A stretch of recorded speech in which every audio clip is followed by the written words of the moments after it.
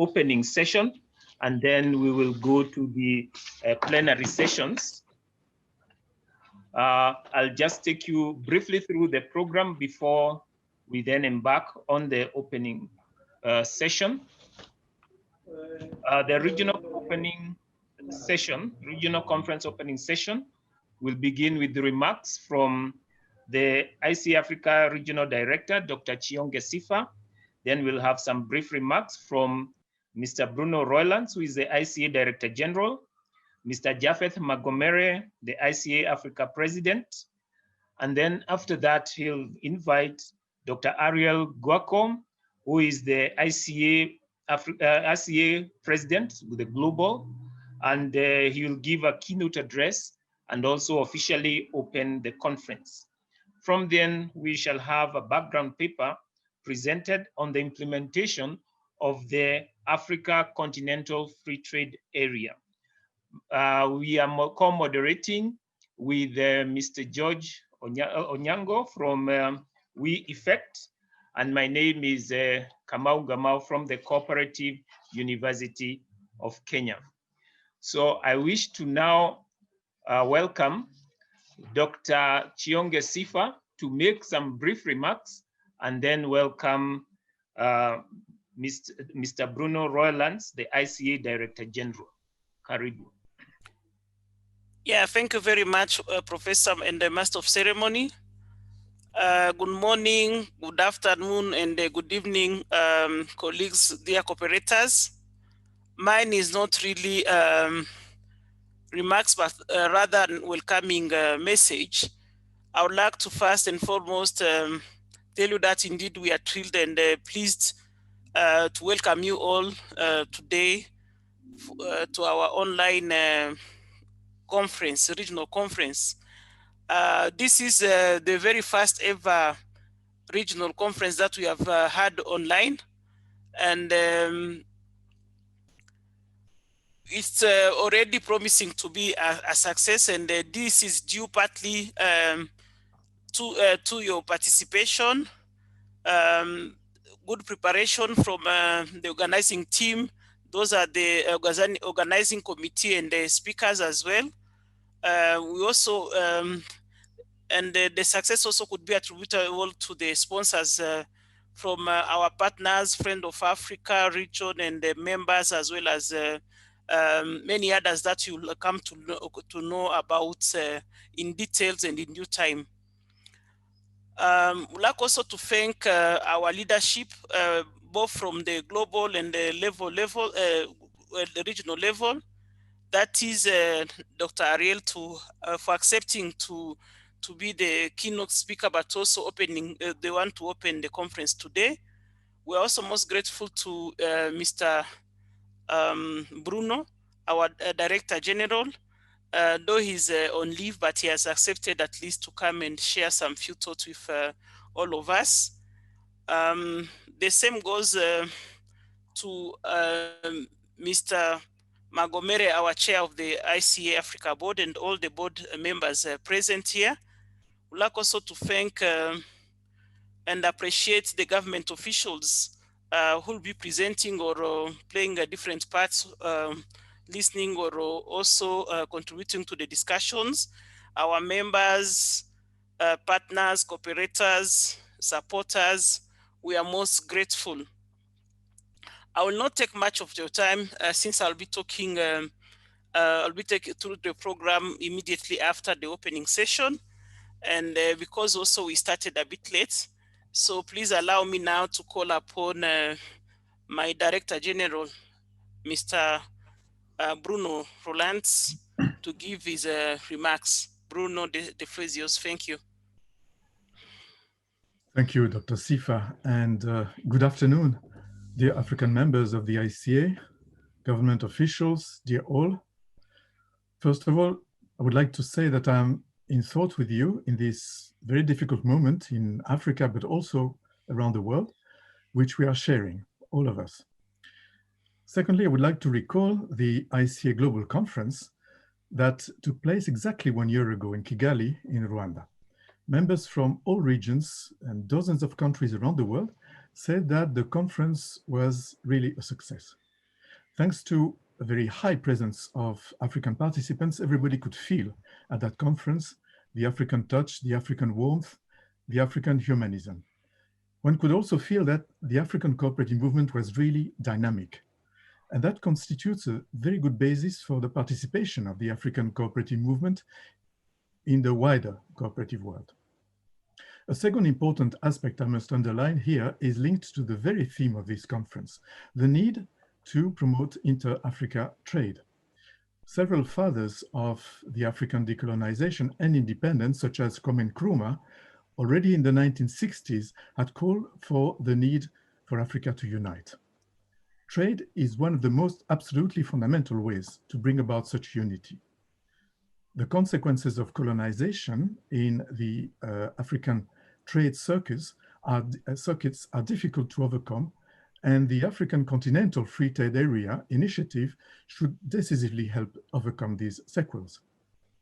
There is an enormous potential in inter-African trade and in utilizing all the complementarities of the African economies. Cooperatives have all to gain from it, and the African cooperative movement should elaborate not only inter-African trade itself, but also all the advocacy that all this requires.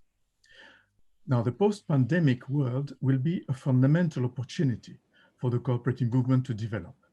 First of all, actors, states, international organizations, business, civil society organizations, and so on, all will have to rethink the economy and society. Nothing will be exactly like before. Secondly, Africa is, on the average, and in spite of all the tragedies of this pandemic, one of the least badly affected regions, together with East Asia and the Pacific. Therefore, it should be quicker for Africa to overcome the present situation once things improve decisively on the front of vaccines and therapy. It will also be the right moment to intensify the implementation of the sixth cooperative principle, cooperation among cooperatives, which incidentally was approved at the 1966 ICA Congress just in the wake of decolonization. And it will also be the opportunity to build and reinforce value chains among African cooperatives from the different African countries. It will also be an important moment to reinforce ICA-Africa as the inter-African institution promoting, serving, and representing cooperatives. From the global ICA, we are trying to promote this synergy through different means. First of all, through our ongoing incipient interaction with some UN agencies, in particular, the International Trade Center. And Anchapaz will talk later this afternoon from this organization. Secondly, by promoting the coordination between the ICA regions, including Africa on the one hand, and the ICA's global sectoral organizations, such as in agriculture and banking on the other. And I'm happy to see that representatives from ICAO are here, and one will speak later this afternoon. And also, by promoting the interaction between the international development agencies of the cooperative movement through the ICA's new International Cooperative Development Platform. And four, by strengthening the ICA's interaction with government agencies promoting cooperatives at the global level. We organized a very first and embryonic intergovernmental meeting on cooperatives in Kigali at the occasion of the ICA conference last year. And we are preparing a larger intergovernmental meeting in partnership with the Korean government at the occasion of the 33rd World Cooperative Congress, which will be held in Seoul next year. I wish this conference to be a very productive one, showing that even in the present circumstances, meeting online, you are able to elaborate and exchange ideas for the future of the African cooperative movement, in particular in terms of inter-African trade and economic interaction. I would like also to remind you, all of you, that this year is the 125th anniversary of the ICA, which speaks by itself about the resilience and the capacity of cooperatives to remain a fundamental part of the economy. Let me now welcome Mr. Japhet Magomere, the President of ICA-Africa and the Vice President of the ICA. Thank you very much. Thank you, Mr. Bruno. The President of the ICA, Dr. Elio Guerco, Mr. Bruno, the Director General of ICA, the Regional Director of ICA-Africa, Dr. Sifa Chioge, cooperative dignitaries, sponsors, and fellow cooperatives. Good morning.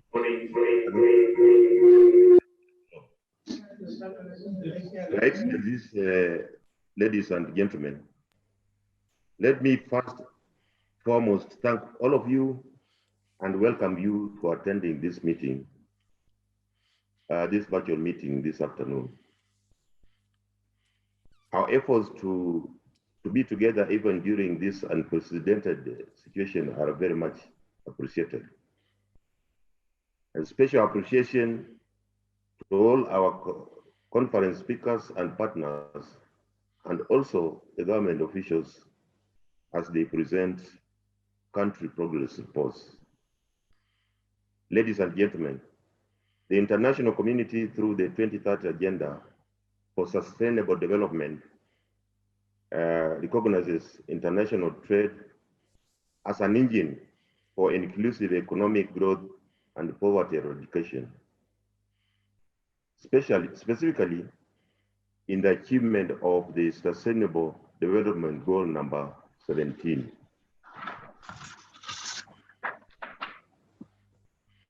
As we continue to experience socioeconomic fallouts, which has been triggered further by the current problems, the trade-related global indications for the SDG targets 1710, 1711, and indeed 1712 become even more crucial for development.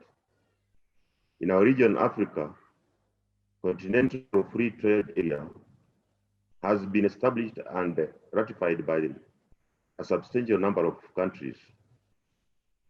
This, according to the World Bank, a report on economic and distributional effects of the free trade area, presents a major opportunity for the African countries to bring 30 million people out of extreme poverty and to raise the incomes of 68 million people, others who live on less than $5.50 per day.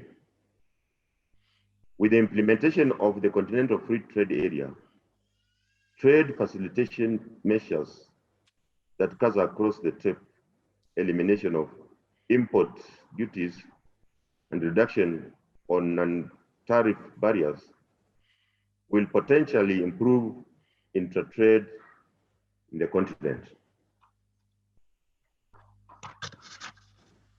To ensure that the cooperative movement benefits from these cooperatives, and stakeholders should understand the dynamics of the free trade, the African Free Trade Area Agreement, and position themselves for possible synergies, opportunities, and benefits. Leveraging the cooperative advantage for the African Free Trade Area should be of importance as we plan and strategize on the way forward.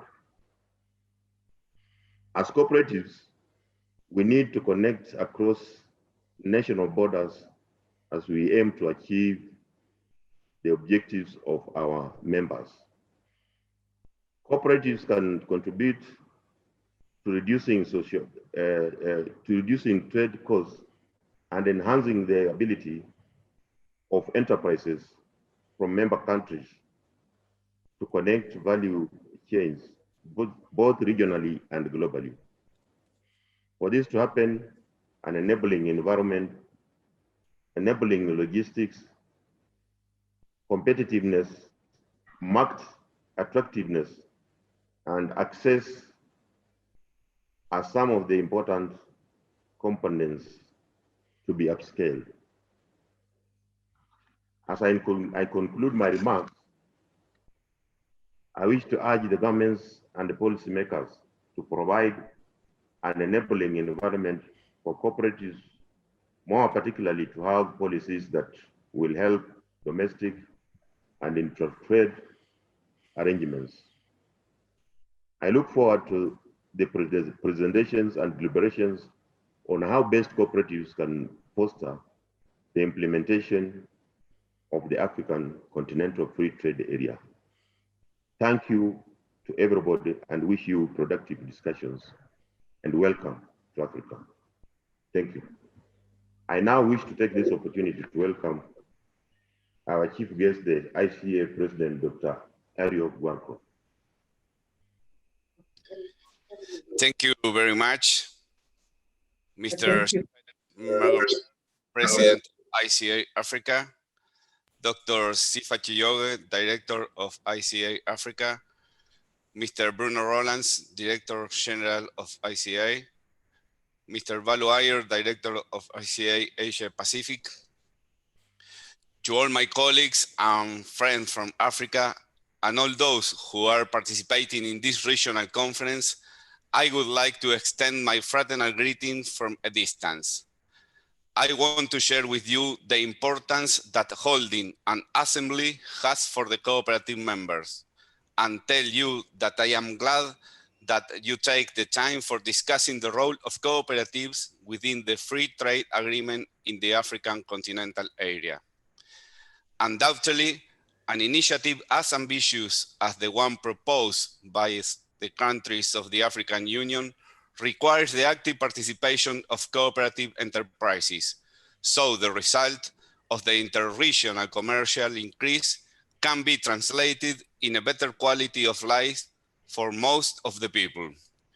Cooperatives are enterprises with values and principles rooted in the territories, managed in the democratic way, and oriented to the common good, which can ensure that economic growth and social responsibility go hand in hand. At the global level, the United Nations, FAO, and ILO, among other organizations, have recognized the role of cooperatives in building more equitable, more supportive, and more inclusive societies. It is not possible to meet the Sustainable Development Goals if that agenda remains only in the hands of governments or in the hands of for-profit companies. It is imperative to rest a significant part of the economy in the hands of the communities. As you know, the strategic plan that we have elaborated in the International Cooperative Alliance invites us to move toward 2030, a path centered on people. This is not a marginal proposal. It is a vital proposal for a world that urgently needs to get out of the tremendous health, environmental, social, and economic crisis in which it finds itself. I am convinced that to get out of this crisis, there is no other way than cooperation. And I also believe that this proposal must apply to any free trade agreement between different nations or regions of the planet. We know, and history clearly shows, that if economic exchange is governed only by the profit motive, millions of people are inevitably excluded, even from the most basic goods, in order to live with dignity. We also know, and we have shown it every day for 175 years, that in each cooperative, we put the people at the center of the scene, and that capital is just an instrument, not an end in itself. That is why I believe that encouraging international trade through cooperatives is an excellent way for countries and regions to develop in a balanced way. As my compatriot, Pope Francis said, I also come from the end of the world, and I know very well that the asymmetries that exist in the global economy and within each continent are not resolved only by opening borders and deregulating the exchange of goods and services. For a balanced development, respectful of the environment, and that enhances the various economic, social, and cultural wealth of each nation, there is no other option but to introduce the view of solidarity, the common good, social justice, and peace in the trade agreements. I am fully confident that you will not only be able to take advantage of the opportunities offered by this free trade agreement on the continent, but that you will also contribute with your values and principles, your trajectory and your management capacity to this region full of natural resources and nourished by enormous social capital expressed in the thriving African cooperative movement. I appreciate that you have invited me to share this conference with you, and I wish you all an excellent assembly and regional conference. Thank you very much and welcome to the conference.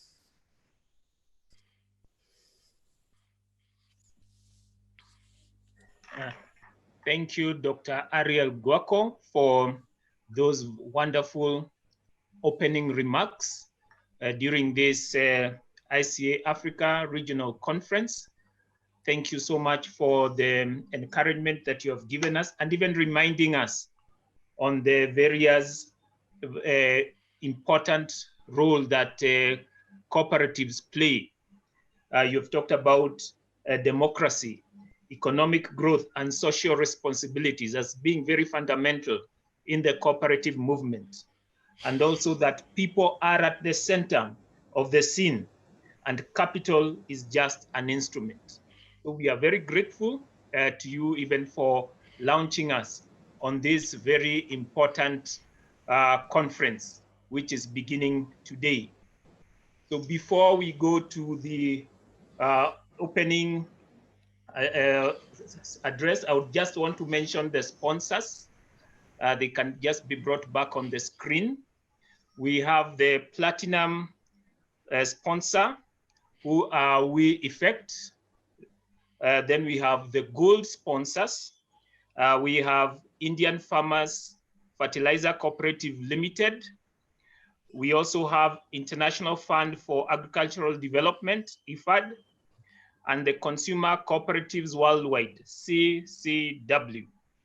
Under the silver sponsorship, we have Africa Prudential of Nigeria, the Central Cooperative Union of Bulgaria, CCU, and the AWAC SACCO. Sorry, and bronze, we have AWAC SACCO, the General Authority for Construction and Housing Cooperatives, CHC of Egypt, the Cooperative University of Kenya, from Kenya, the CIC Insurance Group from Kenya, and then we have the general category. We have the National Cooperative Housing Union, NACHU, from Kenya, Health Partners from the US, Eswatini Farmers Cooperative Union, the ESWA-FCU, and the Botswana Cooperative Association, BOCA, from Botswana. So we really want to appreciate our sponsors who have made this possible. We shall now go to the background paper on the implementation of the Africa Continental Free Trade Area. In 2012, the 54 member states of the African Union agreed to establish the Continental Free Trade Area during the 18th ordinary session of the Assembly of Heads of States and Governments in Addis Ababa, Ethiopia. And on May 30th, 2019, the agreement of the Africa Continental Free Trade Area came into effect, and the said agreement had by October 31st, 2019, been ratified by 31 countries who had fulfilled the minimum threshold for ratification required under Article 13 of the AfCFTA.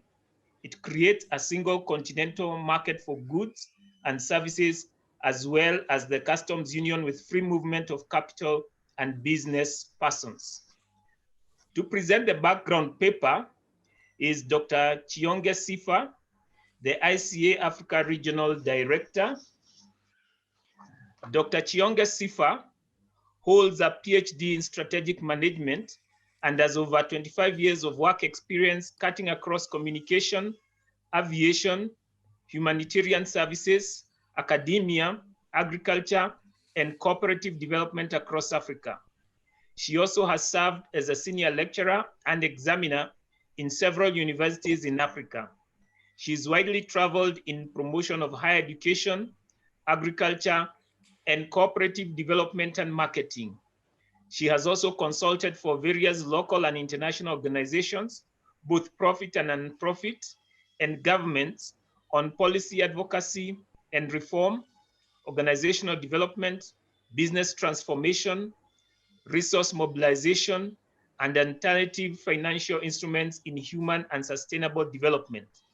Dr. Sifa is the immediate former EU-Africa Civil Society Organizations representative on the European Commission Policy Forum on Development, PFD, and the former Cooperatives representative to the European Economic and Social Committee, Africa, Caribbean, and Pacific European Commission, EESC, ACU EU Follow-up Committee on the European Commission, and the current Regional Director and CEO of the International Cooperative Alliance Africa, currently leading the development and operation of the Alliance Africa Agricultural Cooperative Organization, a vehicle for smallholder producers to secure their livelihoods and to play a greater role in meeting the growing demand for food on local, national, and international markets, and to contribute to poverty alleviation,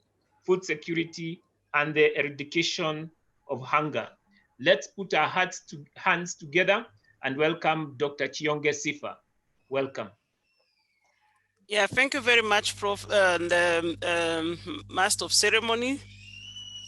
I would like first and foremost to say that when we were preparing for this meeting, and that was last year and the beginning of this year, we never knew about the COVID-19 and its impacts.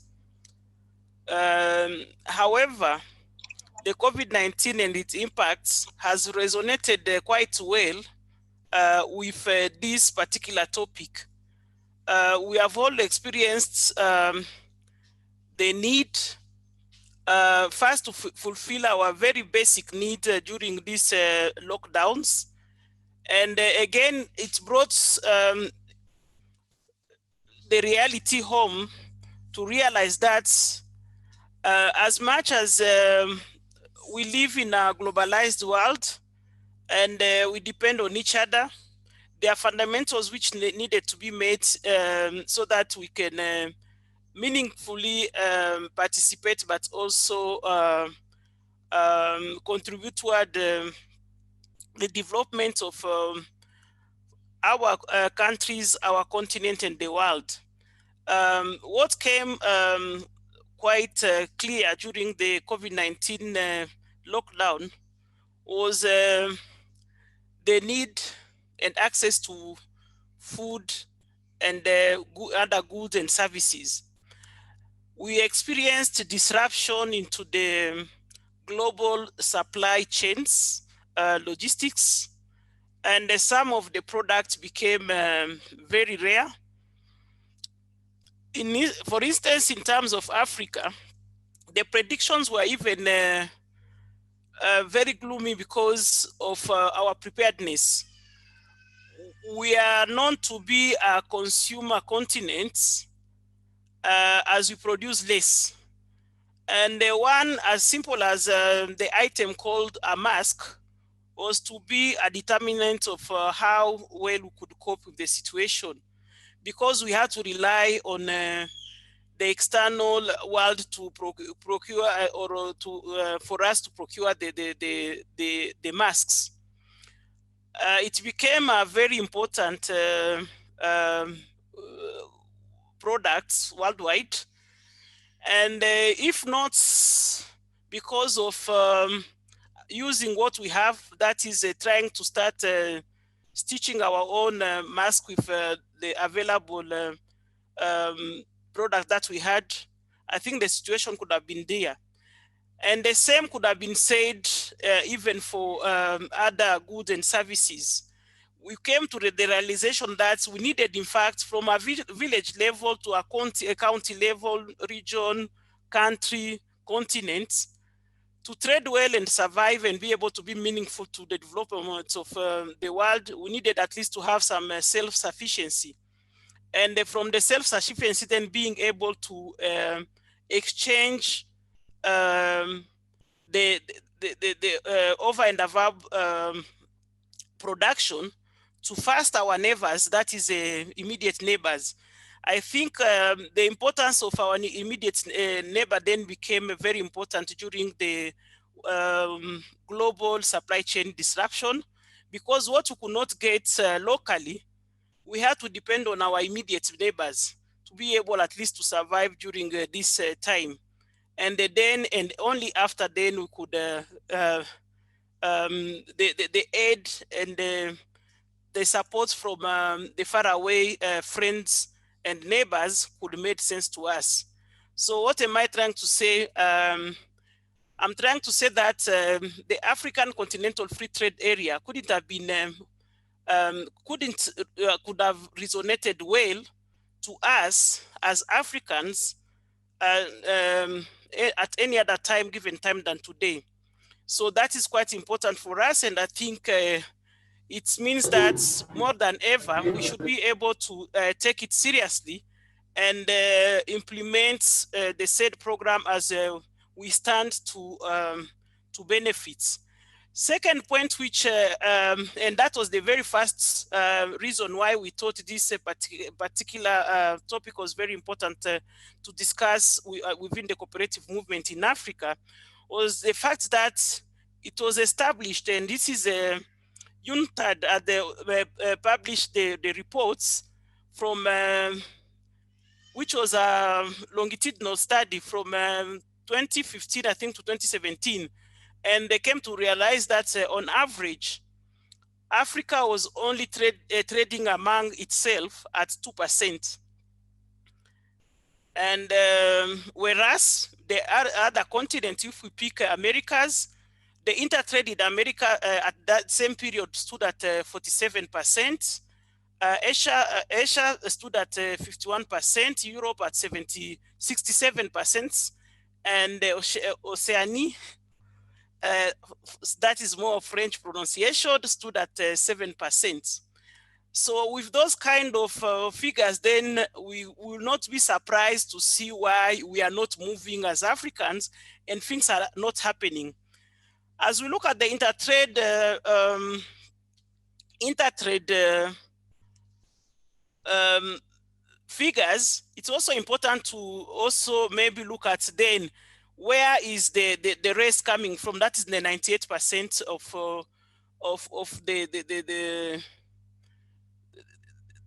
the goods that need to be consumed or who have been consumed in Africa. We also came to learn that another key point is the exports. How much are we trading, if not among ourselves, then with the rest of the world? Again, we're trailing as Africans, and the figures that I have is that we stood at 10%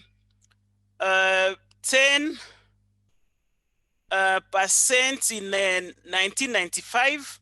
We only progressed a bit to 17% in 2017. So if we go by the same extrapolation, then you can see that it will take us very long before we can have a balanced export imports with the rest of the world. So basically, we do salute the projects, which is now, it is a reality, which was undertaken by our head of states in 2012, like you heard from the master of ceremony, to decide and come up with this African Continental Free Trade Area Agreement. And I will remember when it was finally launched and countries started committing. I was attending a meeting at the European Commission. One of those, I think it was the one with the African, Pacific, Caribbean, and the African Union. And there was an exclamation from one of the speaker then that he could not imagine, and how fast the Africans did sign the agreements. And we already, on the first day, I think it was more than 30, if not 40 countries which were which had signed the agreement. And it showed the commitment and the importance. Please, next slide. It showed the importance and the commitments that our head of state do give to this particular project. Remember, this is the third big milestone of the African, that is the EU Agenda 2063, the Africa we want. We have had other milestones, and us as the cooperative movement, we have embraced the African agenda, that is the Agenda 2063 from the African Union. So is the same with the, please pass the next slide, the African Continental Free Trade Area Agreement. I would like to say that we stand to benefit a lot from this particular project, which has been launched, and it's now up and running, from the simple reason that it addresses a need which we have.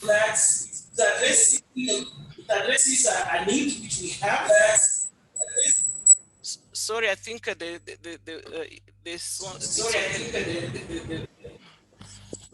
addresses the need that we have to grow our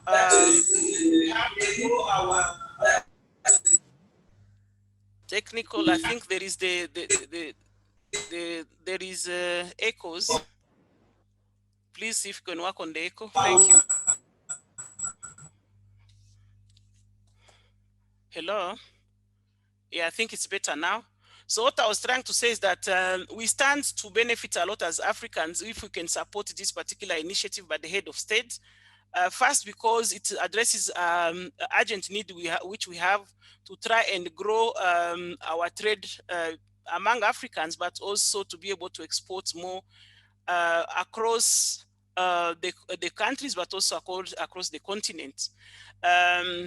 What are some of the benefits or the strength that this particular free trade area of Africa has over maybe the others? We could say that this will become the largest free trade area in the world, since we are talking about 54 plus countries. In terms of maybe number of people who are targeted here, we are talking about 1.2 billions. And remember, Africa is the fast growing continent and the youngest one among all the continents. So basically, it would stand to, the future is bright. And in terms of money, though not very maybe impressive compared to the other continents, but at least it is not negligible, because we are talking about some are talking about 2.5 trillion, whereas other reports talks of 3.8 trillion in terms of the GDP. Please, next slide. What are some of maybe the key features of this particular free continental area? Without going to much details, I would like to maybe touch on some of the few.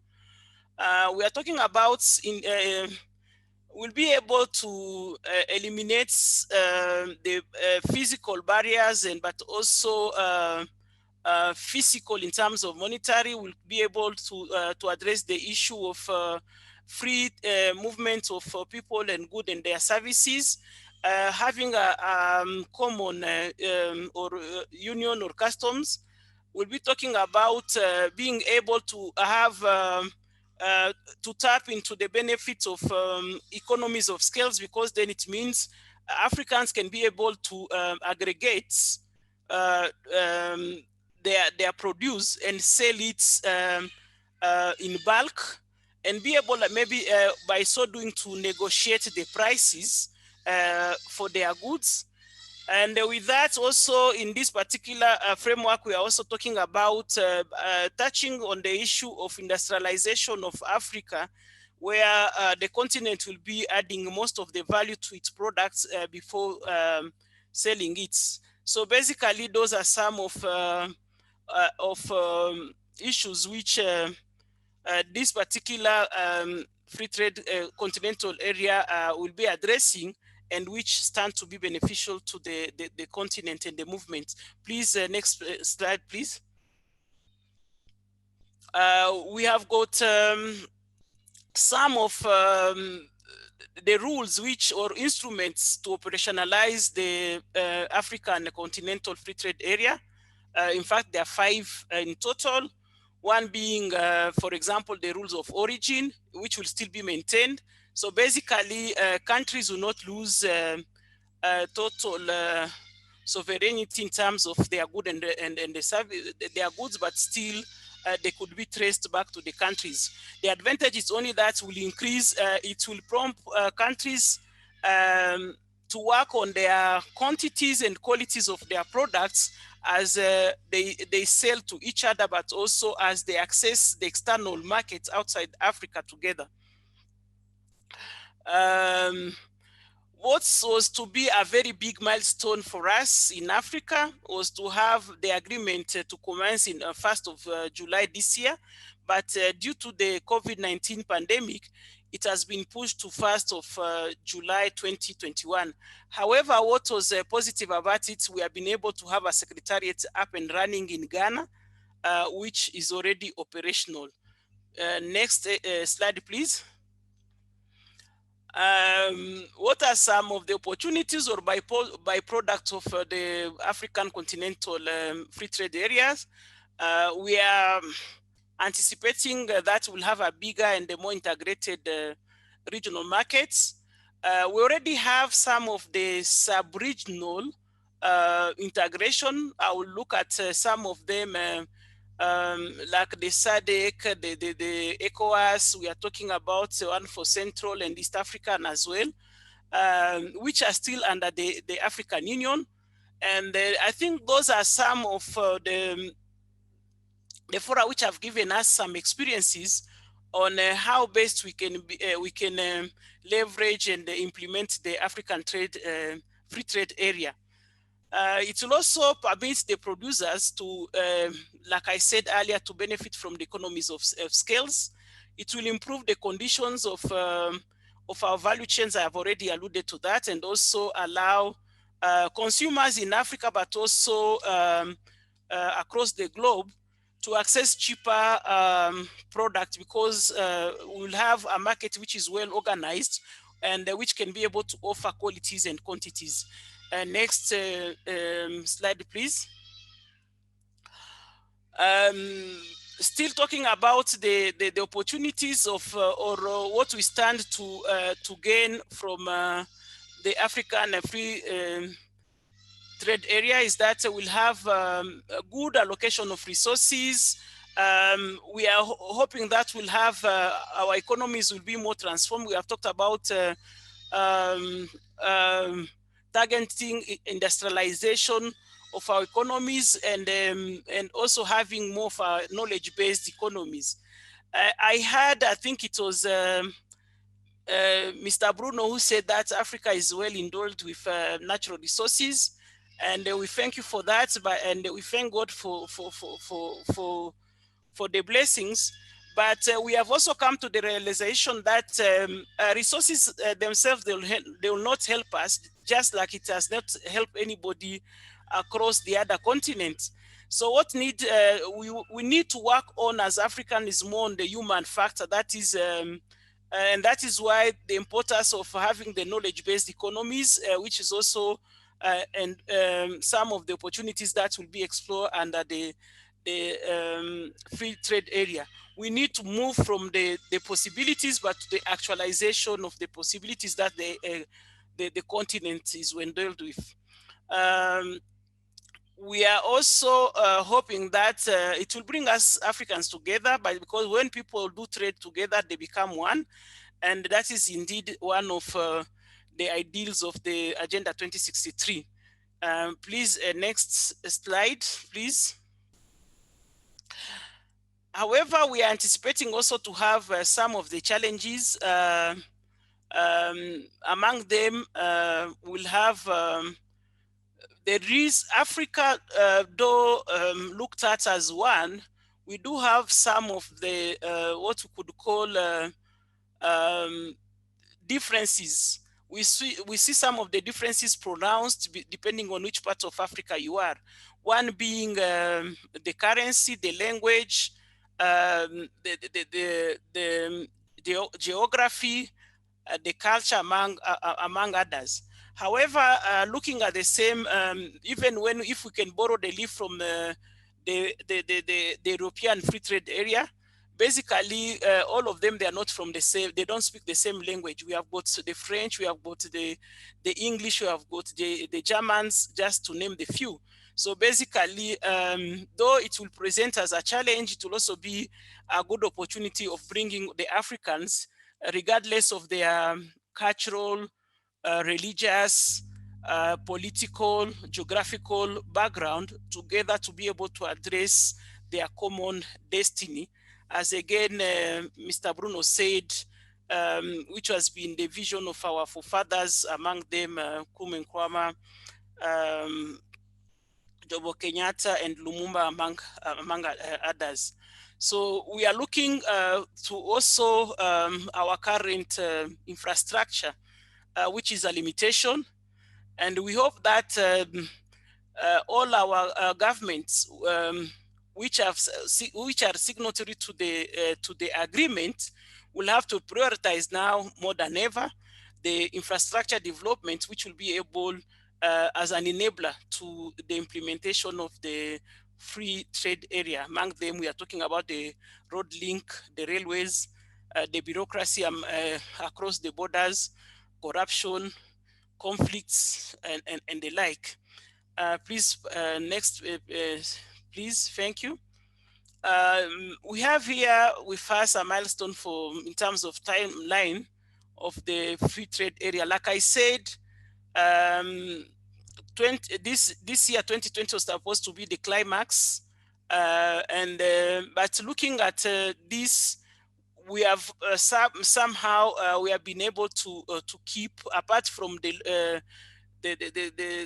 now the dates of the operationalization, which has been moved from July 2020 to 1st of January 2021.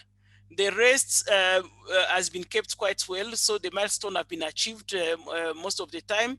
And this again shows the commitment that both the head of state, the government of Africa, and our well-wishers have, and ourselves as Africans, we have toward the free continental trade area. Next, please.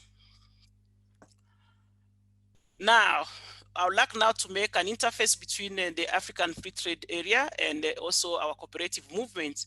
This is not the very first time that we are discussing this as Africans and as cooperative movement in Africa. If you recall again, back in 2018, again, it was in October when we had our ministerial conference in Abuja, Nigeria. This was again the subject for discussion, and our honorable ministers, together with other state officials and the cooperative movement, adopted what we refer to as the Abuja Declaration. First was to subscribe and they said that the cooperative movement in Africa will indeed be part of the implementation of the free trade area. And first, that we are in support and that we shall implement the same. Please pass, time is not, yes, thank you. When you look at this, and what now made us have this discussion, like I said, very first one, because we felt like indeed the African Continental Free Trade Area could be a game changer for the development of Africa. And we had already discussed that in Abuja, but talking and moving along the same as you saw the milestones, we anticipated that by July we were to start the operationalization.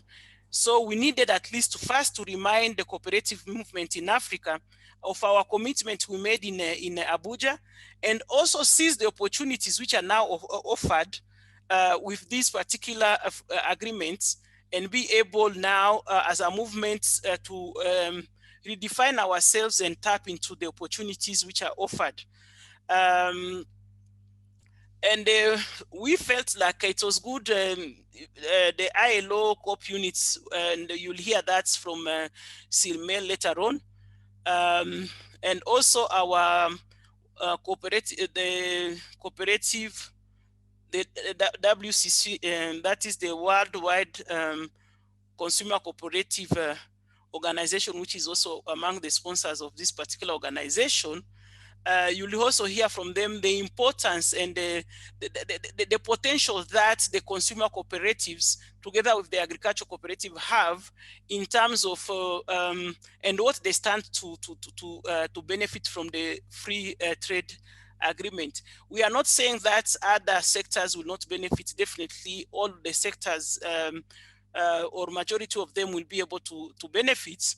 But given the fact that Africa is fast our economies depend at 80% from agricultural sector.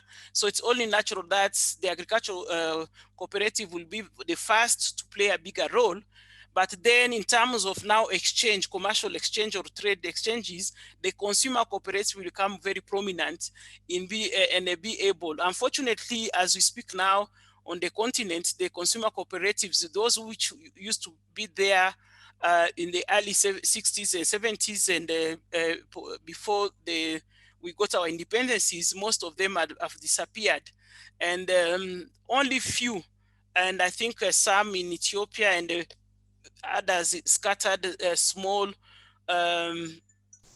consumer cooperatives could still be found on the continent. The continent currently is dominated by the big supermarket chains, which are multinationals or locals, and we are having less and less of the consumer cooperatives. Hence, the importance for us to revisit some of those and also learning, borrowing the deal from others from across the continent, the globe. Like we'll hear it from Bulgaria, from the World Cooperative, the Consumer Cooperative Worldwide, and also we'll also have to learn how technology, like it has impacted positively on the cooperative development and marketing in China, among others. Please pass. Yes, I would like maybe to say that I had already alluded to the fact that the intertrade in Africa will mostly first look at the agricultural products in Africa and how those products are traded among the Africans, but it will not be limited to the same. And that is a good opportunities for cooperatives, that is agricultural cooperatives, and also the consumer cooperatives in Africa. But when we talk about trade, then the service cooperative also becomes very important. In terms of exports, we know that what we trade as Africans first, as we are still basic in our agriculture, is the food, and we are talking about fresh food, not transformed or processed food. So basically, those are some of we have challenges, but also opportunities. In terms of manufacturing and the like, and those are some of the areas which the cooperative could play a greater role. Please pass. I'd like to make now a few recommendations as I'm finishing. Although I will not elaborate too much because most of the presenters, like I think Todor will be talking about the policy recommendations, and also we'll hear other speakers speaking about other aspects, and all their presentation will also be part of the recommendation. But definitely we'll like to look at things to do with enabling environment. In terms of environment, we are looking about the physical in terms of infrastructure. We're also looking at the policy, regulatory, and the like. And already our government are keen and working on the same in terms of harmonization of our national plus the continental one.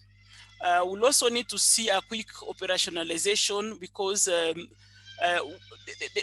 current head of state have got political goodwill to see this succeeding, and we like to capitalize on that. So we are hoping that after this COVID-19, we'll be able to hit the ground running to make sure that our cooperative movement are also into it, operationalizing the African cooperative trade area.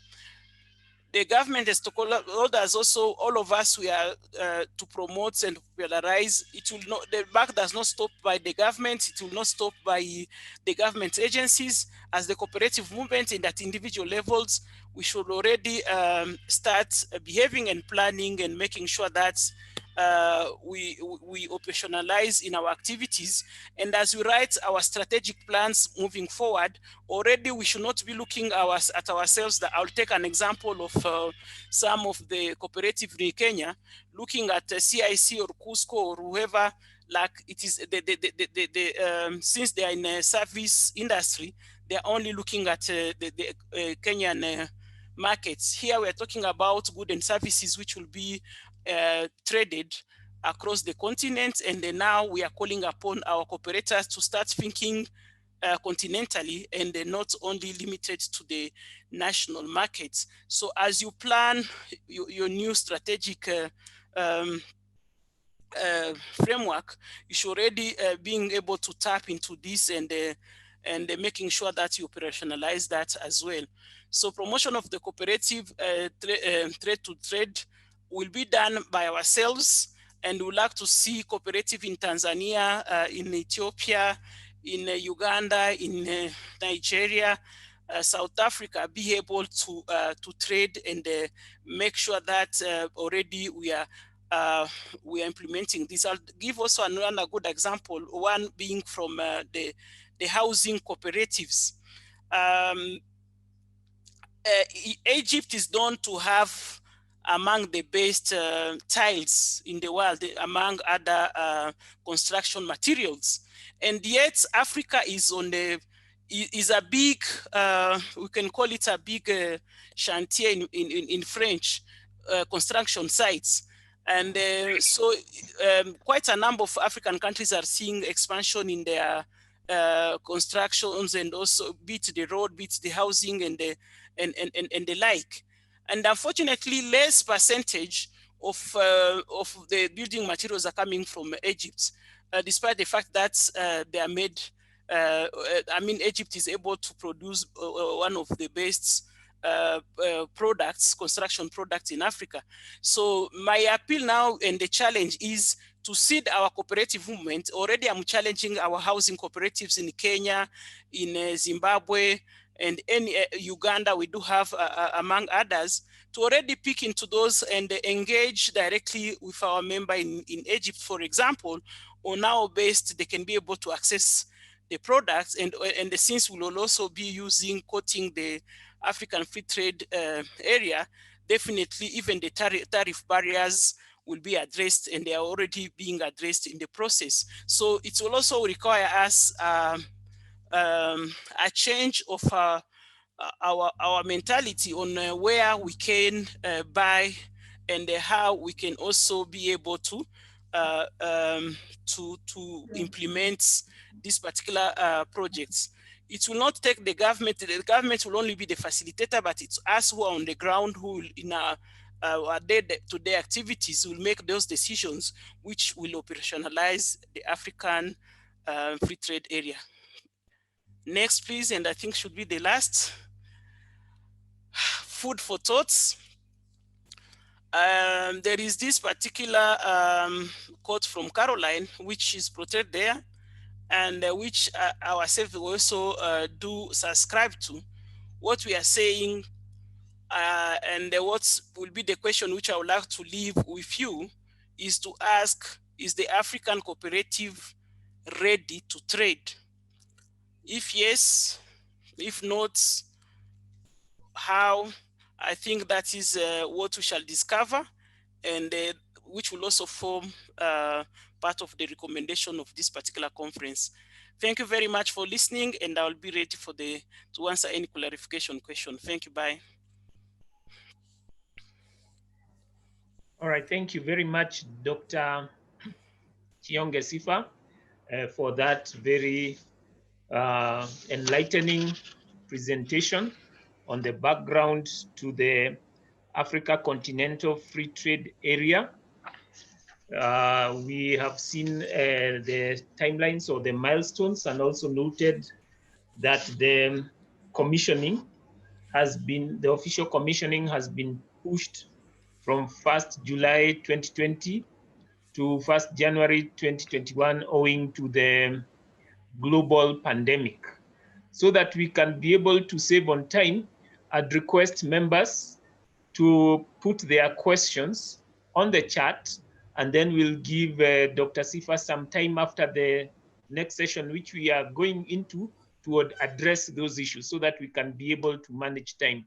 So let the questions be put on the chat, and after the session, we shall give an opportunity for the members to respond to the issues raised.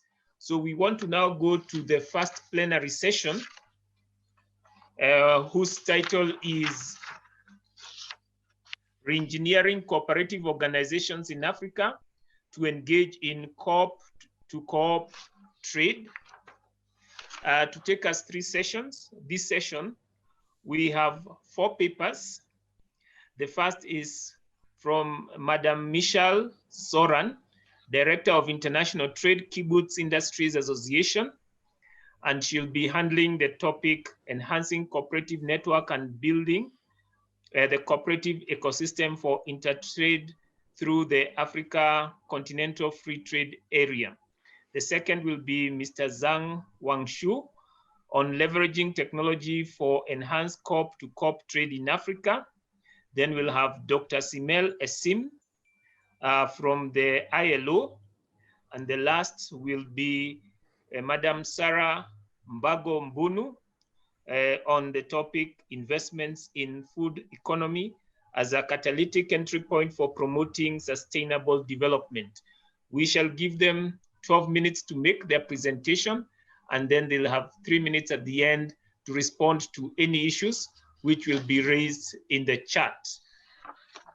So Michelle Soran is currently the Director of International Trade and Business Development, Kibbutz Industries Association.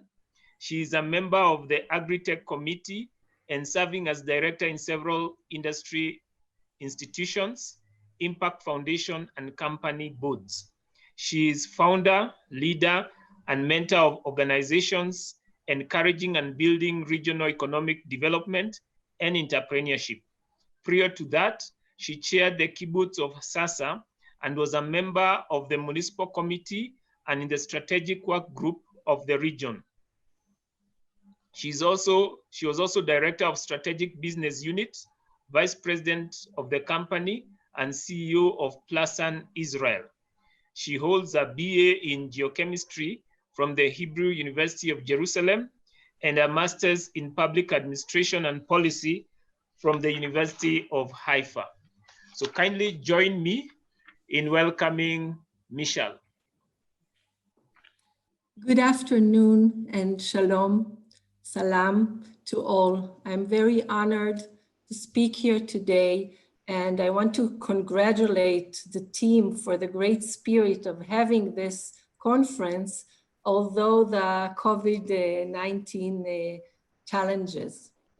My talk today would be based on enhancing cooperative ecosystem and enhancing the communication of co-op to co-op trade, like Dr. Sifa has mentioned, in order to enhance intra-trade in Africa. Next slide, please. So my main point today would be dedicated to what I feel is the key instrument of the trade between co-ops, and that is the regional co-op enterprise. So what is a regional co-op enterprise? It is a second order cooperative who is located in the region and gives services to the first order cooperatives in Israel, the kibbutzim, the industries, and the farmers, the cooperative farmers. And traditionally, these regional co-op enterprises had a very clear role of handling the post-harvest activities and also providing basic trading services for the agriculture, for the farmers, for the co-ops. However, and this is like the key point that I will enhance again and again in my talk, there are new roles for these regional co-op enterprises. The new roles are mainly in segments of strategic planning, investment and finance, and very important, creating innovation and local IP. Now, these new roles empower the regional co-op enterprises, and then it can position them as a major player in national and international markets, like in the case of the Africa Continental free trade area. Now, we are in a very special era of the COVID-19 pandemic, and there is a great opportunity, like Dr. Sifa has mentioned, and that is because this pandemic has repositioned agriculture and industry sectors as a national crucial assets. And these are exactly being the center of the cooperative expertise. So achieving economic of scale by developing the high expertise and powerful organizational networks. So let's go back and understand what we want to talk about. I'd like to introduce to you the Kibbutz Industry Association in Israel. Who are we? We are the umbrella company. My colleagues have joined us to this conference and they are here with me. And I'm very, very thankful for them. So we are the umbrella organization of the industries of the cooperative kibbutzim in Israel. 290 companies and major employers in the peripheric zones of Israel. They're owned by a little bit more than 270 kibbutz cooperative communities, a little bit more than 200,000 members, that being a little less than 2% of the population in Israel. However, almost 2% of Israel's manufacturing product, $14 billion in sales. So less than 2% population and 10% of the manufacturing product. 75% of that is export and international trade, and about 4.5% dedicated to research and development. Let's go on, please. So being a cooperative organization, let's view the advantage of the co-op model for us.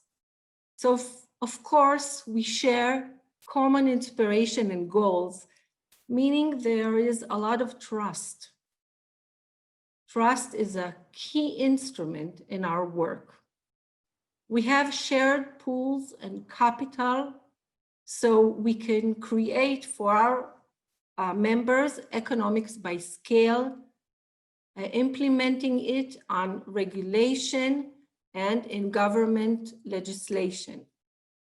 We share same demographic and geographical challenges, and we are well organized. So well organized is one of our great advantages, not only for economics, but also for community levels. And that provides us tools for mitigation of regional conflicts and regional goals. Next, please. How are we organized? So we have 4 modes of cooperative structures. So first we have the kibbutzim. These are cooperative communities, and above them there is the apex organization, the kibbutz movement. The Kibbutz Industry Association is the umbrella organization of all the industry and economic and business activities. However, what I want to talk about today is the regional co-op enterprises. We have 7 regional co-op enterprises, second order co-ops. So let's see them. They are second order co-ops providing services in 7 regions of the country. The main segments are industry, traditional industry, and agriculture. These regional co-op enterprises are organized. They work together. They're flexible. They have vertical integration. They are market-oriented, and they work a lot with strategic planning and mitigation of conflicts between the first order cooperatives. They can establish and expand international relationships through the centralized export and through creating stable trade agreements among themselves. And because they work together, because of the organization, there is pooling of resources for effective supply chain and procurement. Let's go on, please. So let's view the roles of the regional co-op enterprises and the added value. So, like I say, pooling resources and strategic planning. There are 3 main roles. One is the traditional one. And like I said in my beginning, there are 2 new ones. The traditional one is the powerful post-harvest and supply chain, providing service to the industry and mainly to the farmers in treating effectively the post-harvest mechanism. However, let's view the 2 new roles. One of them is the finance and cash flow support, acting almost sometimes as a bank. And another role is creating innovation and knowledge and training as a powerful tool for regional creation of solutions. Let's go on, please. So I would like to scan the 3 of them, the 3 roles, one by one. So let's start with finance, supporting the co-op's funding and credit. So that is one crucial challenge of each co-op of the first degree in creating successful and planned business So the enterprise, the cooperative enterprise, offers its members finance, investments, cash flow support. And once a farmer, a cooperative farmer, knows that he has this support of cash flow and investment, it allows him to work with strategic planning, and it allows mitigating internal conflicts and competitor internal conflicts. The other new role is encouraging innovation and knowledge, professional training, IP creation, building innovation hubs, and building future leadership, offering a great future for our young people from the regional co-ops who are looking at high tech and wanting to influence their region. Also, R&D funding, research and developing local funding to give solutions, local solutions to problems. So next, please. And then we go to the traditional role that we all know of post-harvest, an effective supply chain. But is that enough? Well, this role can be enhanced and be a very strong instrument for economic of scale, and also influencing government regulation and trading between co-ops. Also, the crisis of the COVID-19 demonstrates the importance of the local produce and supply chains. And this provides a great opportunity for the co-op to co-op trade because of the supply chain. Let's go on. But how do we do that? How do we create new IP and innovation? So I want to talk about the regional academies. A lot of time, these regional academics are not considered a tool for cooperative organizations.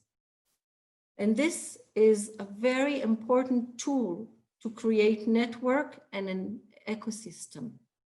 So let's view regional co-op enterprises and the relationship between regional academics. It can be creating, oh, please go back. No, please go back.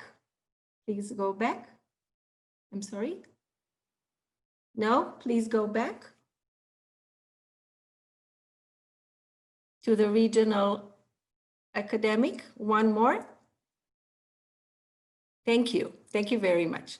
So creating the ecosystem by peering with the local regional academic institution and education system is a significant role in development of the area and in creating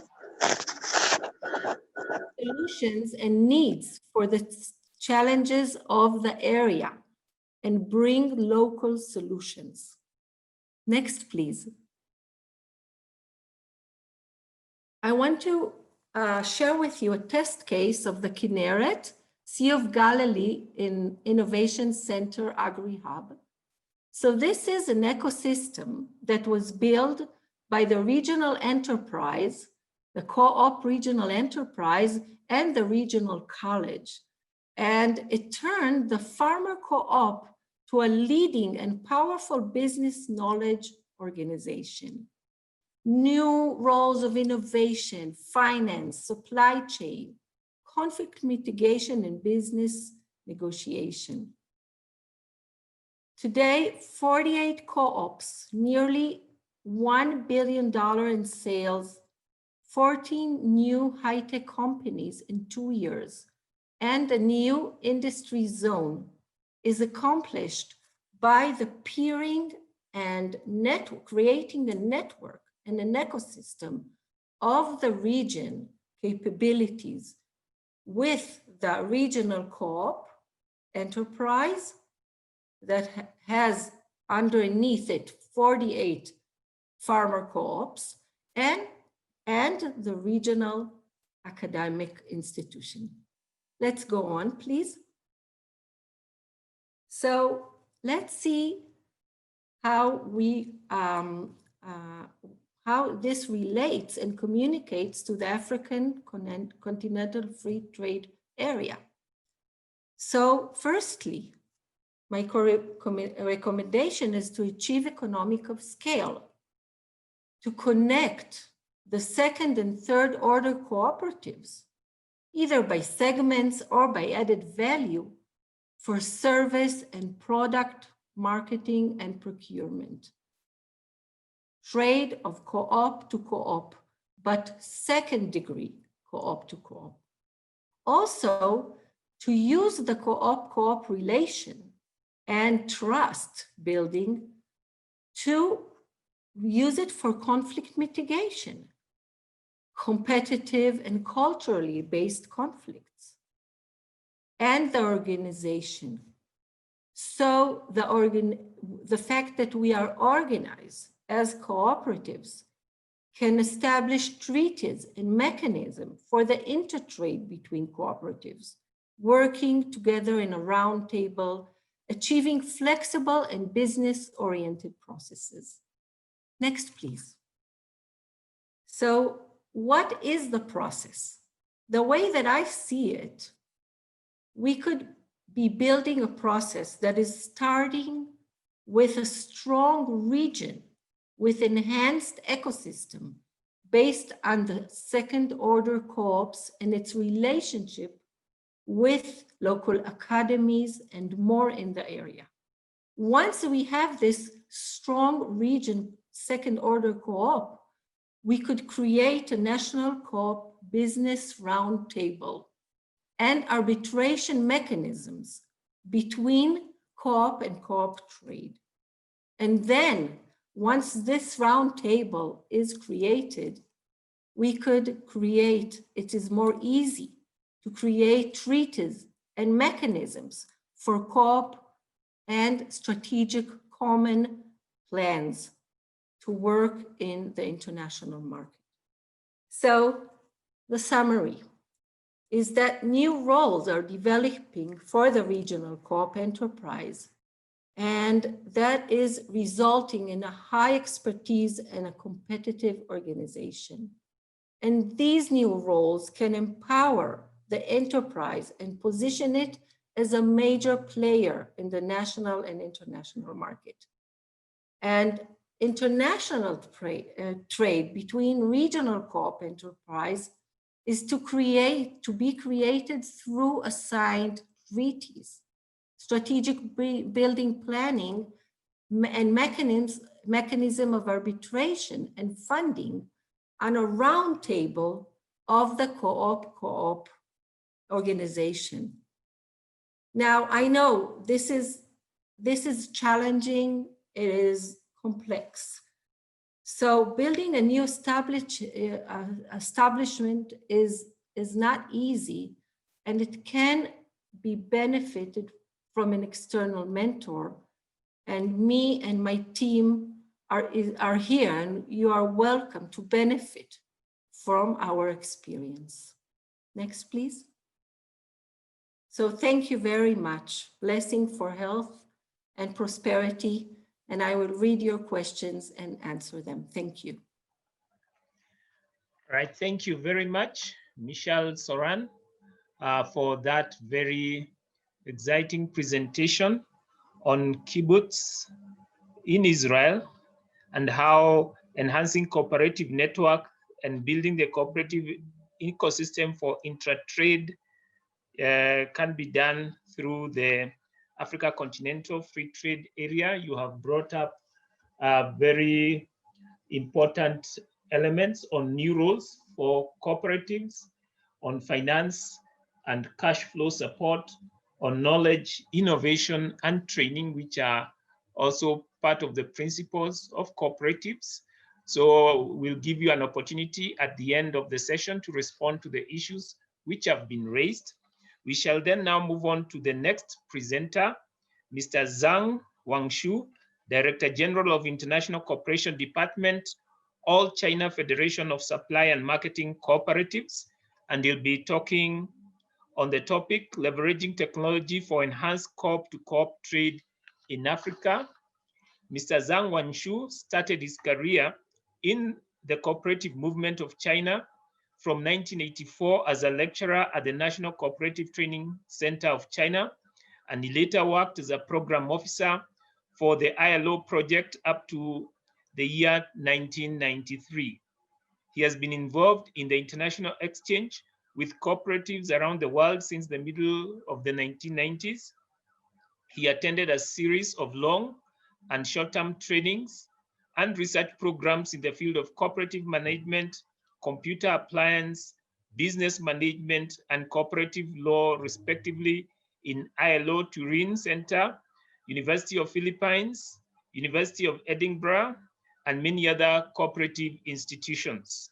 At present, he's working as the Director General in the International Cooperation Department of the All China Federation of Supply and Marketing Cooperatives, the apex organization of China's cooperatives, mainly to take responsibilities to carry out the projects and programs focusing on training, research, and trade promotion among cooperatives to develop bilateral or multilateral cooperation with their counterparts around the world, including ICA issues. With more than 30 years work experience for cooperatives, he will do whatever he can to help promote sound and sustainable sustainable development of cooperatives. Help me in welcoming Mr. Zhang Wanshu to address this conference. Welcome. Thank you, the chair. And good afternoon, everyone, or good evening, everyone. It's my great honor to be here to do a brief. Hello, can you hear me?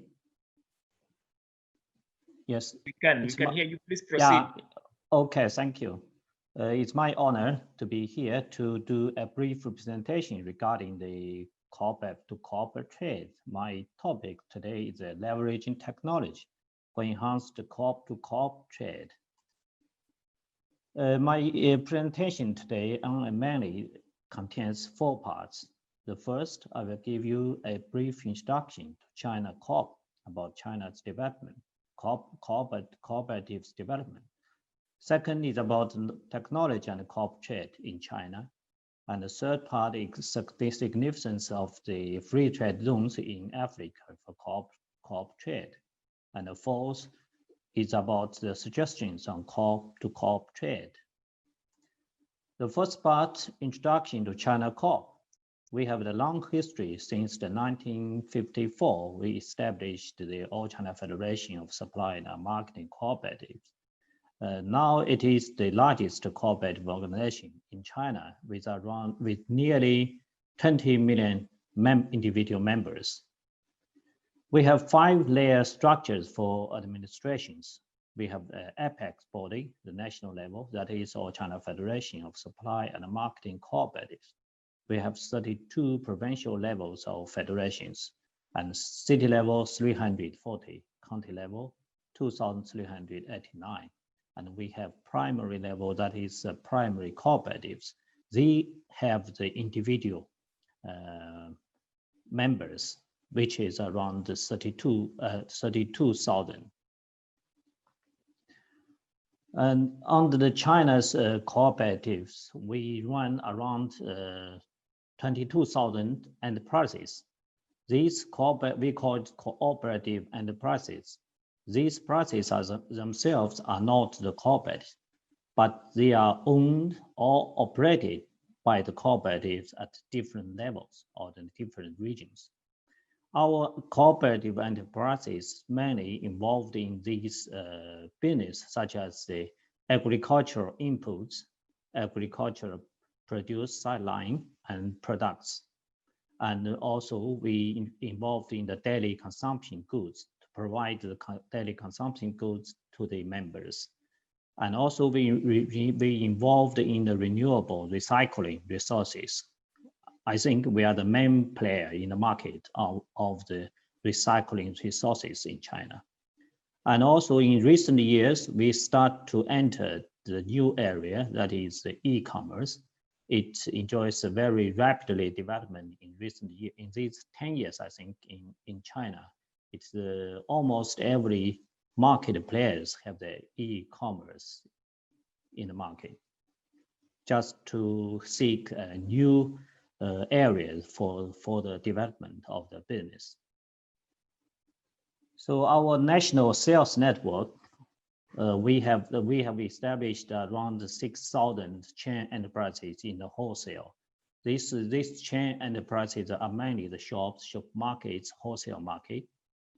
The chain stores and distribution outlets, which is greater amounts, that is 846,000.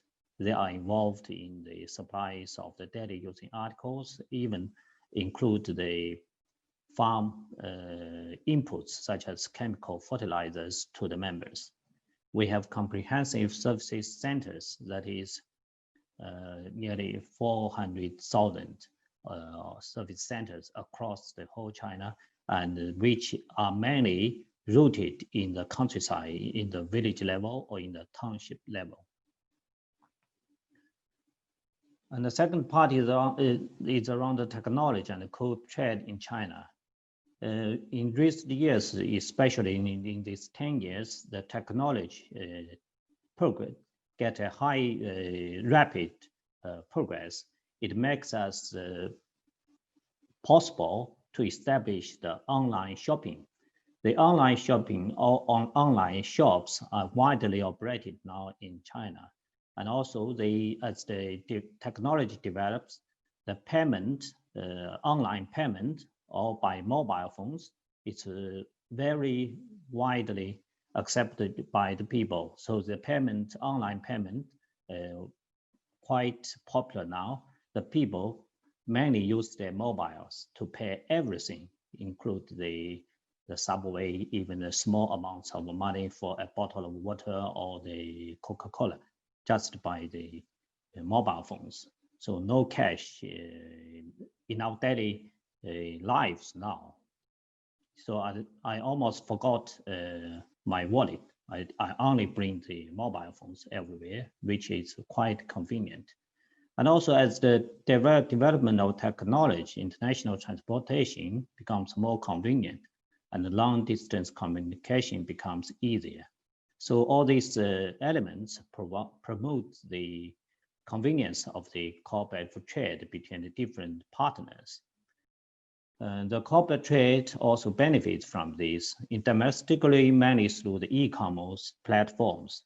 Almost every cooperatives in China now, they have their e-commerce shops on the platforms, either operated or run by the cooperatives in China, or they have their shops, e-commerce shops, on the third-party service provider like Alibaba, and you may know these famous big companies, the e-commerce providers. And internationally, I think that there's more potential need to be explored by the means of the new technology, and this also have the bright future, I think. And under these new technologies, we established this, we call it A32 platform. This is a B2B platform for agri and byproducts. It was established by China Corp Electronic Commerce Company Limited, affiliate to China Corp Group. This 3832, why we use this number, the number refers to the poor region, which need help to get rid of the poverty. We help in the poverty alleviation. So we specifically create this platform to let the poor areas can sell their products, especially the agricultural products, in this platform. Because normally these poor regions are in the remote area. They have comparatively poor transportation devices, and even they have the poor transportation or express route. So it's difficult for them to sell their products directly to the big shops or the supermarkets, but they can find their customers easily on this platform with a very low cost or even no cost. They just show their products on the platform, and the people can order it on this platform. They can deliver it by the express mailing services. And also we have the exhibition, the online transactions, logistic tracking, online payments, products traceability of agri and byproducts.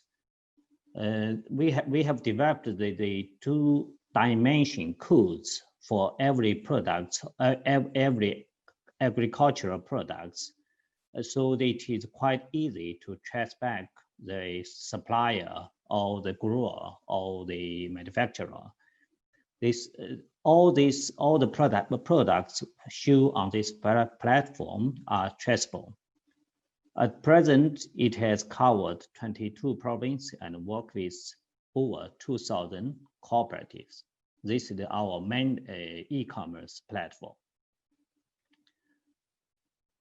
So in the e-commerce, e-corp, we managed to launch it in the year of 2015. In March 2018, China E-commerce Corp Committee became the agent for the NSF products in China. This is just an example with the international corp-to-corp trade, which we already start the business with it.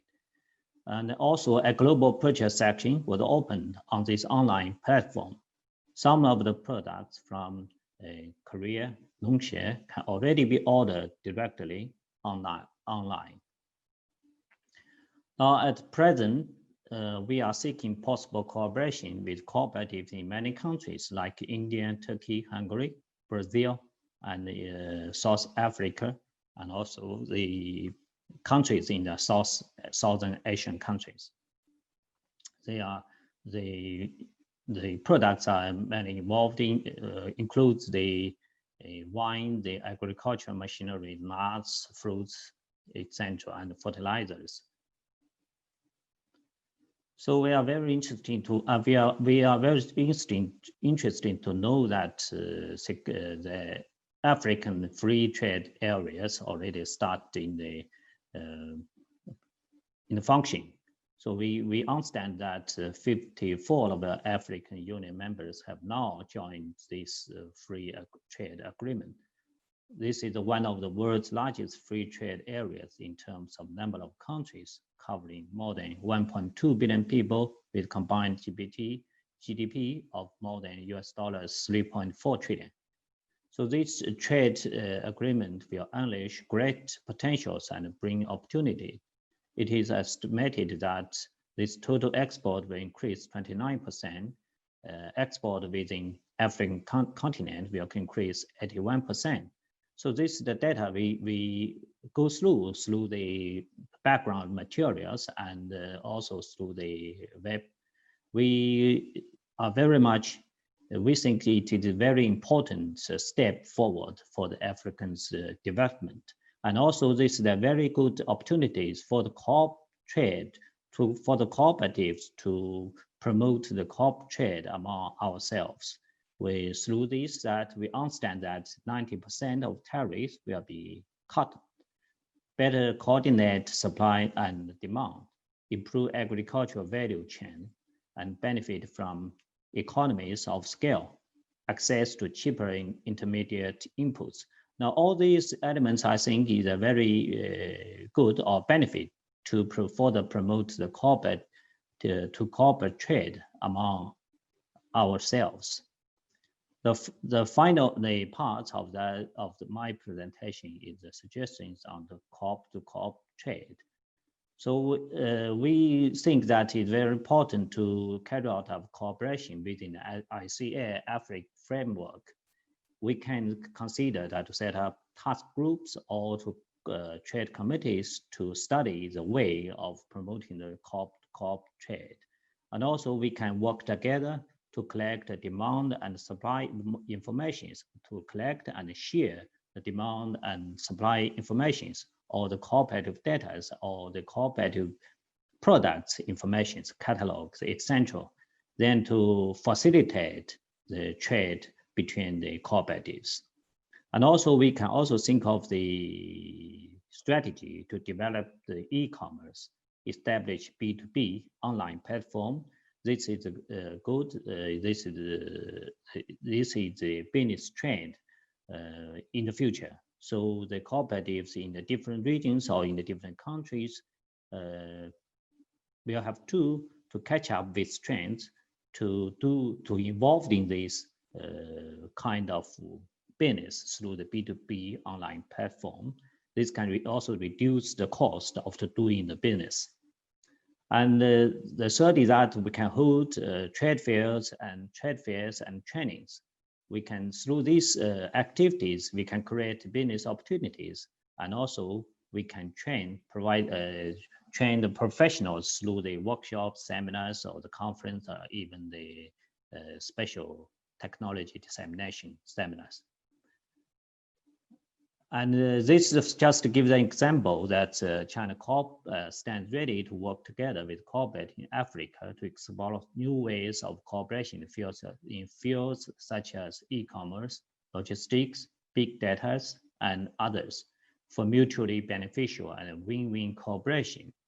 I can in brief that we have started our cooperation with the ICA-African office on some activities, such as the trade fair, such as the workshops. We have invited the representatives from the different countries in Africa to join our workshops, to join our trade fairs. And this is some examples in the activities we have jointly carried out with the ICA-African office. So this is the many of my presentation. I'm happy to answer any questions you may have. Thank you very much. Thank you, Mr. Zhang Wangshu, on your presentation on the leveraging technology for enhanced corp-to-corp trade in Africa. You have given us an excellent example of China Corp, where you have over 6,000 enterprises in wholesale trade, and also 846,000 chain stores and comprehensive service centers, over 400,000. You have also elaborated on the possibilities of technology for online shopping with various online payment options. And I think this is a lot that we can be able to learn from, even as we seek to implement our Africa Continental Free Trade Area. Again, the comments and questions coming to you through the chat, you'll be able to get an opportunity at the end to be able to respond to them. So we want to now go to Dr. Simel Esim, who is the manager of Cooperatives Unit at the International Labor Office, ILO. Dr. Simel Esim is the manager of Cooperatives Unit at the International Labor Office. In that capacity, she leads the ILO's work on cooperatives and the social and solidarity economy. Between 2004 and 2012, she was a senior gender advisor at the Regional Office for Arab States, where she led the work on gender equality, transition from the informal to the formal economy, and decent work for domestic workers. Before joining the ILO, SMS Esim worked as an economist at the International Center for Research on Women, ICRW, Development Alternatives Incorporated, DAI, and the World Bank. She has written extensively on gender equality, decent work, migration, economic organizing, and the informal economy. Her recent works include a co-edited book, Cooperatives and the World of Work 2019 by Routledge. She holds a PhD in economics from the American University, Washington, DC, an MA International Economics and Middle East Studies from the Johns Hopkins University School of Advanced International Studies, and a BA in Political Science from the Bogazici University. Simel speaks Turkish and English and has a working knowledge of Italian and Arabic. She's a beginner in Spanish and French. So help me welcome Madam Dr. Simel Essin.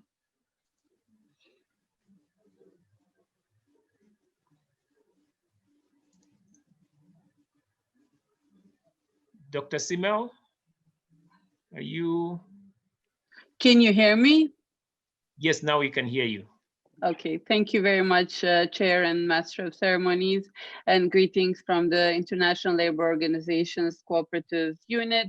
Many thanks to Dr. Sifa Chioge and her team in ICA-Africa for inviting us to join you at this regional conference on an important topic. And as Dr. Chioge has mentioned, this is something that ICA-Africa has been emphasizing for some years now. As member-owned, value-driven, community-based enterprises, COPs offer a business model consistent with the principles of decent work, and this is the mandate of the ILO, the International Labour Organization, and the United Nations system, decent work, and the world of work in general.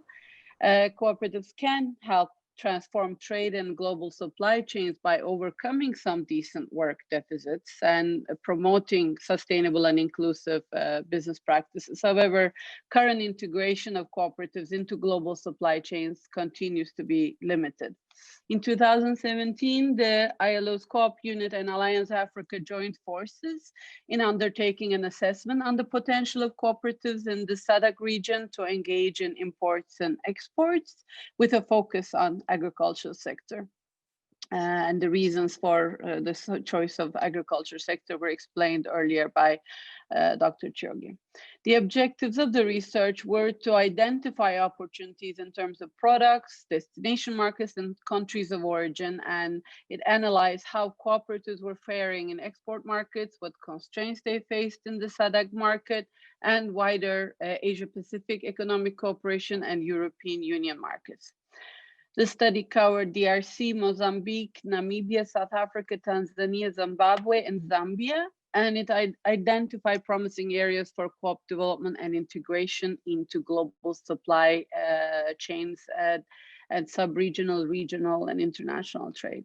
I'd like to share a few of the findings as they provide some insights in responding to Dr. Chioge's question on the readiness of cooperatives in Africa for trade, and it may also resonate with other sub-regions of the continent. Looking at the enabling environment for trade in SADC, and the enabling environment was brought up by a number of speakers earlier, the assessment noted that free trade agreements within SADC increase trade opportunities, but non-tariff barriers present a big challenge for cooperatives to take advantage of export opportunities. What are these barriers? They include quality, safety, service standards, logistic inefficiencies such as poor physical infrastructure, high port costs, and long clearance time as barriers. Management and productivity challenges in cooperatives were among the root causes, according to this assessment, for cooperatives not to be able to overcome these barriers. And when it comes to key competitiveness characteristics, the study found that transaction costs for cooperatives seemed higher than commercial farms in the SADC region. Meeting the product standards required also posed a challenge. This includes being able to adhere to mandatory product characteristics, related production methods. And as Dr. Chioge mentioned in her presentation, lack of processing capacity meant that agriculture products are often sold at basic commodity prices rather than with higher prices for value-added products. Environmental standards and ethical standards were found to be increasing in terms of demand from the consumers, and In the context of COVID-19, we are also seeing more and more studies coming up that say sustainable consumption concerns are on the rise among consumers, especially younger people. Lack of know-how on production methods and quality inputs, such as seeds and fertilizers, were among the problems identified. As you can see, all these are very much about essential co-op development issues that cooperative movements, cooperative support organizations work on tackling. And cooperatives have also been struggling with consistency and productivity of products to meet all the specifications, especially in the quantities required. I would like to take a moment here to echo the words of the ICA president, Ariel Guarco, who had to leave us, that a cooperative is both an enterprise and association. The two dimensions are inseparable, and cooperative development helps in the development of both. Privileging one at the expense of the other risks taking away from the strength of the model. And I think it would be a mistake to think trade is only a business issue unrelated to co-op development, because time and time again, our research at the ILO and other international agencies on global supply chains shows cooperatives, the producers at the beginning of the chain are weak, and their cooperatives, their producer organizations are weak, and that's why they have not enough negotiation power. So I think cooperative development can be key to unlocking the potential of cooperatives to become better integrated into international trade and into global supply chains. So what did the study tell us about potential markets for agricultural cooperative products in SADC countries? At the local domestic level, these are mainly fresh food products. At the intra-SADC trade level, the study emphasized cross-border trade potential, and especially in the light of the SADC Free Trade Agreement. And this is an opening, I think, for co-op support institutions, federations, confederations to work with government authorities to help facilitate this co-op access to such cross-border trade options. With respect to EU and East Asia as markets, it identified off-season and luxury products like coffee, tea, cacao, cashew, groundnuts, and bananas as opportunities, including for co-op-to-co-op trade, which was mentioned a number of times. And of course, that we know the famous examples, which I'm sure our colleague Todor will elaborate further, like between Kenya and Denmark for coffee, or between Togo and Italy through organic pineapple. Fair trade certification and other bio-organic certifications can help secure quality and ethical standards, and this could be a niche market developing, including through C2C, co-op-to-co-op trade initiatives.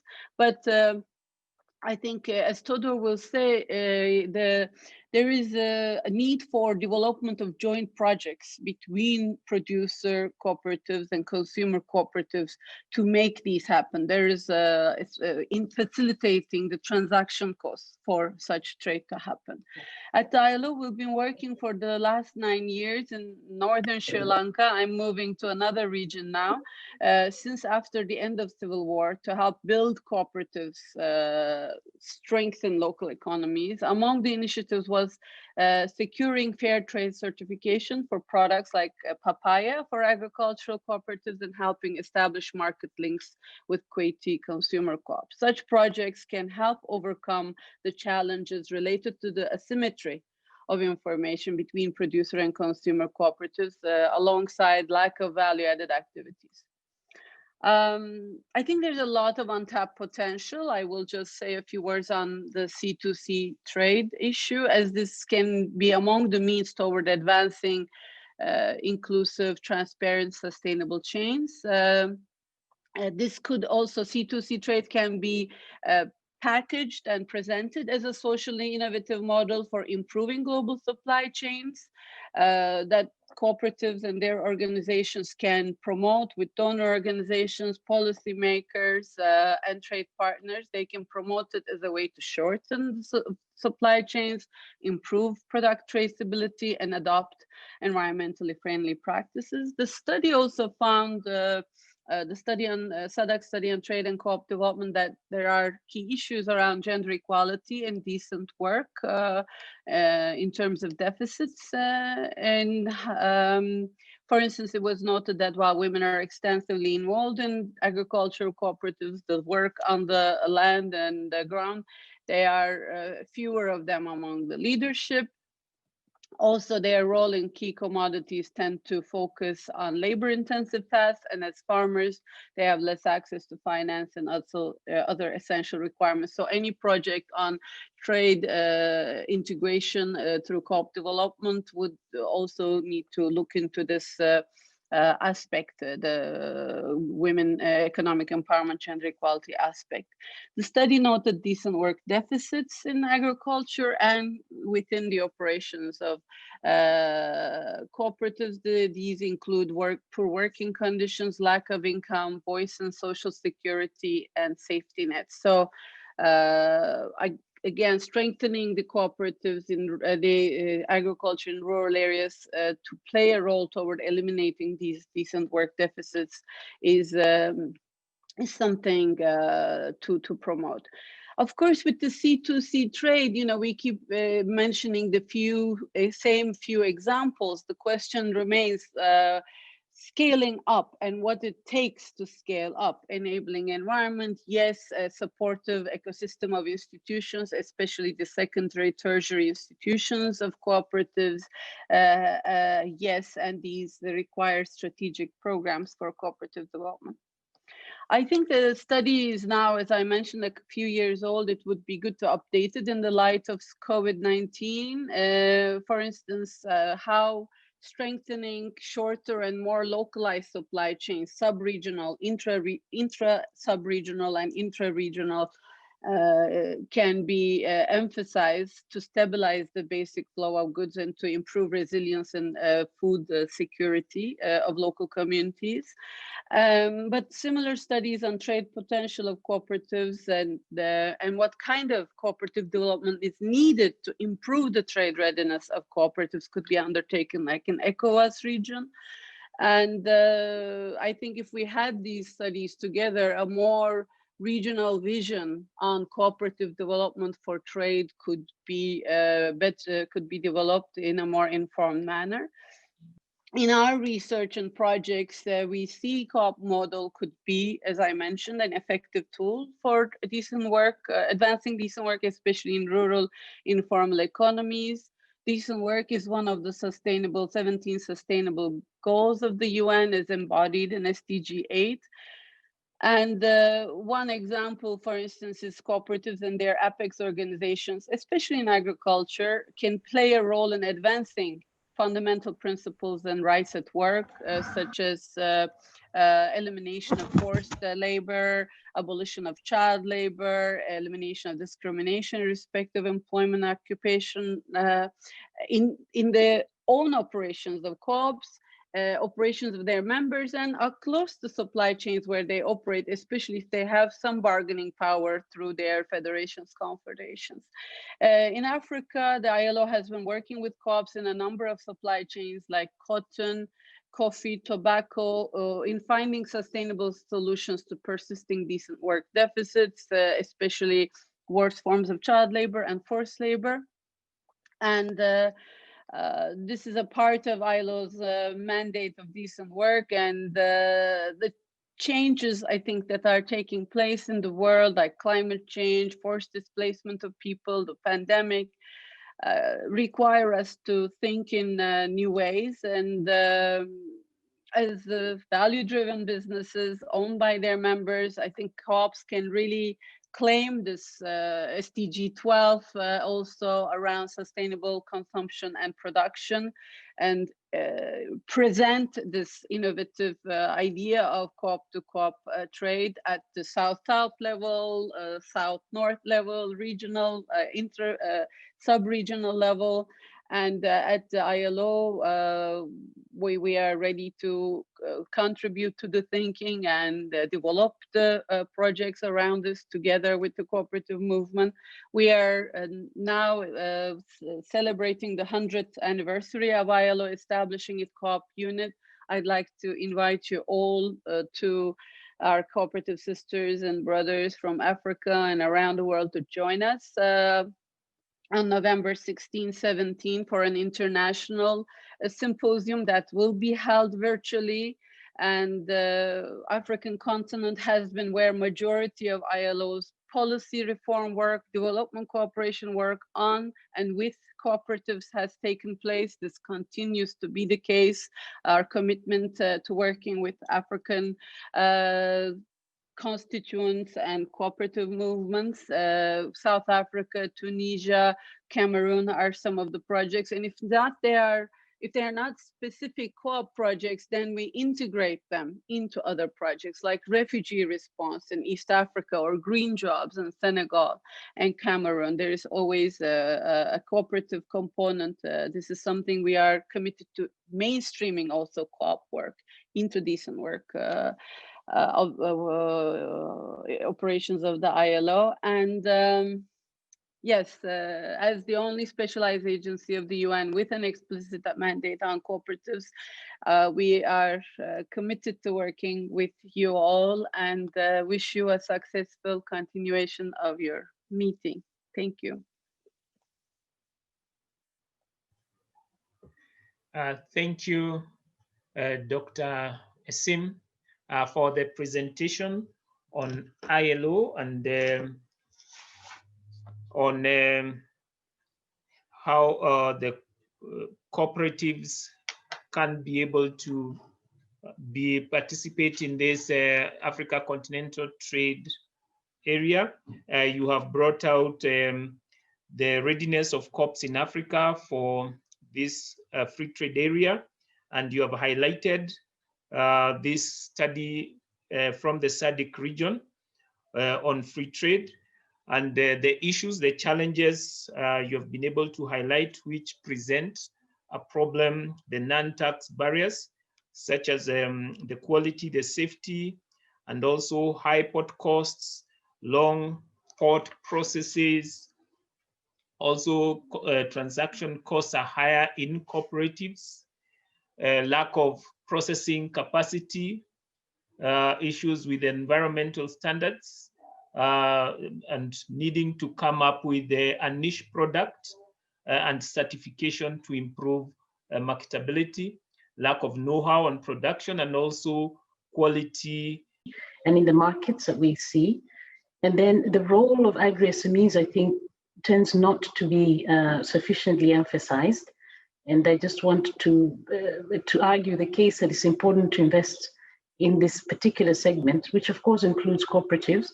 They provide an essential and critical role in food systems here, and then expand a little bit around what IFAD has been doing and how we can going forward. So the challenge is, of course, we are aiming for 2030 as an international financial institution and sister UN agency. We are challenged to try and support the recovery, rebuild back better, and really promote resilience around cooperatives and rural communities. But the challenge is here, how do we feed 1.5 billion Africans? And then as we get to 2050, 2.5 billion. How much food will be required? It's not only about the quantities, it's also the quality, the nutrition.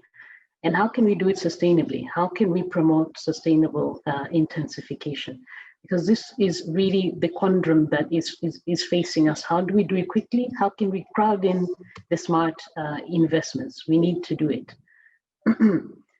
Today, we know that the COVID-19 has actually created a decline of 3% right across the continent. Many countries are struggling to even have fiscal space to import. Some have reverted to food brands in trade to ensure that food reserves are there. Food reserves have dwindled. There's no foreign exchange coming in. And at the same time, we also have the double challenges of climate, together with the different locusts, droughts, and floods that are compounding our inability to feed ourselves, together with rising poverty. The next slide, please. But having said all that, interestingly enough, the food economy is the biggest private sector that we have in the continent. And so it does hold a lot of opportunities, particularly rapid urbanization. We see that many Africans are moving to urban areas, and these are complete drivers of change. Rural Africans, urban Africans, the dietary patterns have shifted, and this can unlock quite a lot of resources. Some figures there on the slide, just for you looking at the structure in West Africa, the prices are still relatively high, but we see that 77% of us are already employed in the food economy. So it makes sense. We see as IFAD, it makes sense to invest in the food economy because we can have multiple returns from this. Having said that, we are still importing quite a lot of food and not actually buying from cooperatives and rural communities as much as we should do. In the past 5 years, I think we have imported over 2.5 billion annually in terms of food. And why this fracture in markets? Why aren't the opportunities for local markets, urban markets, open to cooperatives? We find that there's lots of structural challenges in that. And for development partners like ourselves, we are then here to look at food systems and to see how we can actually address those structural and regularity challenges. Just to snapshot on two, as you all know, we don't have necessarily invested in urban food supply and distribution systems. Many of our cities are growing rapidly. Some of them are not well planned. We're dependent on open markets. These markets don't have landing docks. They don't have storage centers. They don't have freezing and cooling facilities. Our cities are congested. Just by investing in this level of infrastructure, we could actually make it more feasible to have cooperatives and smallholder farmers actually accessing that. Our marketing systems are really underdeveloped. A second challenge is the fact that we have very old blueprints for governing food markets. And many of the open markets in urban centers are governed by local authorities, mayors, and so on. The resources, the remits, the taxes that come from these could be better invested or refinanced in infrastructure, but also in licensing. We can really look at the space for introducing policies and also look at how we manage the distribution of food import licenses. How are those governed? And how can we improve governance and transparency around those types of systems? Next slide, please. So the agreement really offers us lots of opportunities to tap into what that has. We know that the 54 member states, most of them are in the process of signing. We know that the free trade area can unlock 3.4 trillion in terms of growth and in trade. It will increase 52% if we can eliminate import duties, and double trade if non-tariff barriers are also reduced. I don't want to go into all of what that could do. It could also reduce food prices significantly and connect markets that should be connected. I think key areas which I want to denote is the rules of origin must be harmonized if we're going to get into this. The online negotiation forums, allowing all traders, whether they're cooperatives, whether they're individual business persons, to be able to participate in that. As I mentioned before, non-tariff barriers, what do they look like? Harmonization of digital payment systems. In East Africa, there has been some progress there around East African countries, but not all of them are online and using the same system of trading. These are the types of investments that we need. and then an African Trade Observatory. We need to develop the data that can support this.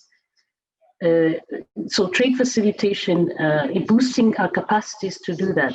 Trade finance is very, very key in all that will be needed to assist cooperatives to unlock this.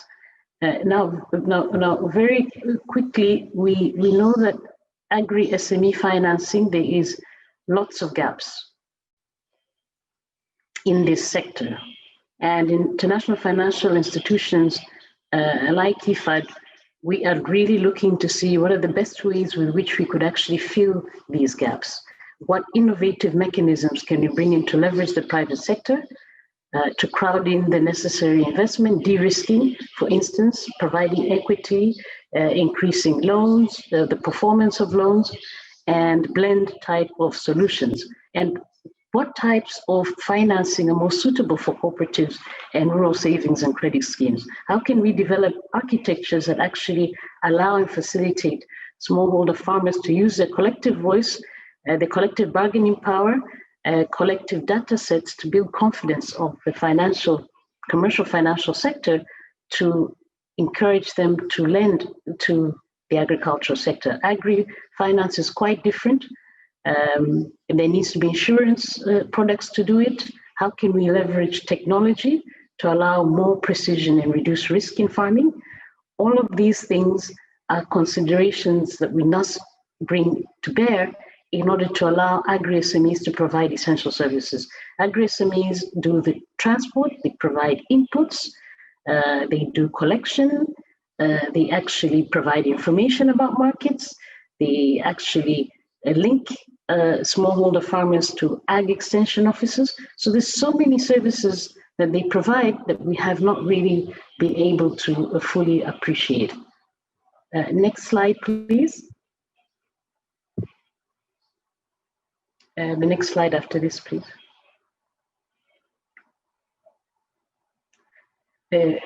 So what do we propose that could make differences? I think countries across the continent need to really look at agri-SME financing and de-risking facilities. These could be wholesale warehousing facilities which provide technical assistance and de-risking instruments such as guarantees. Why would this be important? Because now many banks do exist, but they continue to only finance the trading sectors in agriculture, in agri-food system, not necessarily the production side. And we want to shift this paradigm. And so we're ready to partner with those countries that are really willing and able to change those policies so that cooperatives and smallholder farmers could be at the center of it. What would it really take? It would take making smart partnerships with commercial banks that have the same interests and same value, unlock value for smallholder farmers and allow for participation, and then partner with agribusiness chambers of commerce so that we can actually get the business plans coming through and look at the solutions for de-risking that might be able to come through. So this is one of the ways, in a very practical way, that we can move forward. Next slide, please. There's been many initiatives to try and do this. So at the continental-wide level, IFAD has recognized the challenge of COVID-19 and what it has done to production capacities, the disruption of markets, and the response has been threefold. So at one level, we have repurposed loans, ongoing operations, sovereign loans that I'm talking about. And then at another level, we have really worked together with fellow UN institutions to have a better understanding of what the impacts have been of COVID-19 and to really see whether the emergency and immediate recovery response should be focused on rebuilding farmer access to agricultural inputs, or whether it would be supporting smallholder farmers and cooperatives to be able to, in the very short run, meet their loan obligations and their financial requirements, or whether ICT becomes something which could be leveraged to support and build resilience. At the other level, we have also said we want to mobilize resources. So together with member states, we have set up a rural poor stimulus facility where we're providing grant resources to address the challenges that COVID-19 has. So we have repurposed around 100 million Next slide, please. In response to this, and you could see there a little map illustrating Africa and what we have done through the Rural Post-Stimulus Facility, or reallocation, repurposing of ongoing loans. And we give a small representation of the resources and the energy that has gone in for recovery and rebuilding in the face of the pandemic. And it is to say that the analytical work has been in partnership with other Rome-based agencies, and national governments have really taken the lead, and we're listening directly from cooperatives and farmers.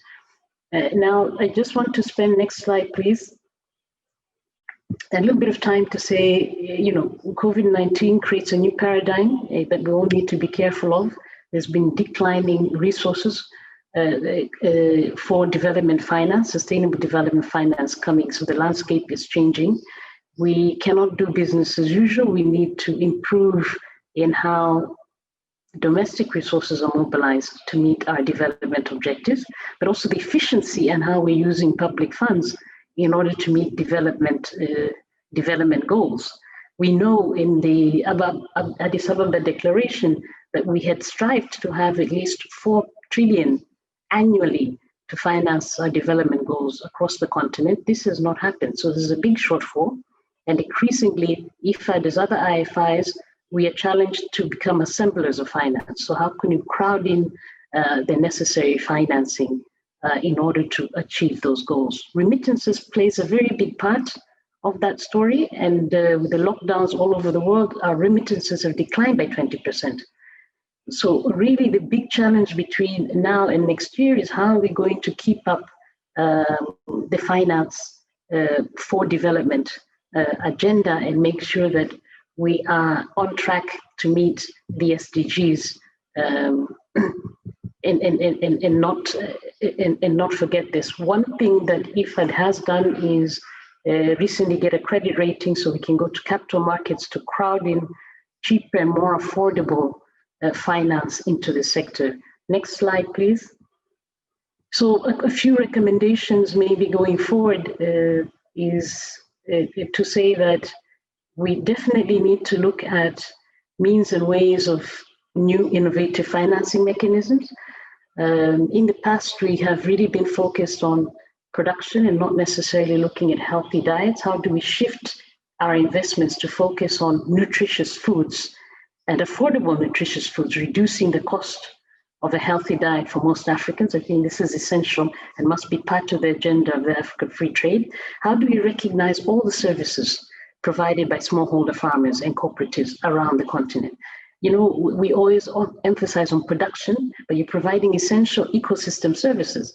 You are managing our water, you're managing our soil fertility, you are managing pest control, pollination, even the fuel agenda. So there's so much more carbon sequestering that you are doing, and you should advocate and dialogue more at the national and regional levels for greater recognition for the ecosystem services you provide on the sustainability angle.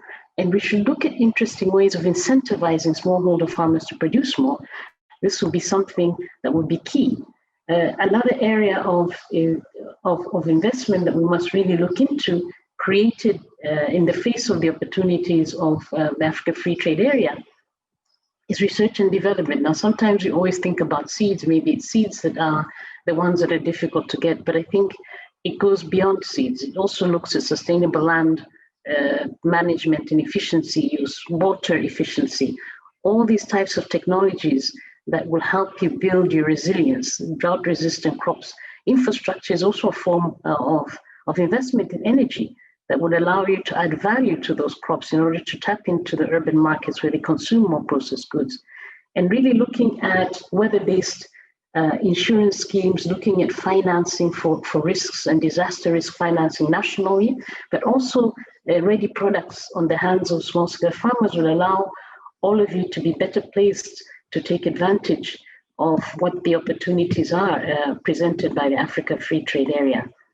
And so finally, I think as written here, we have to think more of solutions around using non-traditional aid flows to really bring them in and be able to provide solutions that would allow cooperatives to trade and participate in markets. I would like to stop there. Thank you very much, Mr. Facilitator.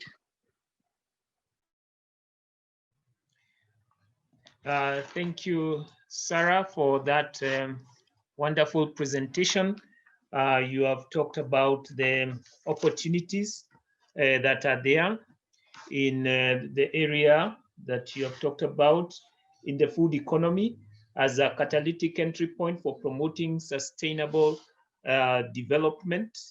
You have looked at the various areas like the rules of origin that needs to be addressed, online negotiation forums, harmonization in digital payment systems, also developing data, and a very key element on trade finance, especially the agri-SME financing, where there are a lot of gaps, and also achieving collective bargaining power, which is very critical for the cooperative sector to be able to come together, and also other players. Something else which was already mentioned earlier by Mr. Zhang is on the issue of leveraging on technology.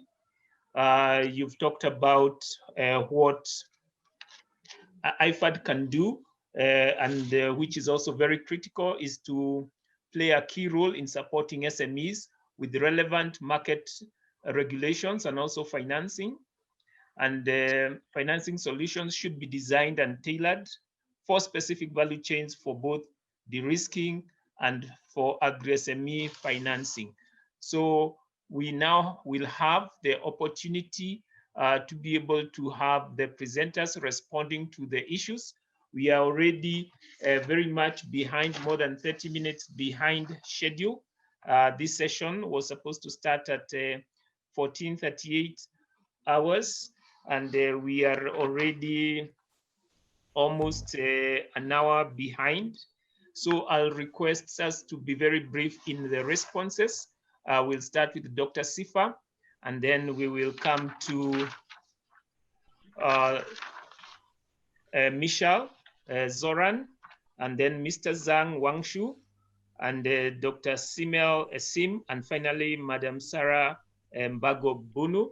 Kindly address the key issues and then just give your concluding remarks very briefly. So we start with Dr. Chionge Sifa.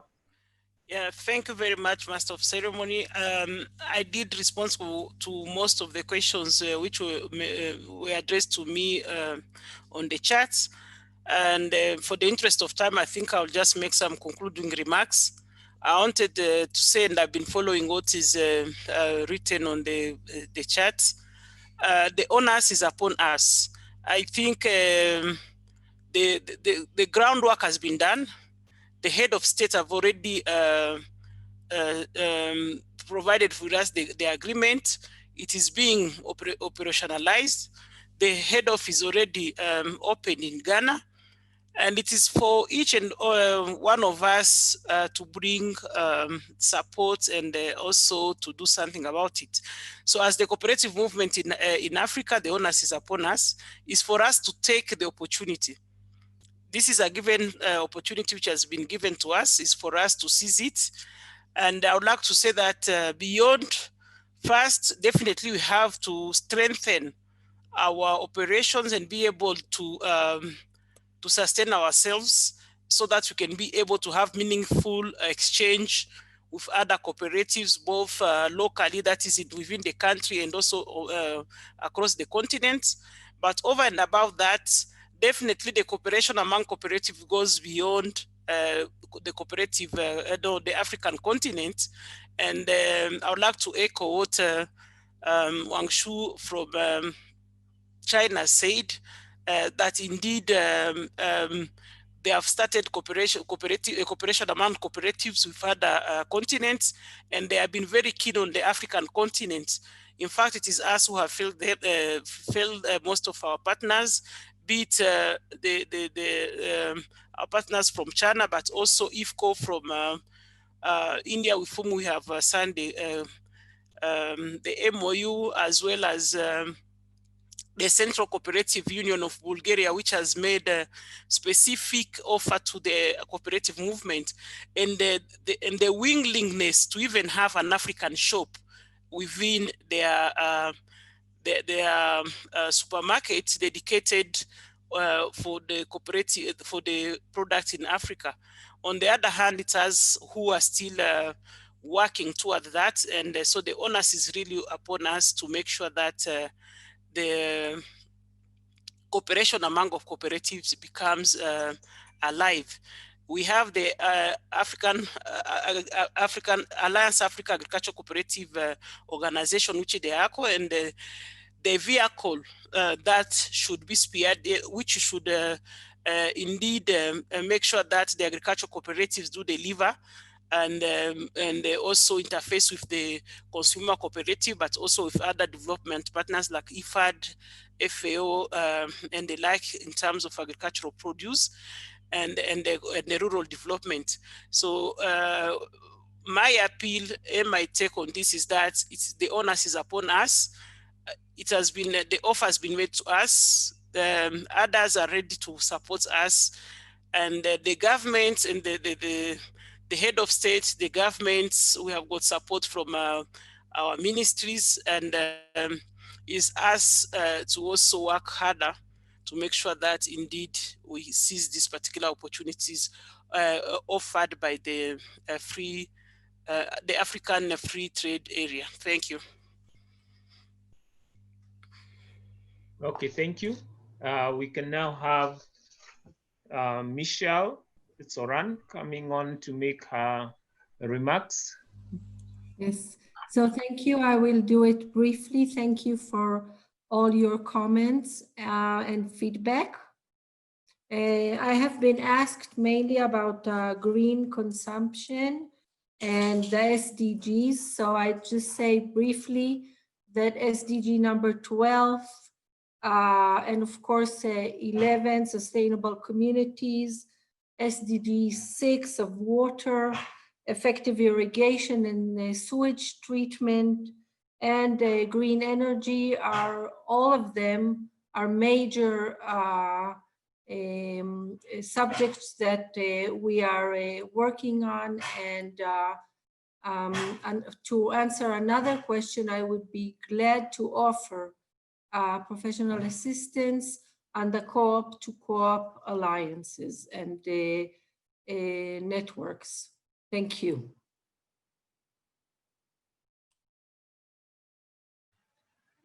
Thank you, Michelle, for those responses. We'll now go to Mr. Zhang Wangshu.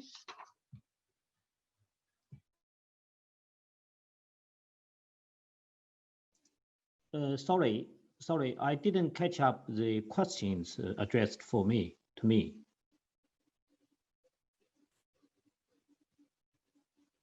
Can you hear me? Yes, I can hear you. As we check if there's any specifically addressed to you, we could have Dr. Simel Esim coming on. Sure, thank you. Just as a recap of what was said earlier, I think assessments on co-op readiness for trade and what is needed to develop co-op capacities in Africa for trade at the sub-regional or regional level would be good. Co-ops tapping into fair trade, organic, bio, alternative trade, niche markets is something to explore and invest in. And co-op to co-op trade should not only be considered as something to do in between South and North, but also South and South, and especially within Africa. And this, as Dr. Chioge said, requires some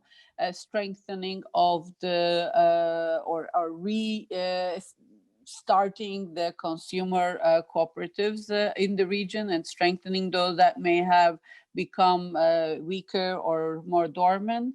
And with respect to, again, co-op to co-op trade, I think in times of COVID-19, this is a strategy worth exploring for improving local resilience through shorter supply chains.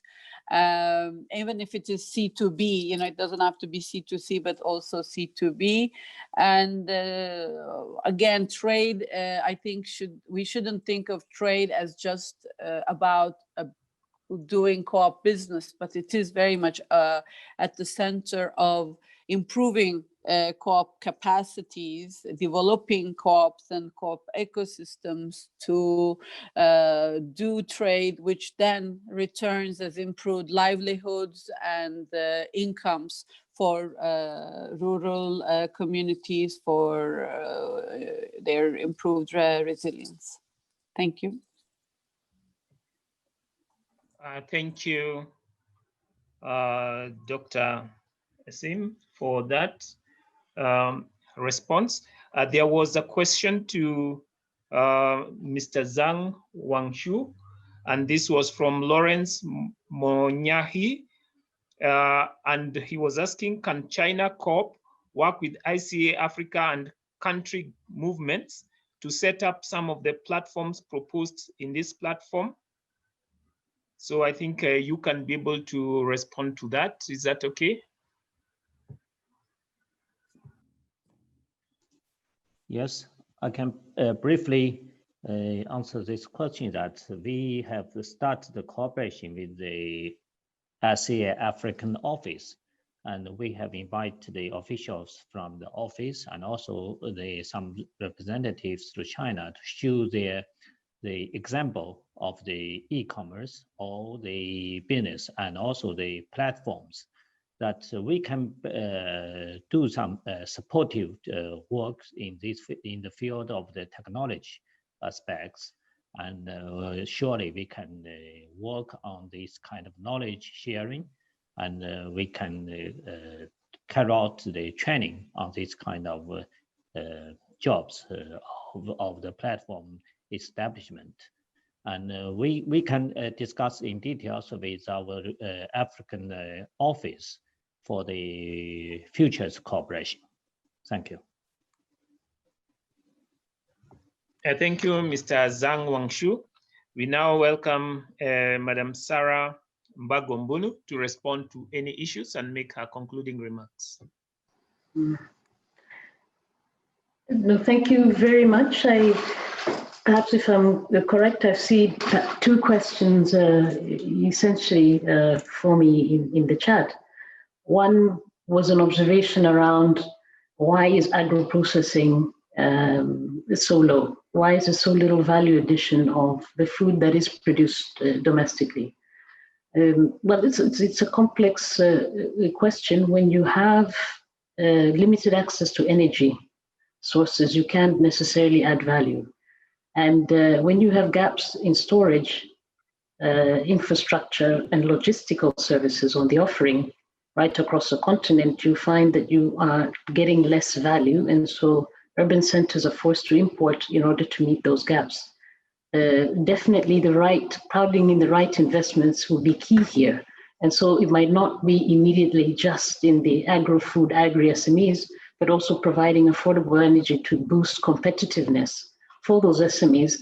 And then when you de-risk that element, they'll come in and invest. The private sector is always ready to invest, but you have to create the ecosystem and enabling environment. So I think these targeted types of investments will move the needle and create more jobs. Right now, there are jobs, particularly in the food retail, even food vending, the food restaurant businesses. All of these are part of the 77% of the jobs which are created. But right now, the value of the job, the quality of the job is quite low value. And the challenge for us is to really expand that value and really boost the quality of job and the income earning potential there. So it is happening and it's creating and absorbing labor, but the quality of the job and the income levels you get from it is still relatively low. And that's what we want to challenge and twist the needle on.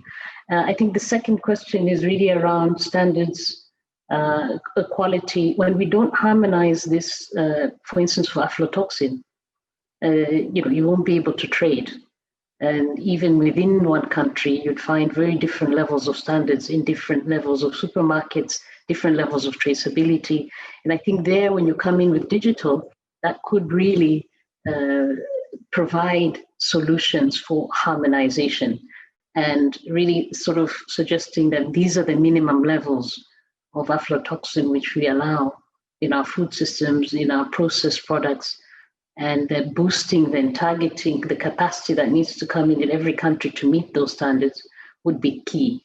So I think those are some of the questions I saw there. Cooperatives are able to mobilize savings. I think those savings need to be leveraged in discussions really with financial institutions. You have a power, you have the voice to be able to demand more in terms of resources for trade finance. I think this is something going forward that you would really need to do. And just generally, these platforms discussing broader issues around how you are an essential part of the development transformation process, and insisting on even the CADP framework where 10% of national budgets should actually be channeled into agriculture. Getting into that dialogue and demanding that type of investment would be important going forward. And so I would encourage the cooperatives here to really promote that sort of dialogue at national, regional, even local levels to say, if we get this volume of funding, this would be transformational for us, and it would be very important. I think also smart partnerships with the private sector. There's so much in terms of renewable energy that will be able to unlock and unbridge the energy needs across Africa. And Mozambique, very good example, how water solar pumps have created a multi-service platform for livestock, access to water, access to agro-veterinary services, access for irrigation, water for crops. So there's a lot that can be transformative, as I mentioned again, with the right series of investments. So over to you, Professor. Thank you very much. Thank you very much, Sarah, for again responding to those issues and also your concluding remarks. I want to now take this opportunity to thank all the presenters in this first plenary session. We started with a background paper on the Africa Continental Free Trade Area by Dr. Chiyonge Sifa. Then we had Michelle Soran on the topic enhancing cooperative network and building the cooperative ecosystem in intertrade through Africa Continental Free Trade Area. Then we had Mr. Zhang Wangshu on leveraging technology for enhanced corp-to-corp trade in Africa. Dr. Simel Esim from the ILO talking about the challenges we have in networking across the boundaries, and also Sarah Mbagombunu talking about investments in the food economy as a catalytic entry point for promoting sustainable development. So kindly help me appreciate all the presenters for the wonderful presentations. Thank you very much. So we will take a short break. During the break, we shall have a brief video, which will be on the screen to prepare us to enter the second plenary session. The second plenary session will be chaired by my co-moderator, Mr. George Onyango. Mr. George Onyango is the Regional Director for WeEffect Eastern Africa. George has a total of 28 years experience working with civil society as well as the government, focusing on the cooperative sector. He has worked with WeEffect, that is the Swedish Cooperative Center, for 18 years and 10 years with the Ministry of Cooperative Development in Kenya. During the last 13 years, George has been the Deputy Regional Director in East Africa. So we'll be welcoming George to take over the moderation. So we look forward to seeing you after the break.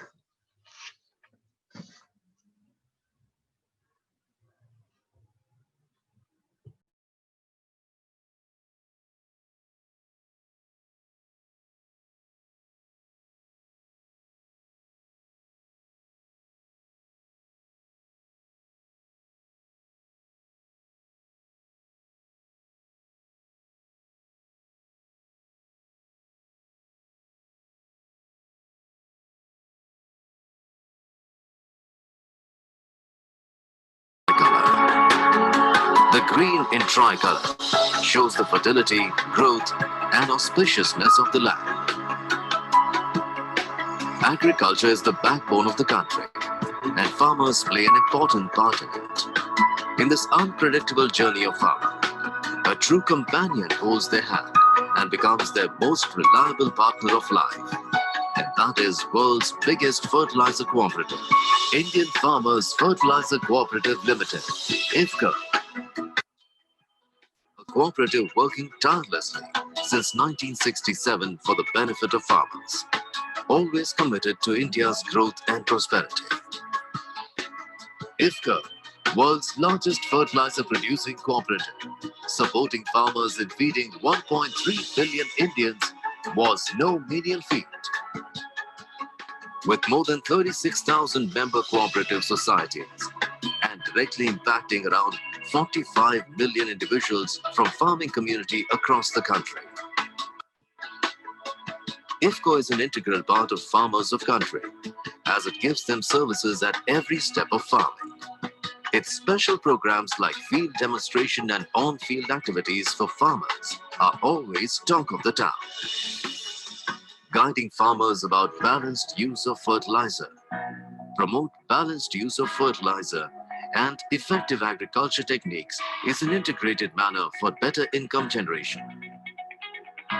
It added innovation in agri-input by introducing new range of products like Sagarika, neem-coated urea, water-soluble fertilizers and biofertilizers.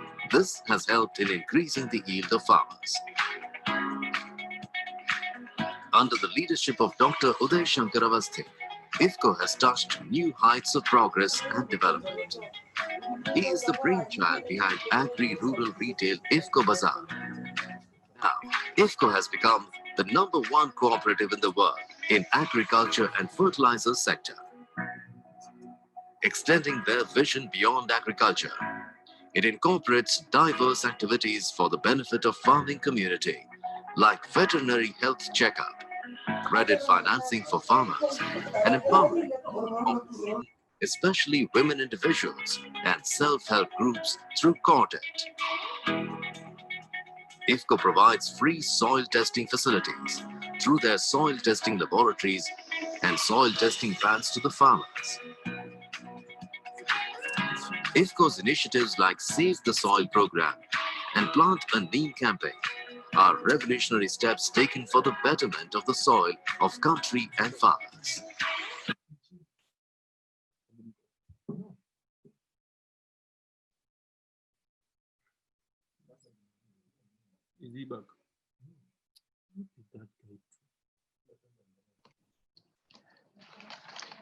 Thank you, Prof. I think we are back. We can move into our second session.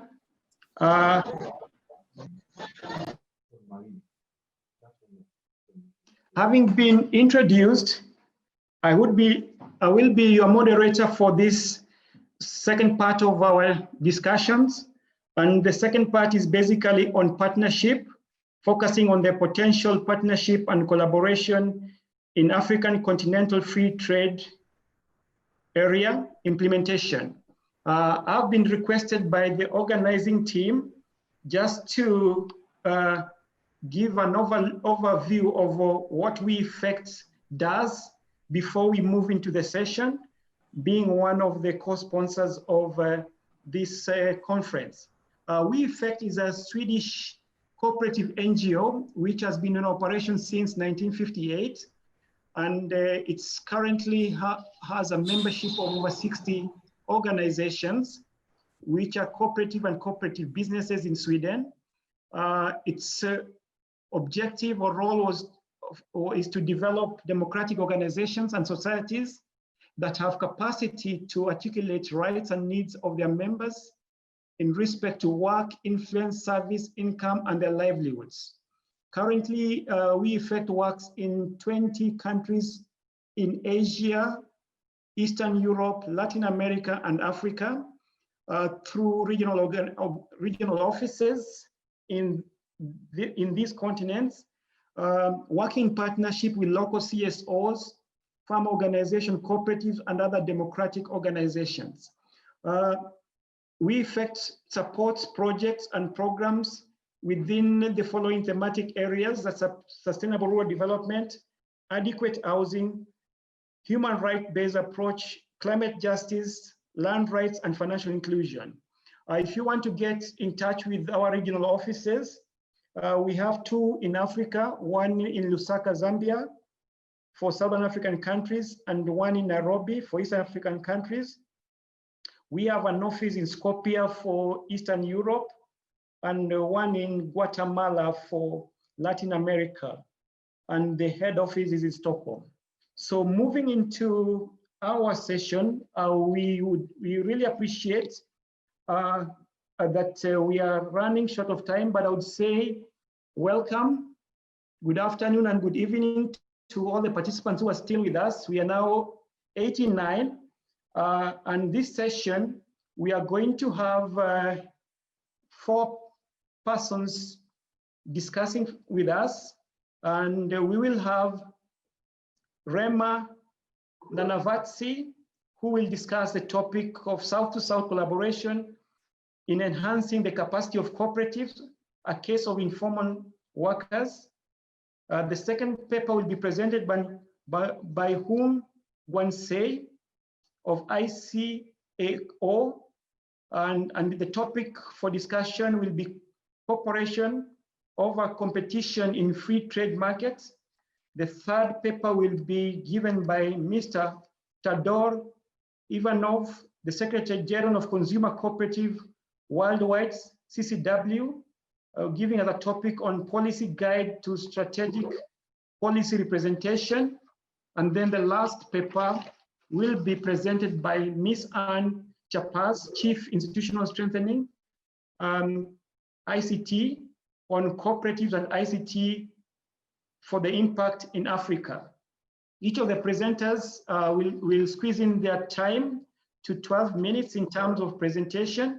And then at the end of all the presentations, we will also have a round for them to give a response with regard to any questions and giving the closing remarks.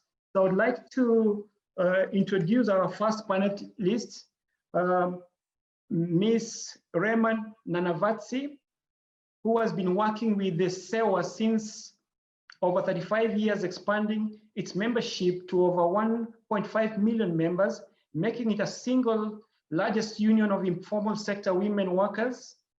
Remy facilitated rebuilding of lives and livelihoods of 6,000 earthquake-affected rural women and 4,000 riot-affected members. She's leading in rehabilitation programs in Afghanistan and in Sri Lanka, providing vocational training to rural livelihoods security to war-affected widows.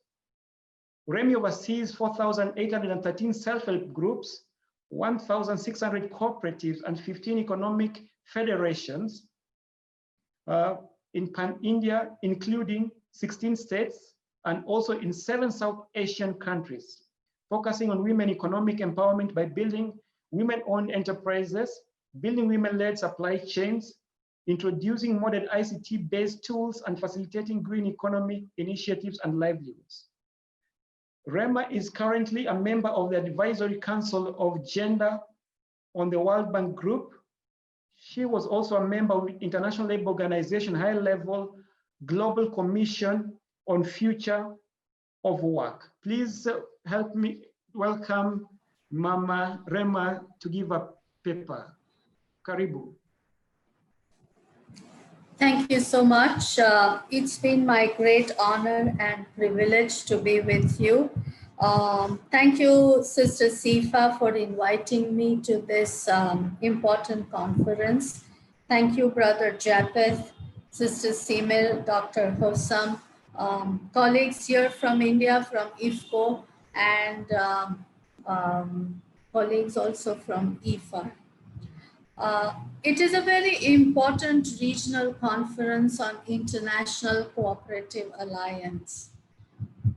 Last October, when we met and Dr. Sifa were first discussing about the conference to be held in Lesotho, Africa, little did we know that our worlds would change so dramatically and for a large portion of the workforce who I am representing today, survival itself would become a question.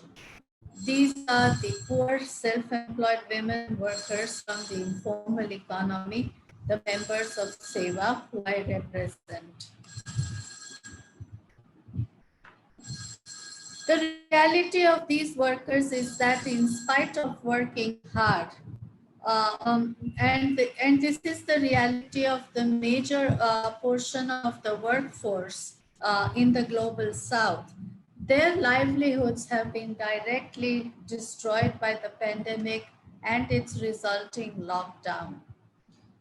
It has severely affected these workers. Unemployment, underemployment, and working poverty has pushed them into the poverty for basic needs like food, water, and also resulting into children dropping out from schools. A recent survey conducted by SEWA, it brought out that 67% of the informal sector workers have lost livelihoods. And 54% of the children are dropping out from school. I'm not painting a bad or a very gloomy picture, but I want to place the reality of the members of SEWA and how cooperatives play a major role in changing the lives of these informal sector workers. Let me share when I was talking to one of the garment workers members of SEWA yesterday, who has been having fever for the last 3-4 days, but she would refuse to go to a doctor or to get tested. She has 10 mouths to feed in the family. And if at all she tested positive, the whole family would be quarantined. She cannot work. And therefore, how would the family survive? So I think the reality now is that it is not the COVID that will kill the people of the informal sector workers, but it's the unemployment and hunger that will kill the informal sector workers. This is the story of thousands and thousands of poor informal sector workers in India, but in the global south. However, let me tell you that at SEWA, we firmly believe that organizing is the key to enable and equip these informal sector workers in their fight against poverty. It helps bring voice, visibility, and validity to the work of these workers.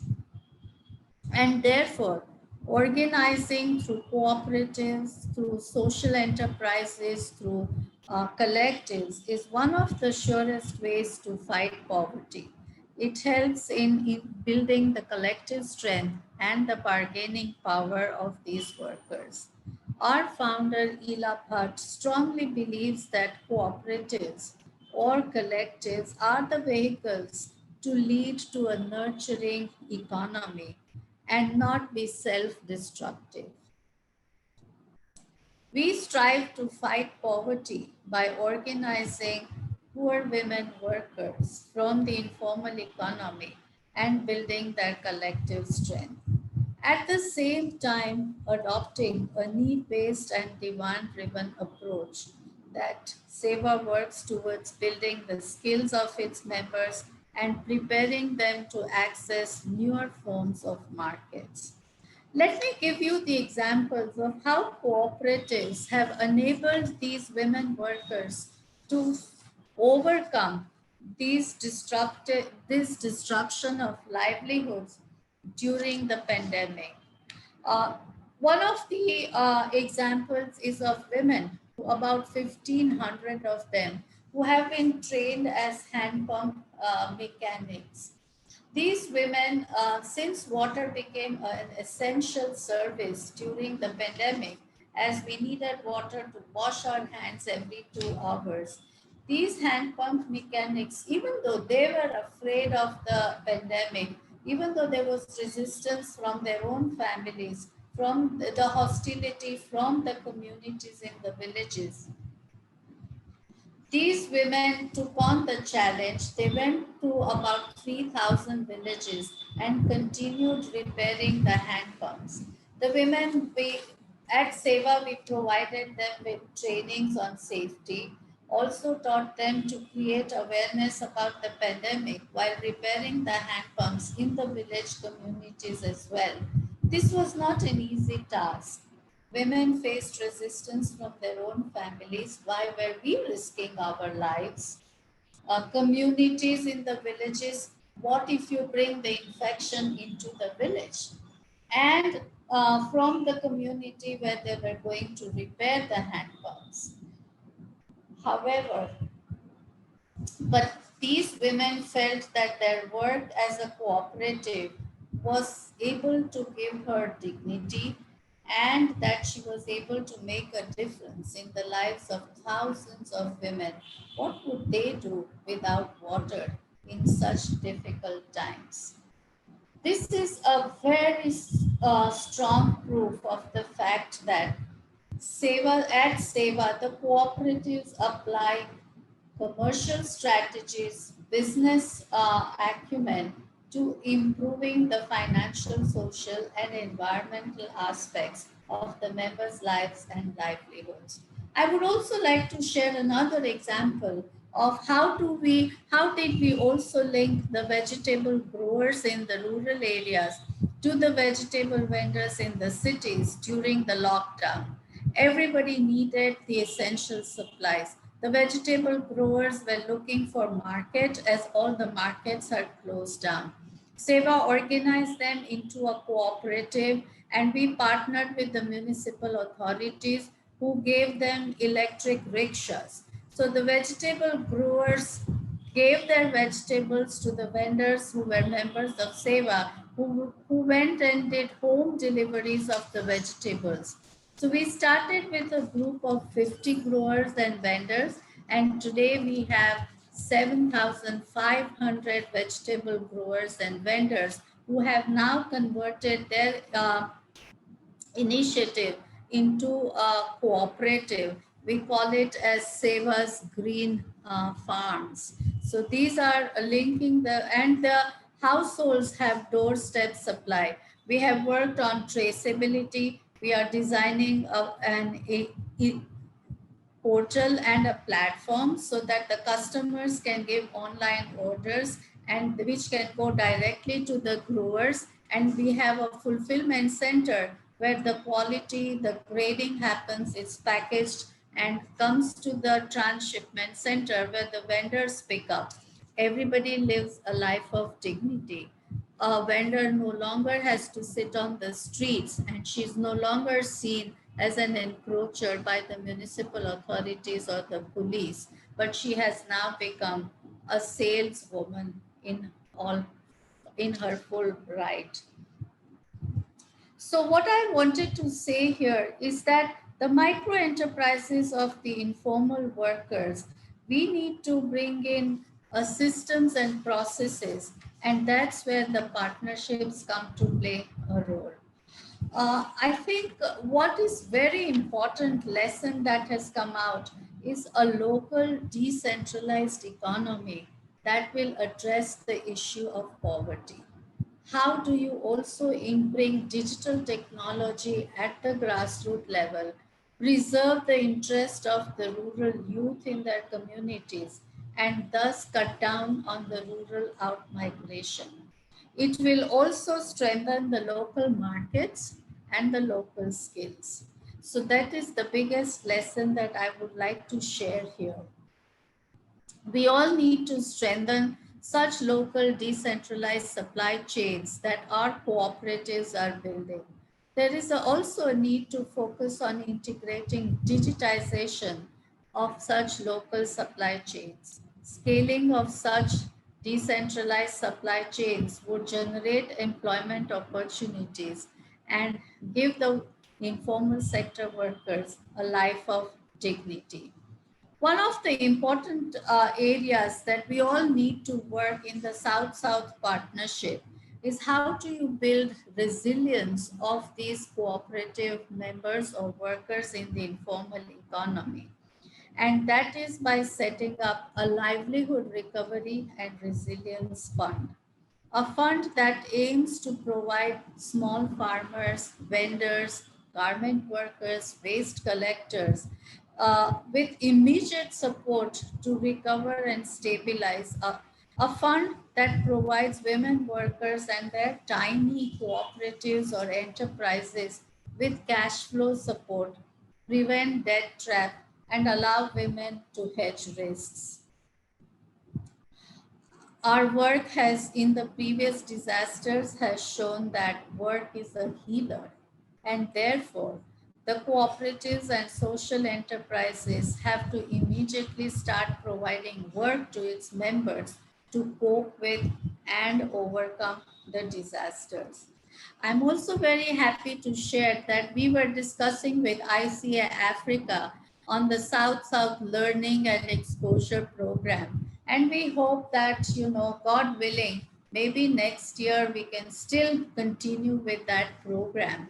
SEWA is also setting up a global center of learning on future of work, where we can bring out and share knowledge and tools on grassroots research on the training methodologies to train the cooperative members as grassroots researchers and bring out the issues of these cooperative members, which can then be fed into policy dialogues and discussions at the regional trade forums and also at the international trade forums. So I'm very glad that I have been given the opportunity to share this, and look forward to working with ICA-Africa on the Global Center of Learning on Future of Work, and also on building a global coalition on future of workers. Thank you very much. I hope, Dr. George, I was in time with 12 minutes. Thank you very much. Thank you, Rema, for that very precise presentation. You are within time. I would like to say that we appreciate what you have covered, and basically you have taken us through just how your members have managed to cope with the COVID situation. We know most of the people have really been affected and they have lost their jobs, and it's quite interesting to hear how you created opportunities for the women and the young people to be able to do business and get dignity in terms of engagement. Dr. George, I have a 2-minute video of those hand pump repairers. If we have time, I would like to show that. Is it set with? Yeah, yes, it's with Mr. Arnold. Okay, so we will show it up. Is it ready, please? Can you show the video?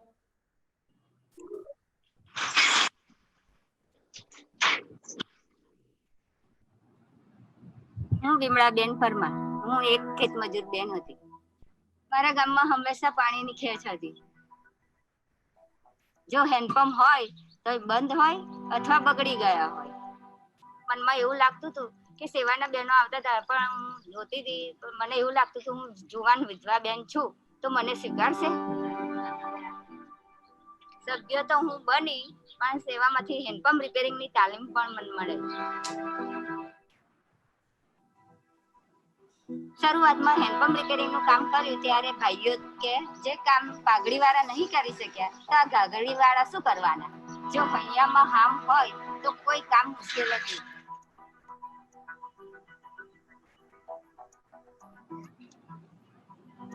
અમને સંગઠનનો મજબૂત ટેકો હતો. આજે મારી સાથે બીજી 300 બહેનો જોડાયેલી છે. મેં લીધેલી તાલીમ આજે હું બીજાને તાલીમ આપું છું. આજે સરકારે પણ અમારી પર વિશ્વાસ મૂકી તો આખા આણંદના હેન્ડપંપ રિપેરિંગનું કામ આપ્યું. જો હું સંગઠનમાં ના જોડાઈ હોત તો મારા હાથમાં રોજગારી પણ ના આવે અને આખું ગામ મને હેન્ડપંપ વાળા બેન કહીને માને ના આપે.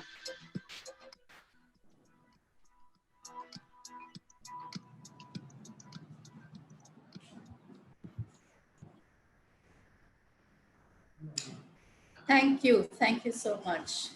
Thank you for that. So in summary, I would say that we really appreciate your presentation. And in terms of what you have covered, stressing on building resilience of the local communities, just to be able to cope with events which might be beyond their control, and how we can use a cooperative model really to provide dignity to the downtrodden people. And the other thing which you have also mentioned, which is critical, is South-to-South collaboration, more so looking at opportunities for sharing and learning, which needs to be developed further. And then lastly, maybe I would also say, you have also stressed on this issue of how do we build on digital technology and innovation to promote the value chains and the young people coming on board in terms of the areas we're working in. I would like to move to our next presenter, who is Mr. Guansei Hu, who is going to give us a presentation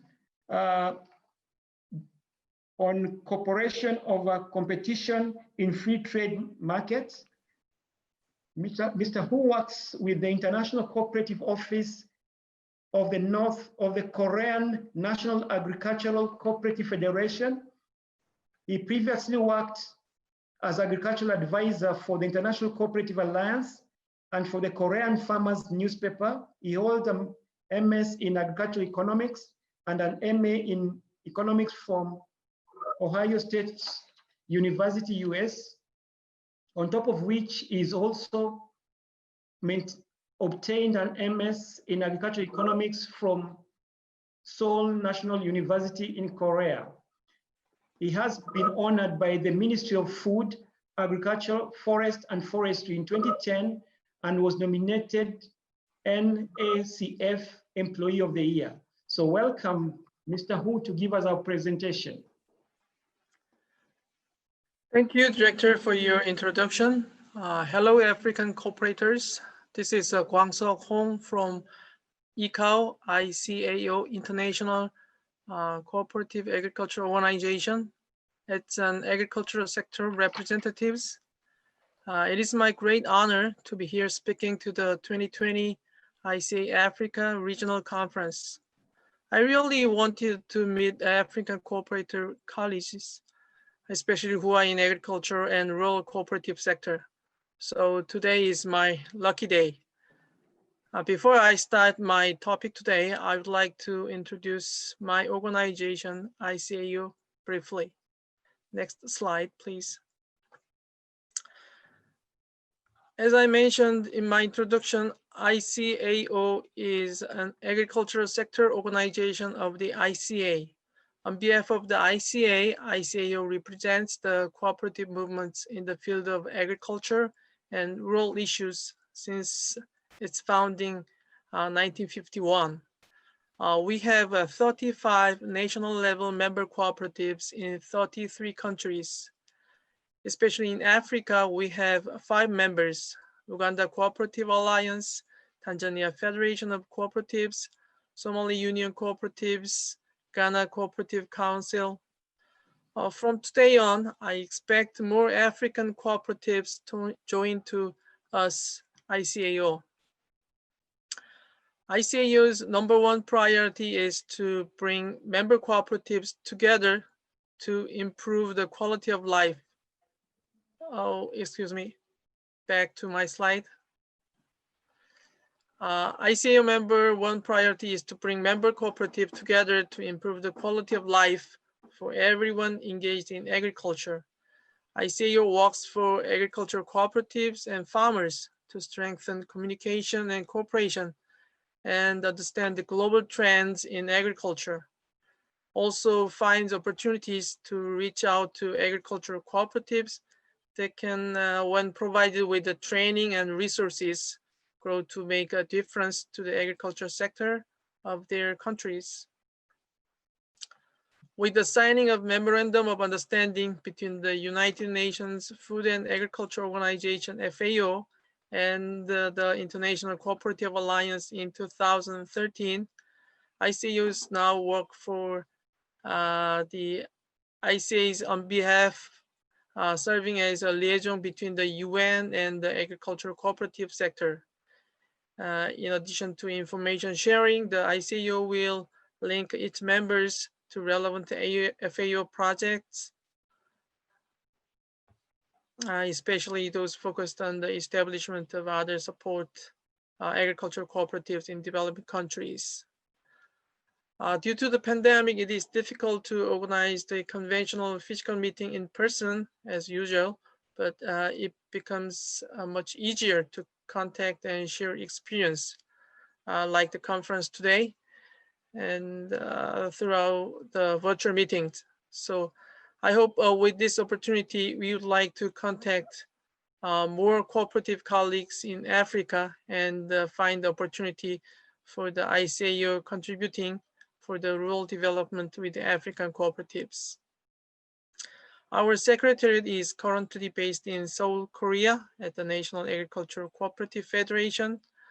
I hope you are more interested in our organization and contact us. Our website is www.icao.coop. Also, we have a Facebook page. You can easily find us in Facebook. Okay, next slide. Okay, let's move on to today's topic. Today's theme is partnership and collaboration. I would like to interpret them as a cooperation with the cooperative world. And make my presentation title today is a cooperation over competition in free trade markets. My presentation is more focused on agricultural sector and in the viewpoint of farmers.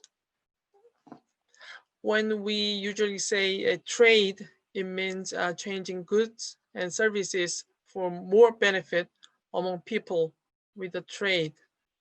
Yes, we can say that trade makes people better life, but it is not always true.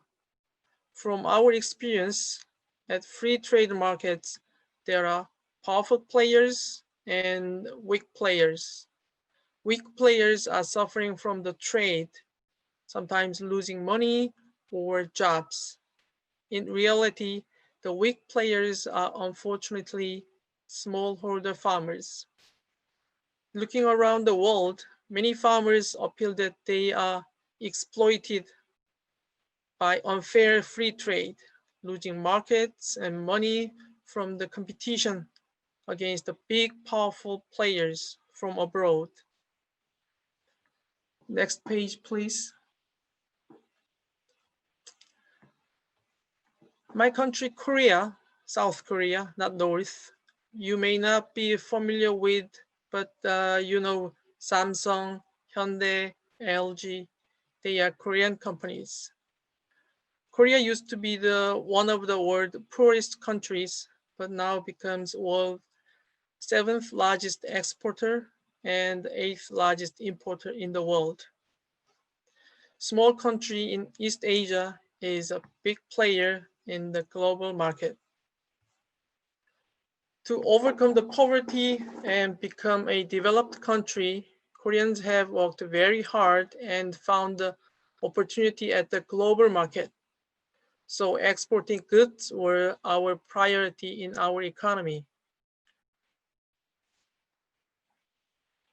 Korea has signed many trade, oh, not yet. Back, next, thank you. Korea has signed many free trade agreements, FTA, with the countries around the world. You can see the map. You can find the free trade with the Korea. But unfortunately or fortunately, there is no free trade yet in Africa. Next slide, please. In the prosperity and development through global trade, there is a big shadow in rural communities. When Korean companies sell products like TVs, cars, smartphones, and many other goods, in return, our agricultural markets had to be open. This is fair game in the global market. If we want to export, we have to import. But to Korean farmers, it is not fair to compete with the big players from America or Australia or big exporting countries. Korea is a small country with a small land to cultivate.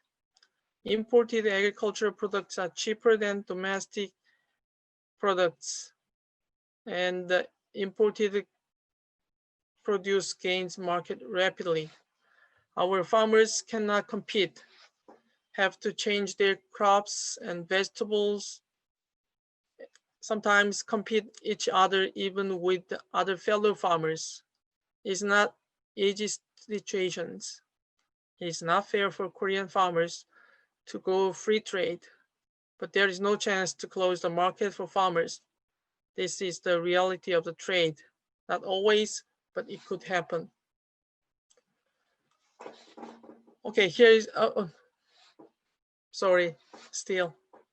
Okay, now change the direction to the trade of agriculture. It is impossible to cover all the trade issues in agriculture regarding the trade, so I would like to speak with Korean cases a little bit. How farmers react to the exports and imports with free trade.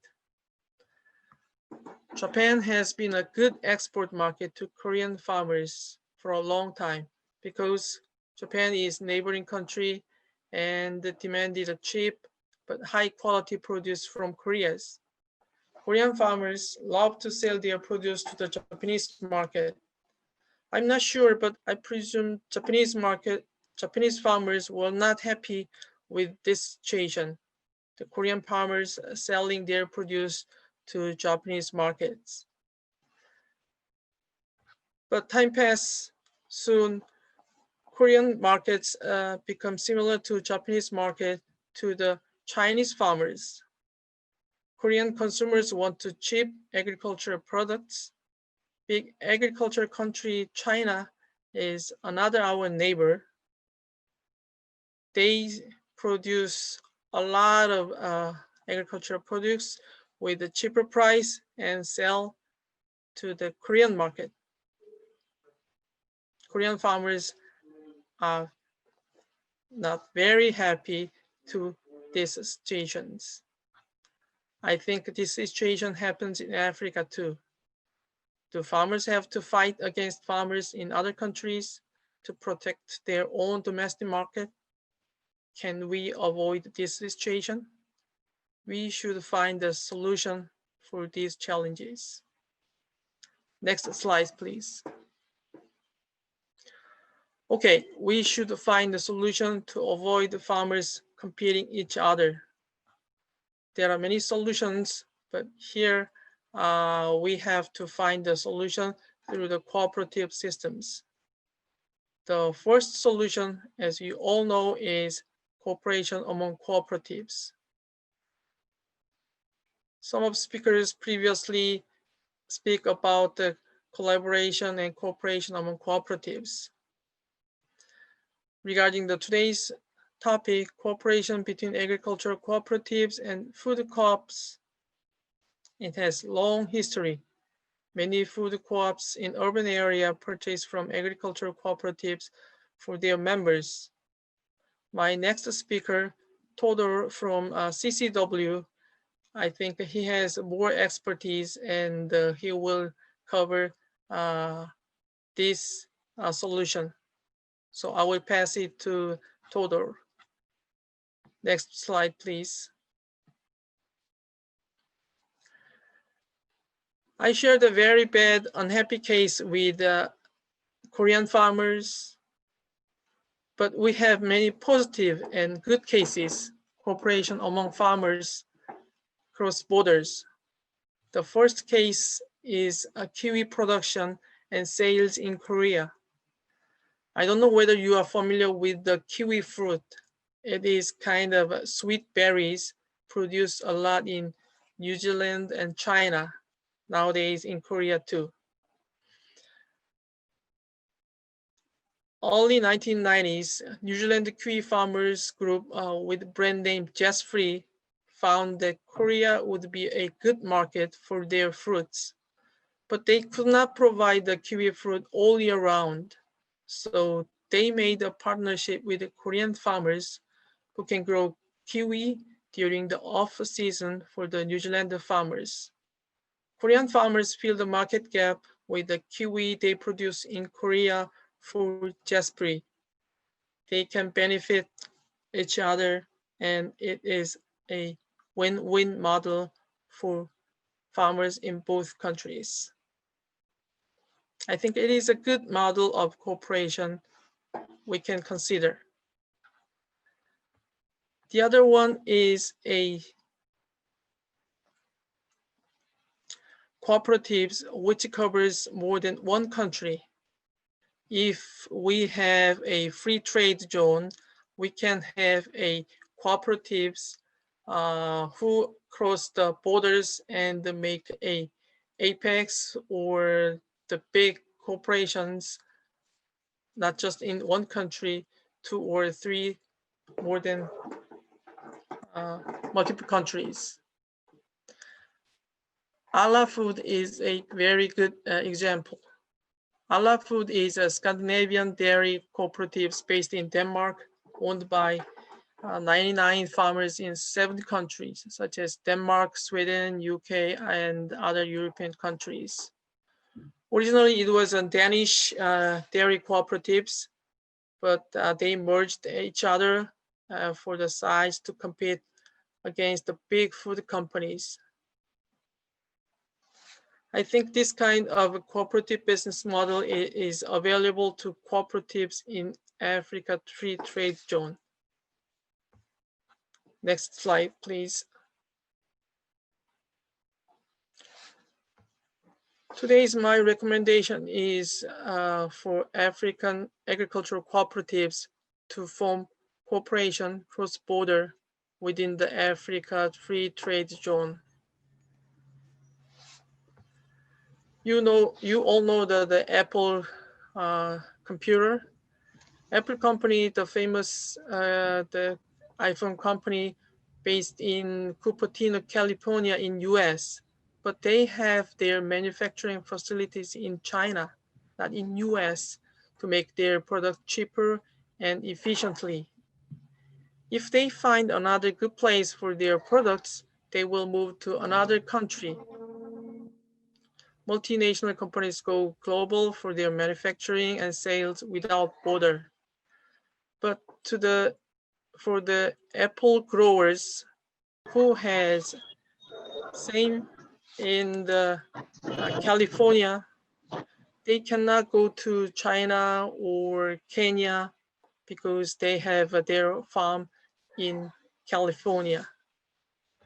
But if they have a cooperation across the borders, they can make a big multinational cooperatives competing against the big cooperatives.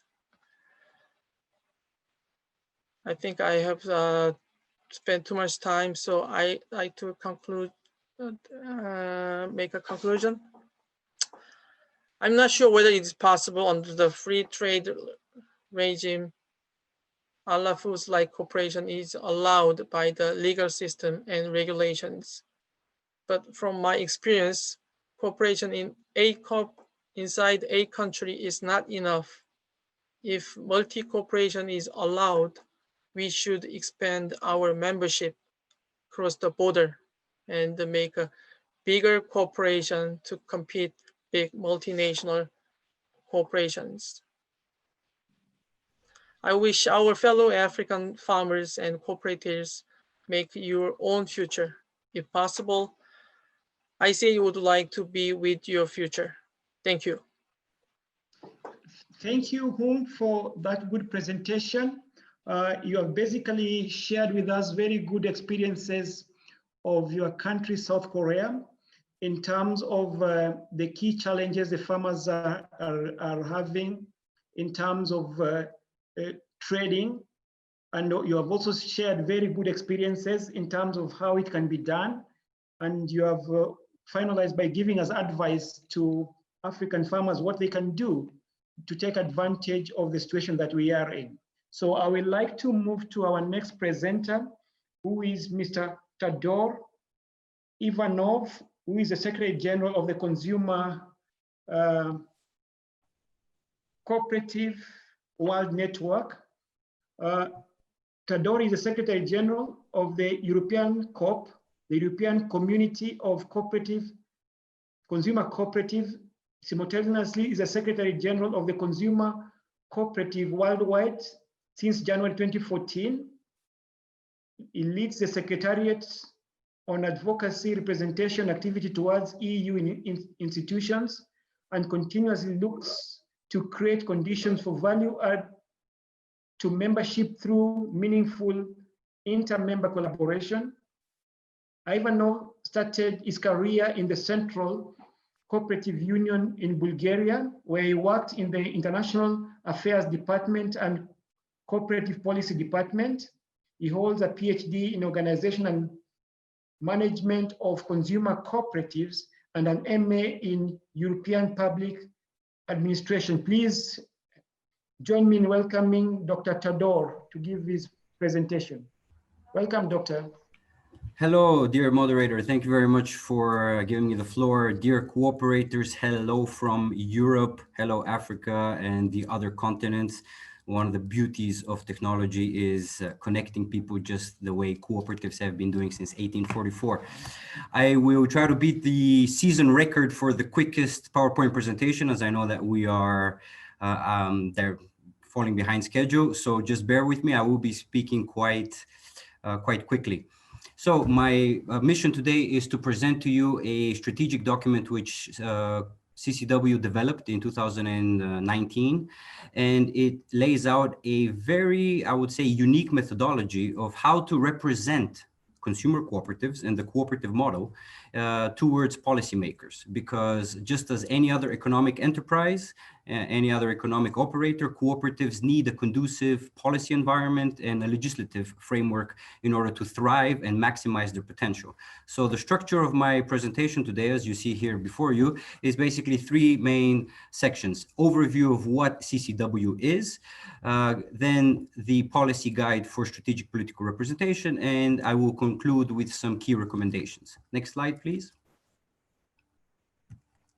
So CCW in numbers is that we have 27 national consumer cooperative organizations around the world who represent a cumulative 75 million individuals. Let that number sink in. 75 million individuals are members of just these 27 national organizations, which are members of CCW.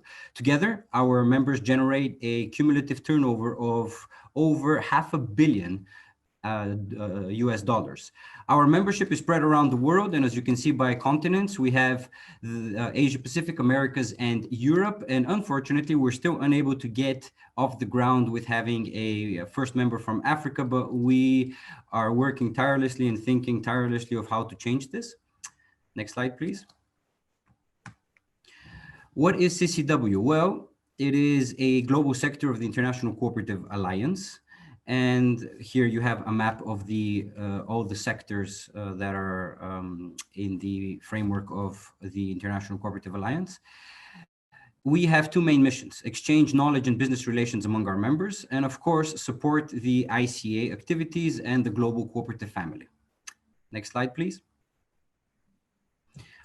What are consumer co-ops? Well, bear with me for the people who already know that, but consumer co-ops are simply, let's say, enterprises owned by their members like any other co-op, but the predominant activity is retail.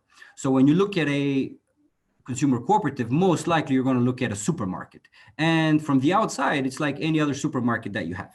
But what is different is from the inside because of the model of ownership and the model of management. And here on the screen, you have some examples. Our members are operating various store sizes and formats, from hypermarkets to rural areas, very small shops.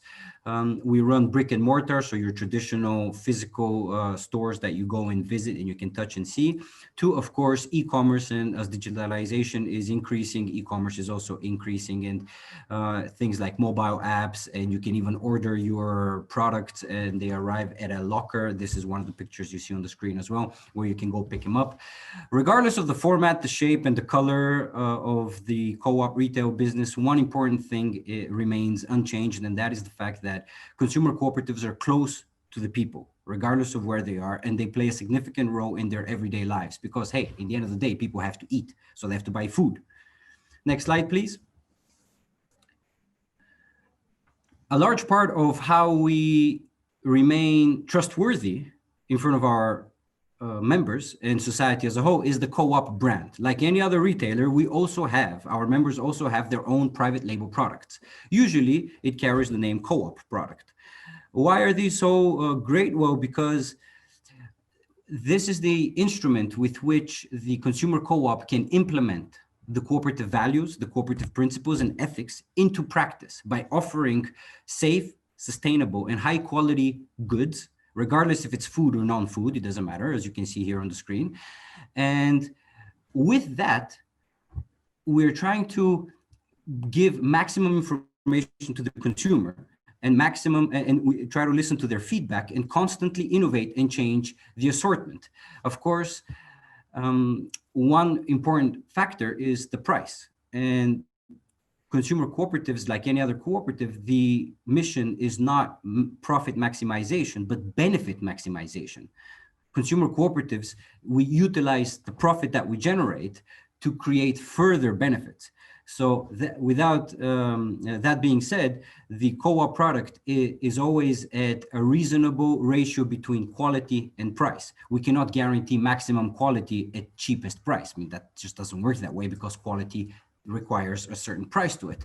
And the fact that most of our national members, they have an extensive store network. I mean, anywhere between, let's say, small country in Europe of Slovakia has up to 2,000 stores. That's 2,000 points of sale. They become the price corrective. And other retailers on the market have to respect the fact that, hey, they cannot sell a specific good at any price they want because the cooperative is doing it at a reasonable price. And last but not least, I have to say is that the co-op product is a guarantee for fair business-to-business relations because the consumer co-op, being a retailer, we respect the suppliers, we respect the producers. CCW has had wonderful and thriving relations with the ICAO, the global sector for agriculture. We have organized several events in the past couple of years, and we've also looked at, as it was mentioned several times, that we've looked at direct relations between the consumer co-ops and agriculture in order to build direct supply chains. Next slide, please. Some leading examples of our members here on the screen. I've picked 2 from Europe and 2 from Asia. We have Finland, Italy, Japan, and South Korea. You see the numbers. I mean, Finland, they have 46% market share. This is almost a monopoly. And this generates $13 billion. As you can see, the leading examples, regardless of where they are a multi-billion dollar or euro, whatever currency you want to use, business. Consumer cooperatives have a tradition of more than 100 years of operation. But the fact that they implement sustainability at the core of the business decision-making means that they've managed to survive and preserve their assets, something I will get back to in a couple of minutes. Preserve their assets, and the business has managed to survive for over, basically 3 centuries, starting from the 1800s. And some of the just some details which are really raising a person's eyebrows is that, let's say in Japan, trust in the co-op is so big that they actually have 28 million individual members. 28 million members. I think no other national organization in the world has so many members. In Europe, I think the maximum is around 8 million, which the UK and Italy has. As I mentioned in the previous slide, the co-op product, well, most of the developed leading consumer cooperative organizations have a humongous assortment of private label goods. Simply because private label, as I mentioned, it is the instrument to guarantee all the things which a cooperative stands for and guarantee it to the consumer. Maximum information, trustworthiness, transparency, radical transparency sometimes, sustainability, including the triple bottom line of sustainability, not just environmental, but social and financial as well. Slide, please. Of course, challenges persist, but there are always opportunities. It's a fine balance between challenges and opportunities. And I would like to mention just the main ones. Of course, competition from corporate structures, not cooperative, but corporate structures, because we know that there are multinational chains, global players like Walmart from the US, and of course, very strong European multinational retailers. I don't want to mention their names, but we all know them. And sometimes because they're corporations, they're not really always playing by the rules, or even if they're playing by the rules, they're not playing, let's say, morally. Whereas a cooperative would always play by the rules, and not only that, but go beyond the rules and subject their operations to a high standard of morals and ethics and values, something which cannot really be regulated by rules and regulations. The second biggest challenge is that despite our success and despite our long tradition, may I remind the esteemed audience that the first modern cooperative society was a consumer cooperative society in Rochdale in 1844 in the UK. So that's 176 years ago. And despite that, we still have to attain an adequate level of recognition and understanding by policymakers, because we cannot live without the policymakers.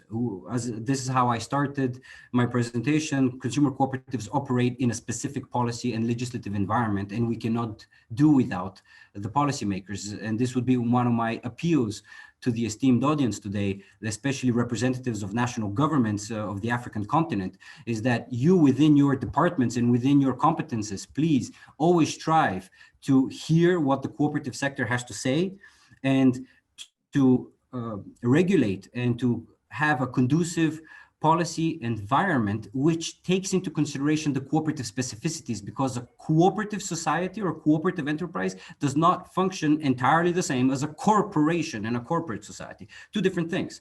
Yes, there is a considerable overlap, but there are certain specificities which need to be addressed, and I will get into that in a couple of minutes. Of course, this means that most of the scaling up of cooperatives hits a brick wall, and this brick wall is called access to capital, because for a business to start, you need startup capital. And if a private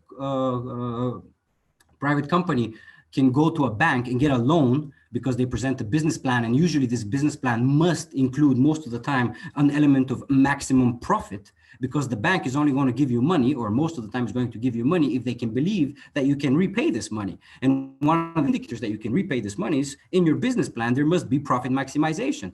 But in cooperatives, there is no profit maximization. We actually say that profit is used for other benefits. And that is not always understood by the banks either. And most of the times we can see that there is rejections of startup capital and loans to local cooperatives, and that is a big problem.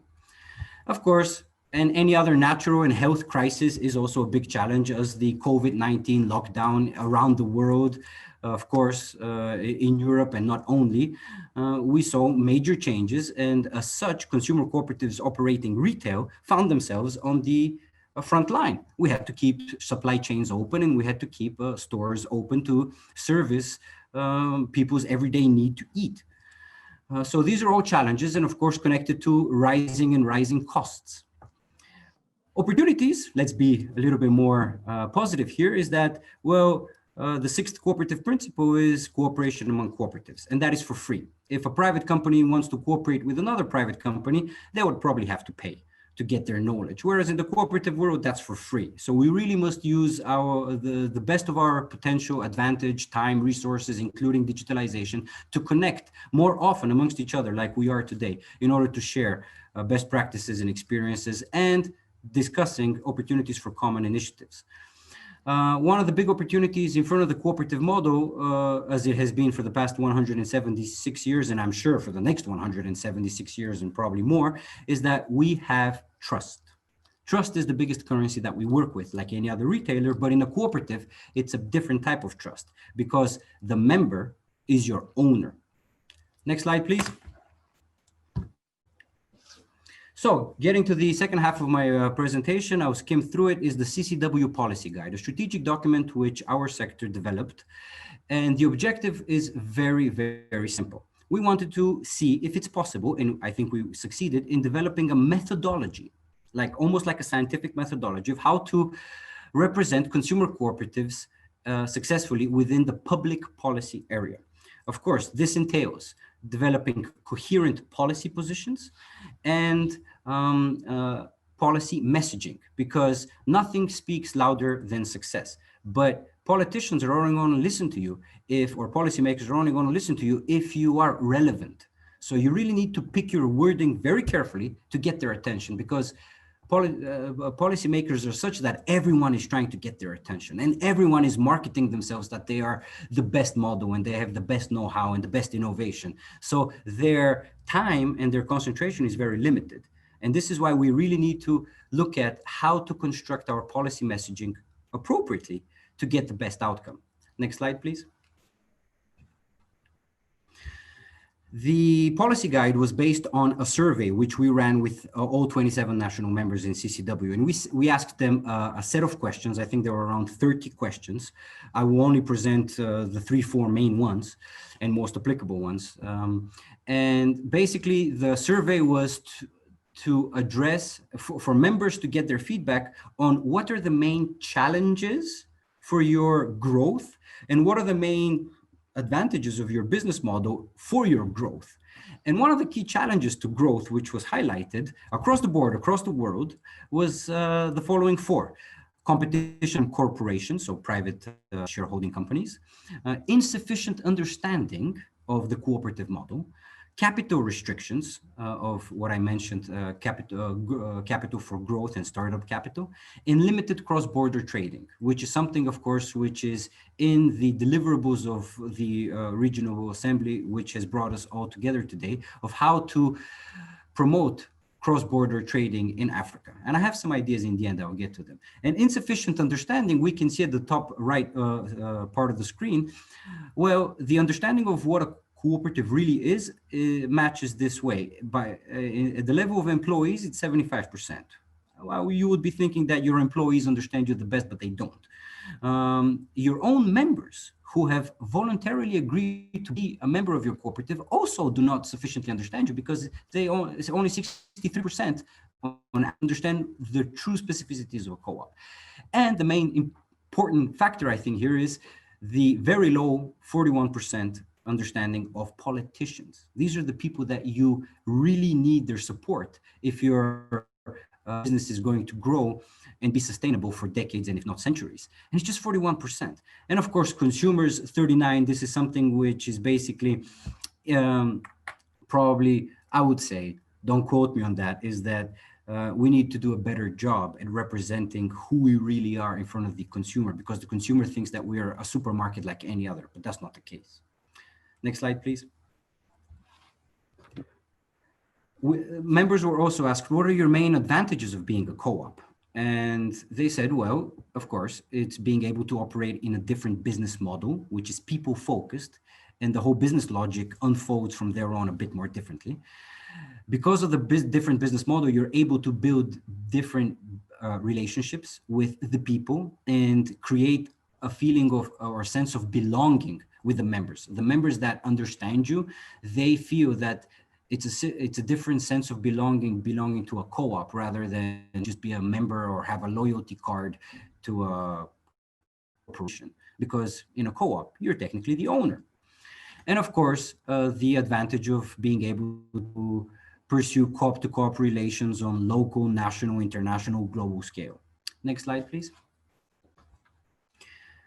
A very interesting question was, does your co-op structure on national level affect how your government approaches you? And here the results are quite telling. 54% says, well, it makes no difference. So maybe we can take that as that's why I colored that in green. Maybe we can take that as a good note, because at least it doesn't hurt you that you're a co-op. 31% said that it makes it harder to succeed. So that's 1/3 saying that only because you're a co-op, it's actually harder to succeed and government doesn't really understand you properly. and 15% says it makes it easier to succeed. These results are telling. So it's twice as hard to succeed because you're a co-op in getting the message across to your government. It's twice as hard than it is easy. It's very interesting statistics. Next slide, please. But in the same time, mind you, the UK cooperatives did an analysis, I think it was 2018, or I may be wrong, maybe 2019, for sure it was in the last 2 years. And they studied the market of startup survival rate. And these numbers are amazing, that when they looked at all startups, or I don't know how many thousands of startup cases in the UK, between co-op and non-co-op entities, well, 80% of the co-ops actually survived the startup phase, whereas for the private companies, only 44% survived the startup.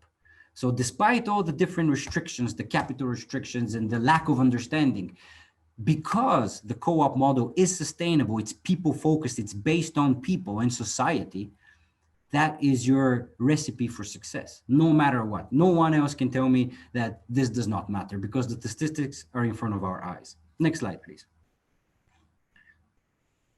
So getting into the methodology, what I call the CCC methodology, is to create clear and consistent communications, the 3 Cs, in public affairs. And there is a hierarchy in composing your communication to the policymakers. The 4 steps you see in front of you are, obviously, you must answer the purpose of consumer co-ops. So you must be ready to engage policymakers with them knowing nothing, like zero, about co-ops. So you must be very persuasive and very concise. So we must answer the purpose of consumer co-ops. We must give some basic facts about cooperatives, then some key statistics about perhaps global or national co-ops, and how cooperatives are relevant to economies and society, because the politician is only going to listen to you if you matter. And you need to build your case of why you matter. And looking at the first stage, the purpose of consumer cooperative, you must answer the question why. Why do consumer cooperatives exist? Well, that's to create member benefit. It is to cooperate. Cooperation is the air we breathe in a cooperative, and to guarantee long-term success. No cooperative gets into speculation and into the market of trading stocks, making maximum profit for a couple of years and then going out. No, that doesn't happen in the cooperative world. The next question is what? So basic facts about a cooperative. What is a cooperative? Well, it's based on principles and values. We have a different model of ownership and governance, and we're an extension of the community.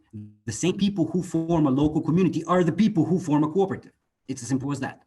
The next question, what about your proof? Because let's say you get along in that discussion. I want you all to picture a discussion with the policymakers, a government official, and they're like, okay, tell me more, tell me more. Then you need to give them some proof, key statistics. And we're talking about, let's say for consumer cooperative, 75 million consumer members have voluntarily agreed to participate in the consumer cooperative, 75 million people. So it's not a charade, it's not a lie, it's not a scam. 75 million people believe you. So you must have the trust. You must also show that there is a proliferation of consumer cooperatives, not that they only exist in Finland or Japan or South Korea, that they must exist everywhere, that they exist from Buenos Aires in Argentina to Russia, everywhere, in Africa to Scandinavia, everywhere. And of course, afterwards, they said, okay, they all exist, but are they successful? Yes, they are successful. And this is where you get to the last question of how are they relevant to economies and societies? And this is where you must place consumer cooperatives or cooperatives as a whole as problem solvers, because public policy exists for one sole purpose, and it is to solve problems. Well, technically it is to improve the lives of the people, but you do that by solving the problems which people have and society has on a daily or monthly or annual basis. Why are they also relevant? Well, because of sustainability. And now it's a humongous discussion now in Europe, and the European institutions with the EU Green Deal and all that is sustainability. And we must position cooperatives, something we've always done for 176 years, is that we are sustainable. And last but not least, we have a healthy effect on the national market because we cause competition to the multinational corporations. They exist, they're making the profits, they're successful, but there is competition. And there's competition from cooperatives, and not only, of course, we have social economy and other types and family-owned businesses and all that. So there is a competition on the market. Otherwise, it would just be a monopoly. And what is the purpose of all this? The purpose is to improve the understanding of the cooperative model. And to increase the likelihood, if you, of course, improve the understanding, is to increase the likelihood that the policy maker and the regulator is going to regulate with co-op friendly policies. And that tomorrow, you're not going to wake up and see that a new law passed in Kenya or a new law passed in Bulgaria, which actually restricts the activities of cooperatives. Next slide, please. And I would like to close with recommendation. Based on everything, the first one is improve the national policy environment.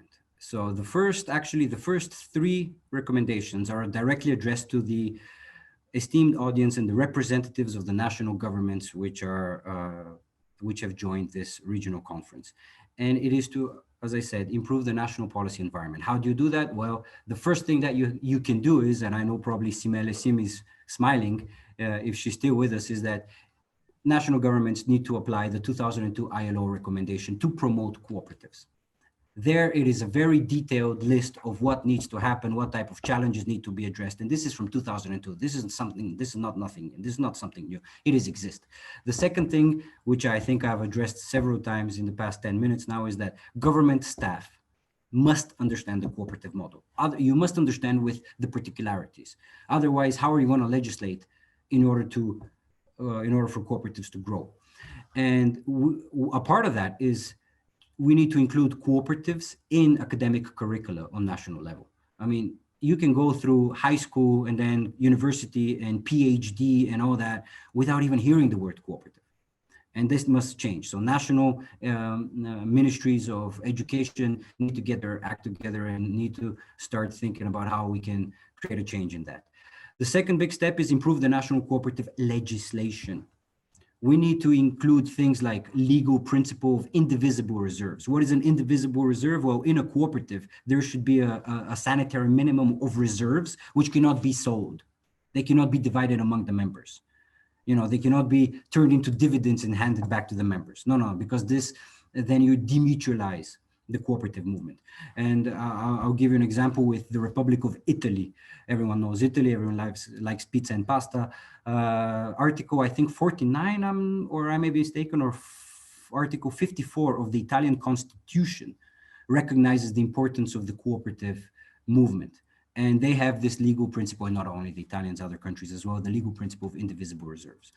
Then, of course, we must legislate for capital raising instruments. It must be made easy for a cooperative startup, and not only a startup, any cooperative, to go to a bank, not only a cooperative bank, and get funding according to their specificities. It must be made easy, just like this with a snap of fingers.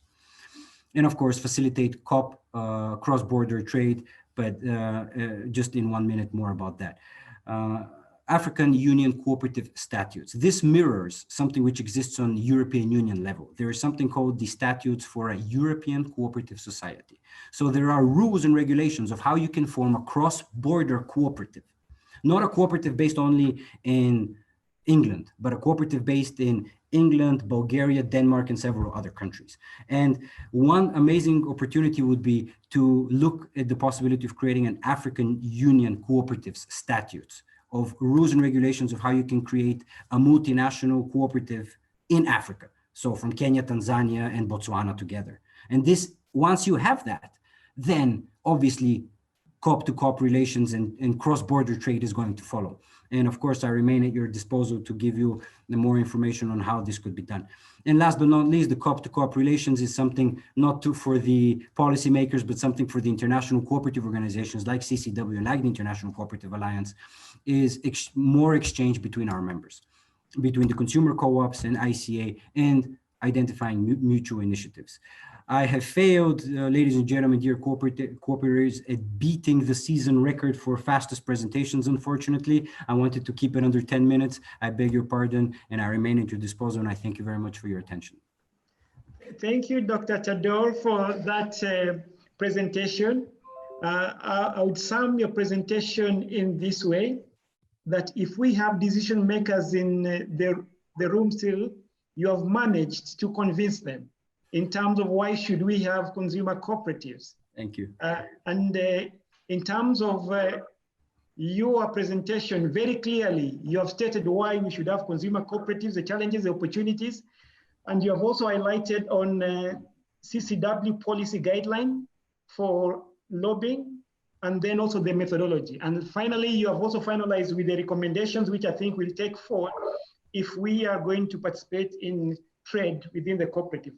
Lastly, in terms of our presentation in this section, we are going to have the last topic on cooperatives and ITC for impact in Africa, which we are going to be taken through by Ms. Anna Chepaz, who is a Chief of Institutional Strengthening Section of International Trade Center, ITC in Geneva. A team of experts deliver trade and investment impact for good by helping business support organizations improve their performance and better service SMEs. This includes working with co-ops to support them in their role of providers of service and solution to their members. Previously, during her 4 years of experience in New Zealand Trade and Enterprise, NZTE, as well as 9 years in shipping and export manufacturing, Anna Chepaz has helped hundreds of companies to meet the challenges of internationalization. Her role with the NZTE includes sector leadership, grant programs, account management, senior trade, investment, and diplomatic role in North America, Europe, and Middle East. Ms. Chepaz holds a master's degree from the University of Auckland and Bordeaux, and a certificate from MIT Sloan in corporate strategy and change leadership. She has also been trained in balanced scorecard, general management, projects and program management, design thinking, lean manufacturing, and executive coaching. She has a New Zealand and French citizen and is married with 2 grown-up children. So welcome, Madam Anna, to lead us through. Thank you very much. I hope you can hear me all right. It's really an honor to be considered one of the partners of ICA. So thank you very much for including us in this conference and for allowing us the opportunity to hear all the other great speakers. I'll also try and be quick. I'm hoping by the end of this quick presentation, you'll know a bit more about what ITC is doing, particularly what we're doing in the context of the African Continental Free Trade Agreement, how we work with co-ops and why we value so much our work with co-ops, and in particular, some of the approaches we are doing at the moment in terms of assessment and capacity building for co-ops. So we can switch quickly to the 3rd slide now, please. Quick introduction to ITC. We are been established for a long time, since 1964. We're based in Geneva in Switzerland. What is a bit unique about us is that we are the only organization that reports both to the WTO and to the UN. So we are a bridge between this goal to globalize, but also to the UN goal that globalization should be done in ways that benefit everybody, in ways that are fair and inclusive. The next slide, please. Our focus at ITC is to work with small businesses, with micro, small, and medium-sized enterprises, and we work with them in 3 domains. Firstly, we try and improve the policy environment, and we work with the supporting ecosystem, and we work with them directly to make them competitive in global value chains. And of course, the overarching goal is to contribute to the Sustainable Development Goals that you can see outlined in that slide. If we go to the next slide and talk about how we're currently involved in the African Free Trade area, this is something that is of great interest and importance to us. We're very enthusiastic to see this, this progress being made towards regional integration at a time when other parts of the world are becoming less integrated and more protectionist. So we are very optimistic about the effect that this agreement will have for trade and for small business in Africa. We are working at 3 levels. Firstly, at the macro level. So we're working on national strategies for the implementation of the agreement. We are setting up a trade intelligence observatory, which will help provide trusted and reliable data to help us map the changes that are taking place. We're involved in public and private dialogues to address and improve the environment to support the regional integration. At the meso level, we're working with the business support ecosystems, the business support organizations, incubation centers, women's business organizations, chambers of commerce, trade promotion organizations, investment promotion agencies, etc. And at the micro level, we work very closely along value chains to develop those across borders. We help build productive capacities. We help develop and disseminate training modules. And we do a lot of work around e-commerce to make sure that this is a viable way of creating trade across Africa. Within Africa, co-ops are very important to our work. We see them as very strong institutional actors, but also as direct businesses. So they have this hybrid role that we'll talk about in a minute. Their model helps them to be resilient in a crisis. And of course, this is really important right now. Why are they resilient? It's because of this trust that we heard about just in the previous speaker. It's because of this connectedness, the ways in which you are close to the communities and the quality of the relationships that you have with each other. So because of this resilience, we see co-ops as helping us to achieve scale and numbers because of that resilience and because of your large membership. This scale means we can deliver value for money through our projects when we work with co-ops. And the fact that you are so close to your communities means that we get much better insights into our project design and a much better link for measuring our final impact. So we see co-ops as having a real potential to create a multiplier effect and that SDG impact that we're after, because also of your commitment to sustainability, to that radical transparency that was referred to that commitment to your principles, and that comment from Dr. Todor about going beyond the rules and holding yourself accountable to a high standard. So all those things are incredibly aligned with what we seek to do, and we see you as important multipliers for the work of the UN. Going back to this idea of the hybrid approach, which I understand has been referred to already in the sessions today, co-ops are business actors as well as institutional actors, and we work with them along both these domains. So as business actors, we help them to add value to their products, to try and overcome some of the problems that we heard referred to in Korea about the smallholders who can't break into those export markets. What we try and do is help them add value, help them meet standards, and to allow them to break those export barriers.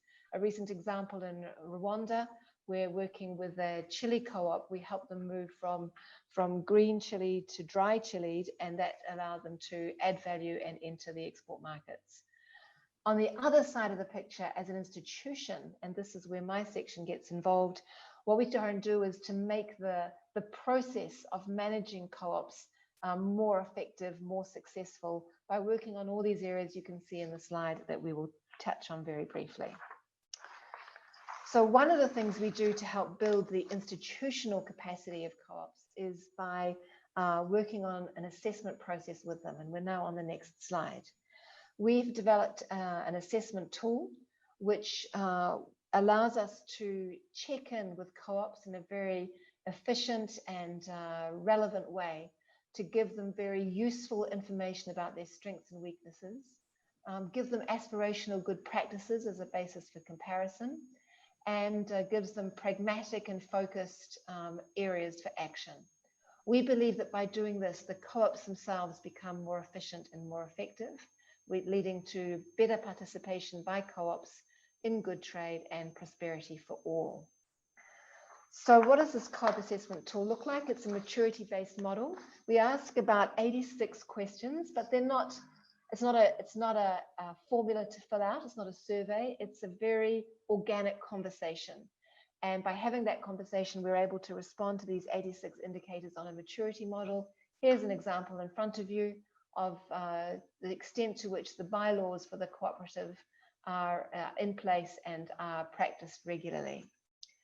The next slide shows us that once we've asked those questions and got those answers, we group them into 4 areas of capacity, which is about the connectedness, the capability, the level of resources, and the reliability of the co-op. And this allows us to come up with some very specific recommendations. The co-op can benefit from a very visible and shared graphical view of the result. This assessment then leads us to the capacity building, and we're able to work alongside the co-ops in the field to map the ecosystem that they work in. So identifying all the different actors, making sure that they are well connected, and looking for gaps and overlaps in the service offering. We also work on strategy development and implementation. The next slide shows you how we provide technical assistance to cooperatives to help them describe a long-term vision and define a work plan. This is done using local partners or local or national consultants. Thirdly, we help them work with effective governance structure. So mainly through training and a coaching program. And of course, what's important here is we align the work we do in this area with the foundational principles of co-ops. So this is completely reinforces the ways in which co-ops have been designed in the first place. Fourthly, we look at member management. We want to promote an effective member management in cooperatives. And again, it's mainly about communication, information sharing, trust building, record keeping, grievances, and improving the service offering. Fifthly, we work on leadership and management. We want to build the confidence and the capacity of the leadership team that is supporting the co-ops and the federations. We look at leadership roles, succession planning, how to make sure the electoral process is transparent, stakeholder analysis, and results management. And just finally, to cover off with you a few of the lessons we've learned, what we've seen from this approach so far. This is and still new for us. We've done this work in the Gambia, in Zambia, in Tanzania, Uganda, having tested it in India. We've seen that the common strengths, and we're now on the next slide, please. The common strengths are a lot of motivation, really motivated members, particularly those cooperatives that are led by women. There's good basic governance mechanisms in place, particularly the bylaws, and this is because of the co-op principles that are being used. We see highly committed leaders who understand that this is not about a quick profit, it's about long-term growth and sustainability in the community. And we see recognition and credibility of the co-op model. Common challenges across the co-ops we've worked with are this limited communication and membership management. More can be done to really benefit from the strong relationship that can be built. We do see a lack of long-term vision and planning. We see a bit of a lack of confidence by the leaders in terms of negotiation skills, presentation skills, and we see a challenge in just basic management skills, including results and resource management. But in terms of the opportunity in Africa, there's definitely complementarity among cooperatives across Africa to work more together, as has been stated, and the ability to do business together within the value chain and to learn from best practice. We really see a curiosity and a willingness to engage in peer-to-peer learning, and we hope that our global footprint will allow this to take place. We also have noticed, and this is relevant to the comments from Siva at the beginning of the session, that where there is a strong co-op federation in place, it really does increase representation and supports capacity building interventions through the mentoring and coaching, through the information sharing, through the access to the training programs, advocacy, strategy development, and access to finance and funding. So I'm going to stop there just with a summary comment to say that, you know, the free trade agreement in Africa is important, and to ITC as well as to everybody that's supporting it in Africa. Co-ops are important, and co-ops in Africa are an important role to play within the free trade area. Personally, my team, we're on this ambitious learning mode. We're very open to working with anybody in the room. We've already heard some exciting things today that are going to spur us on to building some of these ideas into the work we're doing. We can assess the cooperatives, we can build capacity, we can share good practice, we can connect co-ops to each other, and we're working much more on how we can improve your access to international markets. So please feel free to get in touch. You have my email address there, and I'd like to thank you all for the opportunity to contribute. And I think I got the world record for the fastest. Thank you, Anna. Thank you, Anna, for that presentation. Being the last presentation, you have summarized really what the role International Trade Center does, and appreciating the role that cooperatives can do in terms of doing trade. Because of time, I've also perused through the chat. There appears to be no questions directed to the panelists. So, and we still have 3 panelists on board, and I'm very happy that they are still on the screen. So I would only give you 1 minute to say a parting shot before you leave. I'll start with whom? Anything to say as a closing remark? Thank you for giving me another chance. And there is a mention about the cash crop price. I think it is important to have a local level, village level cooperatives development, but also it is important to have a national level corporations to compete with the big players in the market. So I think I'd like to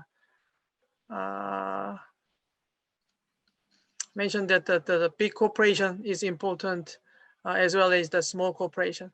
Thank you. Thank you. Dr. Tador, any parting shot, or he left? Then back to you, Anna. Don't feel it's fair to have a second go so soon, but I do want to thank you all, and to reinforce the role of International Trade Center and our interest in helping cooperatives, both as businesses, helping them to trade, and as institutions because of the role they have to provide services to their members. So thank you very much for the opportunity, and I wish you all the very best. So yeah, I'd like to close the session by taking this opportunity to thank the 4 panelists. That is Ms. Reme, Mr. Hung, Dr. Tador, and Anna for a good presentation. Back to you, Professor. Okay, thank you very much, Mr. George Onyango, for taking us through that session. And we have really had very wonderful presentations. I wish to now welcome us to the session where we shall be receiving country reports. This session is going to be very brief because of time. We are already very late in our schedule. It has been very interesting, but it has gone beyond the time which we had anticipated. So we'll kindly plead with the presenters to be very brief. We had given them 10 minutes, but we have cut down this to 6 minutes. So please try very much to keep within that time. We are having 6 countries presenting. We'll start with Ethiopia, followed by Lesotho, Botswana, Egypt, Morocco, and South Africa. But before I call them, I just want to mention again that we are thanking our sponsors. We mentioned we have the various sponsors as indicated on our screen. We effect as the platinum sponsors, the gold, the Indian Farmers Fertilizer Cooperative Limited, International Fund for Agricultural Development, IFAD, Consumer Cooperatives Worldwide, CCW. Silver sponsors are Africa Prudential Nigeria, Central Cooperative Union of Bulgaria, AWACS SACCO from Ethiopia. As bronze, also as bronze, we have the General Authority for Construction and Housing Cooperatives, CHC Egypt, Cooperative University of Kenya, CIC Insurance Group Kenya. As general sponsors, we have the National Cooperative Housing Union, NACHU Kenya, Health Partners USA, Eswatini Farmers Cooperative Union, the ESWAFCU, and the Botswana Cooperative Association, BOCA. So now I wish to invite the presenter from Ethiopia to come over and give their country presentation, and please do not exceed the 6 minutes. Welcome.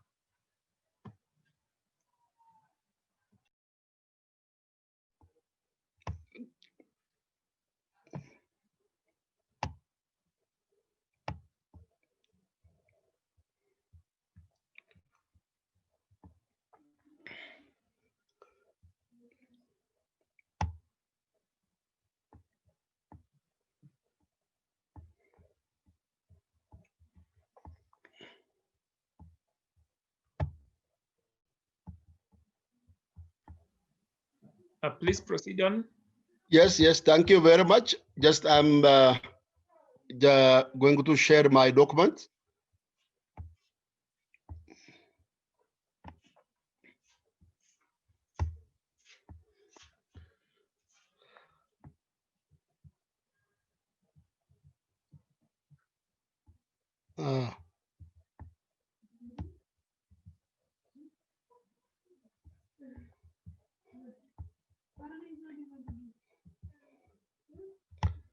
Can you allow me to share my document? Hello? Hello, doctor. Okay, we can request the host, Mr. Asira, to assist. Yes, I'm the host. Just I need the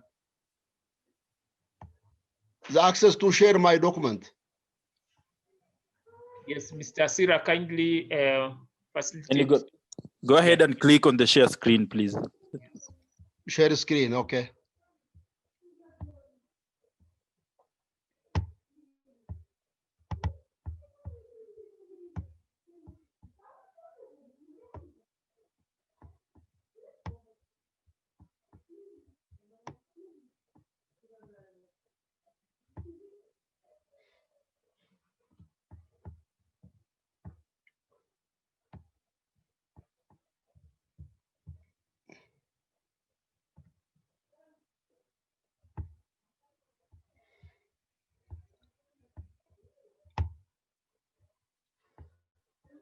I hope now it's done. Thank you very much for your just giving me this opportunity to present Ethiopia country report. I'm Osman Surur. I'm the Director General of Ethiopian Cooperative Agency.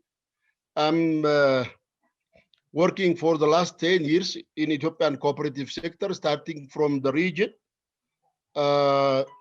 From one region I stay for 2 years, and at the federal level now I'm staying for 8 years. And just moving forward Ethiopian cooperative movement. Because of that cooperative movement, really we have achieved just a multiple of achievements in different aspects, like the number of co-ops, membership, capital, market share, and attention from the government and the stakeholders, even the community. It increases because of our continuous movement and communication, and to change about the cooperative, what cooperative is important enough for the community, especially we are agrarian country as a country, for Ethiopian agricultural sector development, cooperatives are really very important driving vehicles. But earlier there was a challenge because due to the previous regime, like people were linking cooperative with that of what we call socialism. So because of the last 7 to 8 years, national cooperative movement doing, and people's attention already now changing because of that reason. As I mentioned, number of co-ops, membership size, capital, saving mobilization, cooperative which are engaged in agro-processing and marketing, marketing both domestic and export marketing, job creation, and the competency of the cooperatives now, really they're in a better position. Now we are changing our direction to move forward our cooperatives, the other step level. Generally, Ethiopia now, we have around 92,000 primary cooperatives with all types of co-ops, 391 cooperative unions and 4 cooperative federations with 22.5 million individual members.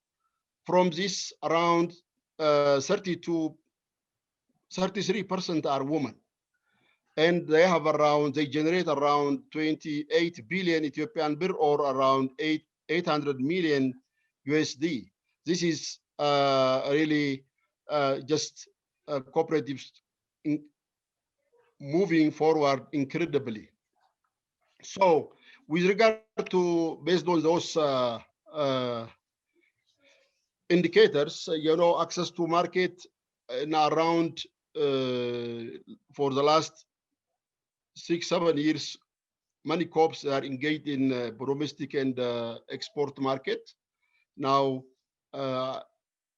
next we are planning to 200 cooperatives at international export market level, especially at 2030. And access to finance also, that's another one of Ethiopian cooperative challenge. Actually, other presenters also mentioned it. So in this regard, we are also working for to create access to finance, especially in the financial inclusion strategy, national financial inclusion strategy.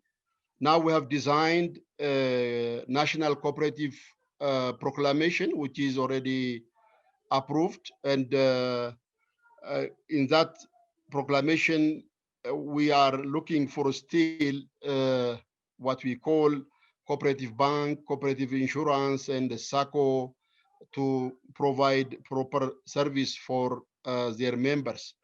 The other part, regarding the health service, not actually in so far we don't have, there is no health service cooperatives, but these days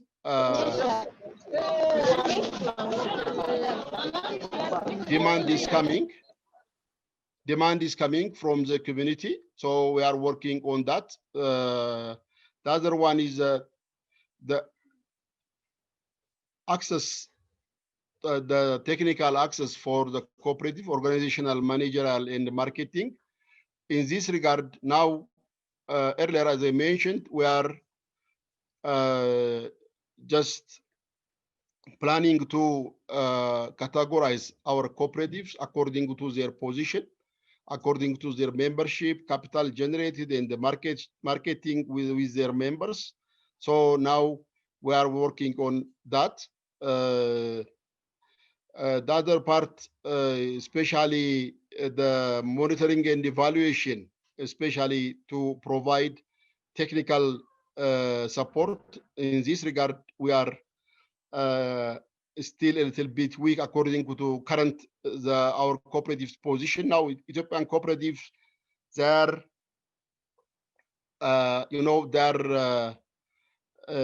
transacting around 48 billion Ethiopian birr. That means which is around 160 or 70 million US dollar. So that needs structural change, both structural change at different level and different working instruments like operational manuals, guidelines, and bylaw changing. So we are working in this regard. We evaluate properly, and we agreed to change and to work on these issues. Actually, today I gained a lot of good experiences from the presentations, especially from the CCC, from the international cooperative consumer cooperatives. So I think that would be fine for our next job. The other thing, the opportunities as the nationally we have is we are, you know, this Africa free trade area is really, which is good for our cooperatives to get better market, to have better bargaining power, especially we are according to our biodiversity. We have multiple of crops and animals. We are growing different types of commodities. So I hope these cooperatives can hasten our agricultural transformation and the sustainable development. The other part, the opportunity is a flexible and change agents. We have, you know, cooperative structure, government cooperative structure is from federal up to Kabale level. Kabale means the smallest government structure at the PA or at the village level.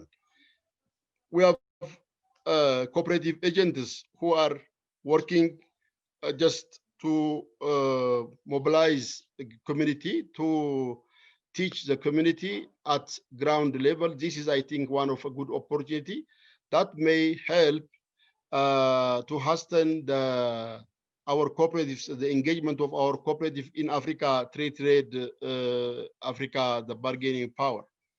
The other thing, a very important part is government and other stakeholders also committed to support this Africa common free trade area implementation is really promising, which is also one of the important thing for our country, even for Africa. The challenges what we have is according to the movement, you know, number of cooperatives in the last 7 years, you know, a tremendous changes come in different aspects. One is number of cooperatives. You know, 6 years ago, number of co-ops were 38,000. Now it is around 92,000.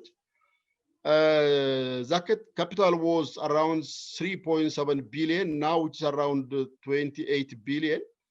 And the market share was almost negligent. Now it is around domestic market share, which is transacted by cooperatives, is around 15%.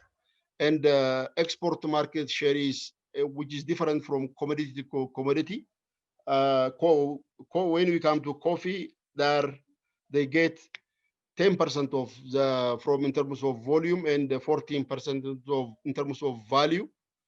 And number of agro-processing industries belongs to the cooperatives is around 1,000.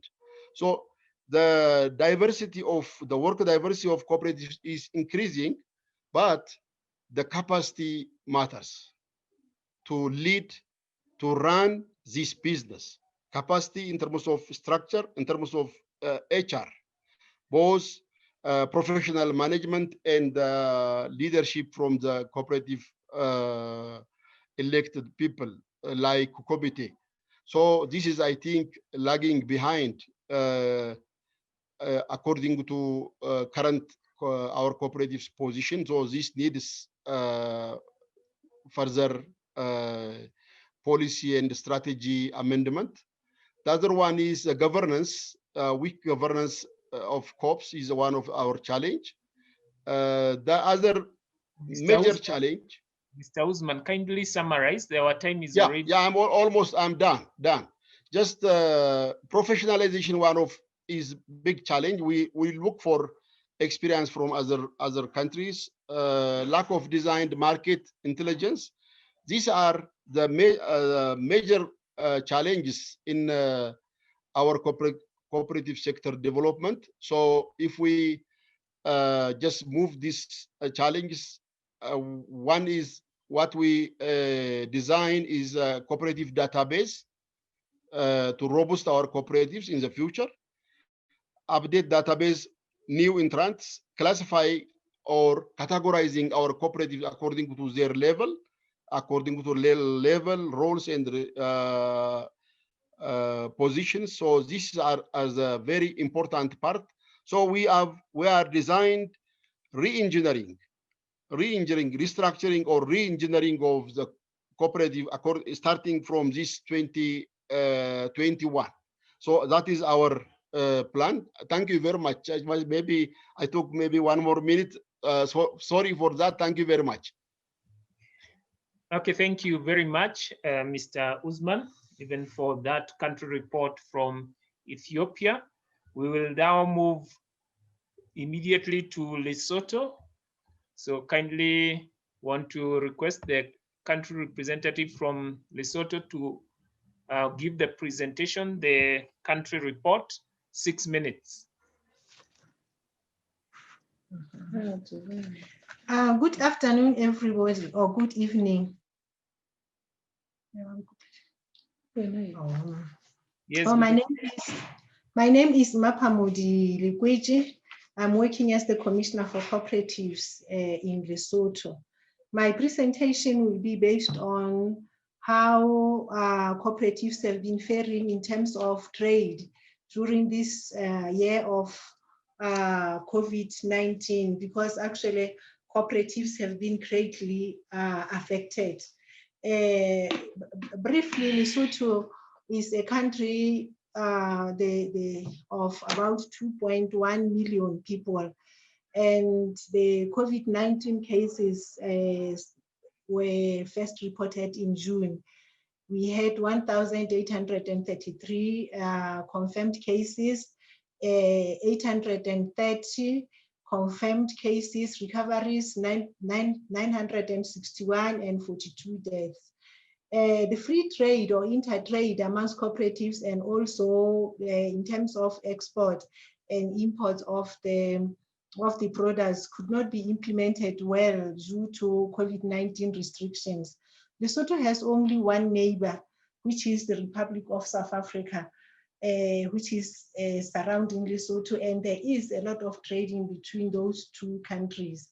But since the first COVID-19 cases were reported in South Africa in March, the borders for both countries were closed, they were restricted.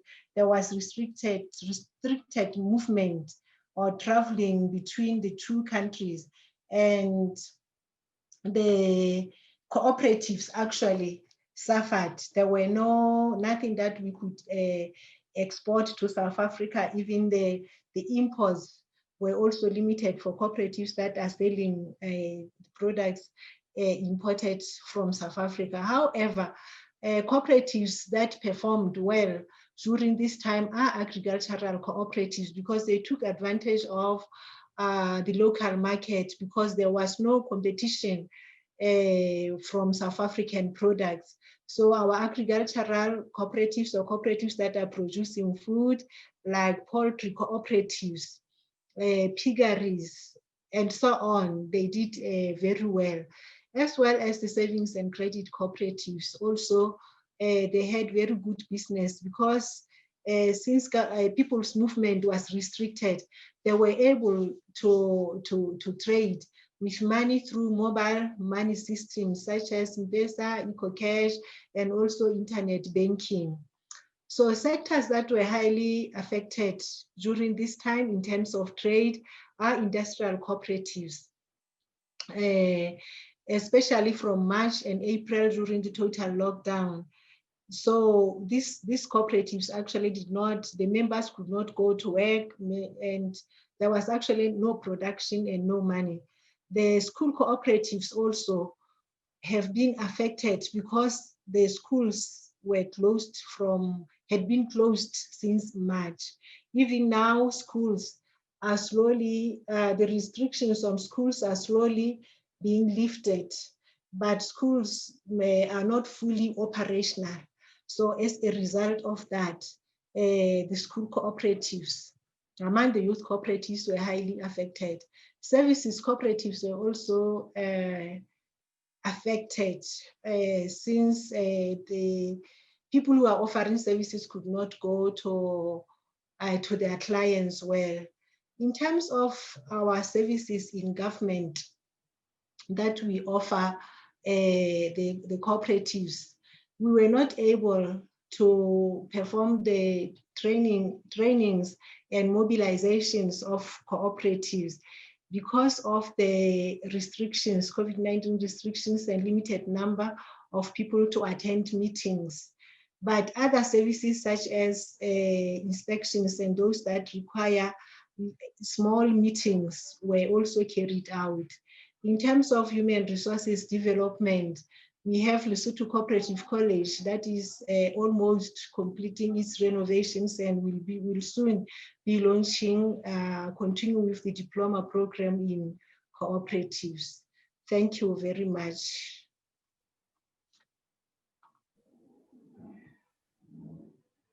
Thank you very much, Elizabeth, for your presentation and also keeping time.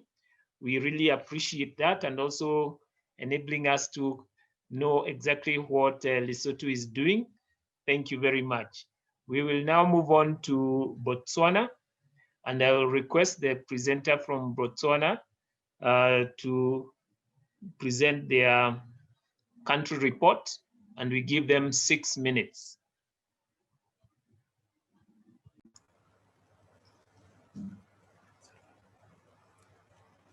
Good afternoon, Sir Moderator. Can you hear me? Yes, we can. Please proceed. Okay, this is Berenice Lorato Chikwakwa, Department for Cooperative Development. I'll straight away go to the report, starting with the first goal. We have a response under 1.113, which talks about a number of cooperatives, unions, federations producing or blending for or distributing fertilizers. There we have distribution is still at primary cooperative level. The next one, which is number 4, we've shown that we had some technical trainings to our agricultural cooperatives through the organization of Brazilian cooperatives. We also had our local enterprise give training and also incubation for the Masterminds Producer Cooperative, which is for the youth. We are also having the Japanese helping us under the World Intellectual Property. They are helping the basketry ladies at the northwest of the country. We also want to show that we had some help to improve on our farm technologies in the likes of efficient rainwater harvesting, drip irrigation system, pest control. The next one, which shows the number of international exports, import markets, we've shown that currently we do not have cooperatives trading in external markets. However, there's an ongoing project to assist basketry ladies in the Northwest, like I mentioned. Going forward, the volume of exports by cooperatives in international markets, well, we have none, but we anticipate that an increase in volume of exports in international markets once the projects that we've mentioned above is completed. Number of regional exports in import market linkages established by cooperatives. We have stock feed, fuel, consumer goods, and these are imported from Zambia and South Africa. The next one, which we have made some progress, is the national market linkages established by cooperatives. Most of our cooperatives take part in school feeding programs, food relief programs. There are huge sales. There was a huge surge in sales due to COVID-19, due to established relations between agricultural cooperatives and local authorities. And then the next one is volume of sales by cooperatives in the national markets is $30 million US. Government flagship programs support increased volumes on these. And then the next one where we also have something is the types and level of value addition by cooperatives. It is low, but we have a cooperative on grass harvesting and production of brooms, water bottling, packaging of beans from local farmers, production of jewelry from natural resources. We also have under number 2, the goal number 2, under the proportion of cooperatives with access to productive resources and inputs, we have grants from government is at 30%, grants from government agencies and other stakeholders, loans from government agencies. And then we have proportion of cooperatives with access to knowledge and opportunities for value addition is 10%. Masterminds, still the youth cooperative and our horticultural farmers marketing cooperative acquired knowledge for value addition and are yet to fully implement them through the programs that we mentioned. Women, number of women and youth with access to affordable financial services. While we rated 3 there, the cooperative benefit from national empowerment programs targeted to marginalized groups, which include women and youth and remote area dwellers. Proportional of financial services products offered by cooperative banks.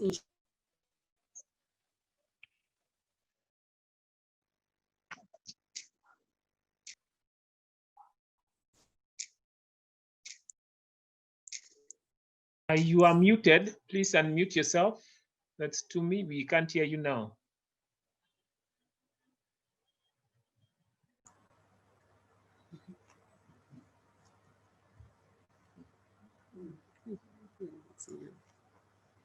Okay, sorry about that. I was saying the proportion of financial service products offered by cooperative banks, insurance, etc., is 85%.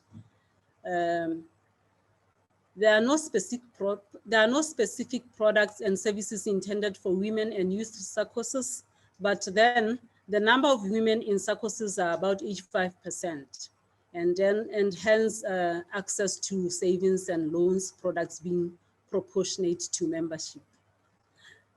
We also have under the number of new funding products by cooperative institutions, the circuses diversified their loan products to include tourism, education, property development, etc. The next one under goal number 5, we have the number of technical training workshops held targeting cooperative leaders. We had some for board orientations, member education, cooperatives revival, workshops, management and staff. You know, the revival ones are targeted for the agricultural production, dairy productions. We also have the number of organizational managerial training workshops held targeting cooperative leaders. We had the anti-money laundering and the counter-terrorism financing, etc. Those were geared towards compliance. We rated ourselves 5 because that's what we've been concentrating on as a country. The number of marketing training workshops held targeting cooperative leaders, well, the rating there is 2. Training done for agricultural cooperatives, like we mentioned, we now want to produce at large scale and for food security. Existence and adoption of policies to attract and retain skilled and high-level manpower in the cooperative movement. Some of the cooperative societies developed conditions of service, employees, governing employees. Summarize, eh? Yeah. Pardon? Kindly Pardon? summarize. Yes, okay. I think we also had ACOSCA helping us on other issues. The dollar value for financial and technical assistance is US 200,000.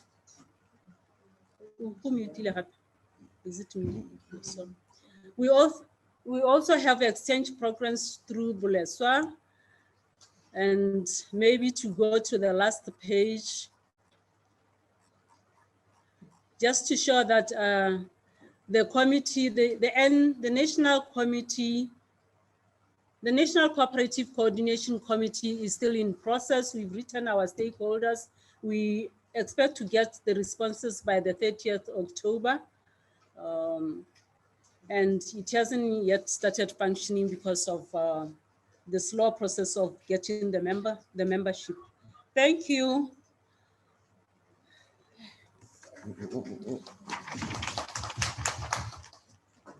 Okay, thank you very much to me for that presentation from Botswana on the various initiatives that are going on there. We really appreciate. We'll now move on to Egypt, and I'll kindly request the presenter from Egypt to make their country presentation. Welcome. Good afternoon, ladies and gentlemen. Cooperative greetings from Egypt. I am Dr. Hossam Rezk, Chairman of CHC Cairo, Egypt. It's my great pleasure to attend this important conference and webinar as a representative of North Africa Sub-Regional Office of ICA. It's a good chance on behalf of Egyptian cooperatives to thank ICA Global Family and President Dr. Ariel Kwargo, as well as ICA-African Family and the President Mr. Javis Magumer and Dr. Shiogo Siva for their continuous help and support. I also congratulate our cooperative colleagues in North Africa countries for the agreement of ICA-Africa to establishing the North Africa Sub-Regional Office headquartered in Cairo. We have almost finalized all the required steps according to the TOR. We are looking forward to sign the agreement of establishing the headquarter office in Cairo, hopefully by the end of next month. Now I will start a short presentation about CHC cooperative projects in Egypt that we want to share our experience with all our African cooperative colleagues.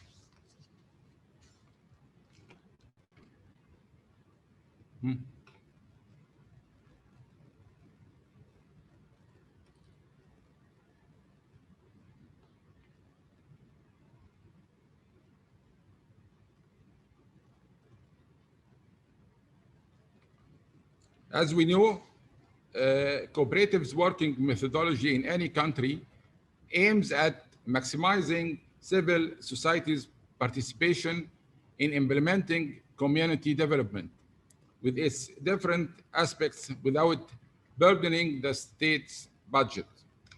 In Egypt, CHC leads the cooperative housing system by providing guidance and creative solutions that allow such significant sector to implement cooperative housing projects in all governorate of the state.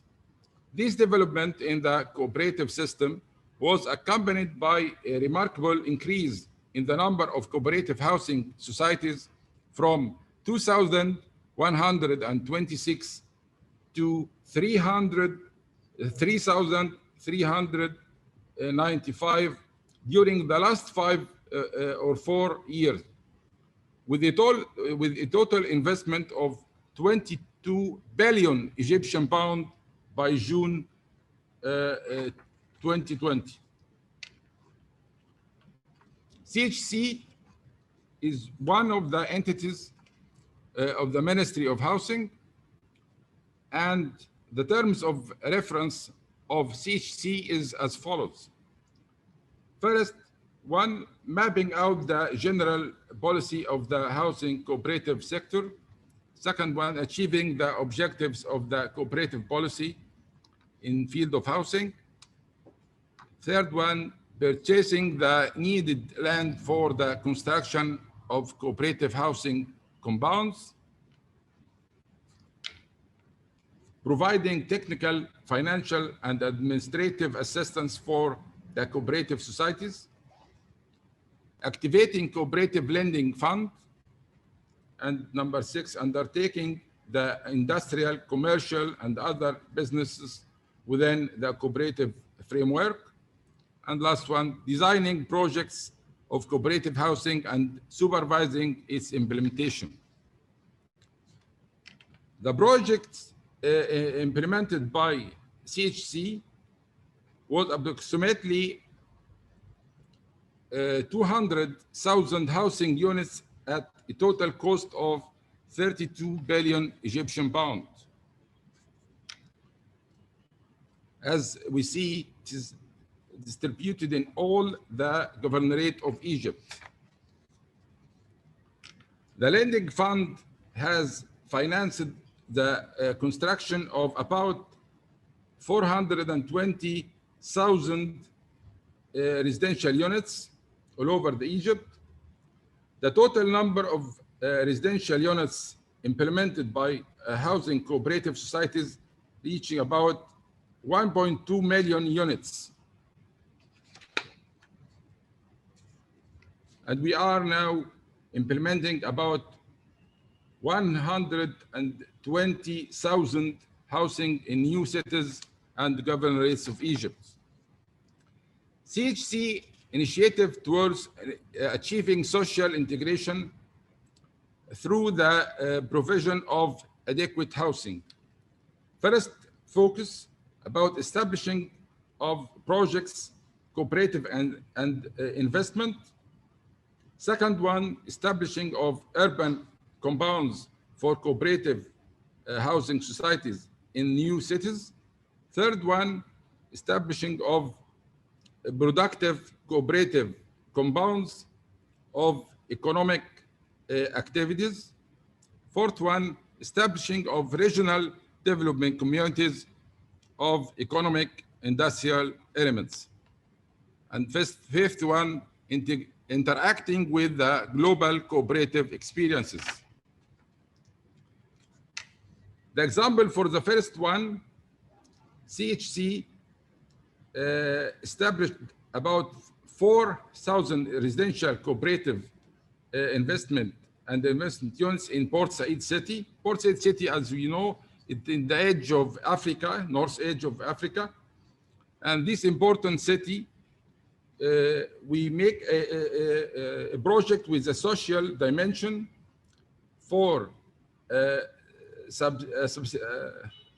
subsidizing the cooperative housing value by anticipated return of selling the project's investment units. And we'll see the master plan of this project. And in that project, we provide subsidized through the sale of the project's investment elements and units at 2,000 Egyptian pound for a meter. It means about 200,000 Egyptian pound for a flat of 100 meter square area. Moreover, a cooperative loan of Egyptian pound, about 50,000 Egyptian pound at subsidized interest rate of 5% only if afforded for such units and with affordable payment system reached 30 years. this perspective for the investment part of this project for the food court over the main street. And this another one for the already implemented towers for the investment and cooperative housing units. It is a huge project. The second one for establishment of urban compounds for the cooperative housing in the new cities. CHC provides plots of land for the cooperative societies in the new cities at 25% to 50% discount below market value for the purpose of establishing modern cooperative housing compounds, and make a planning and designing the full project and division of the same into plots of land from 2 to 6 acres. Make a designing and implementing the major infrastructure for the full project and designing the residential models for the buildings. Designing required implementing an area for the common or required services.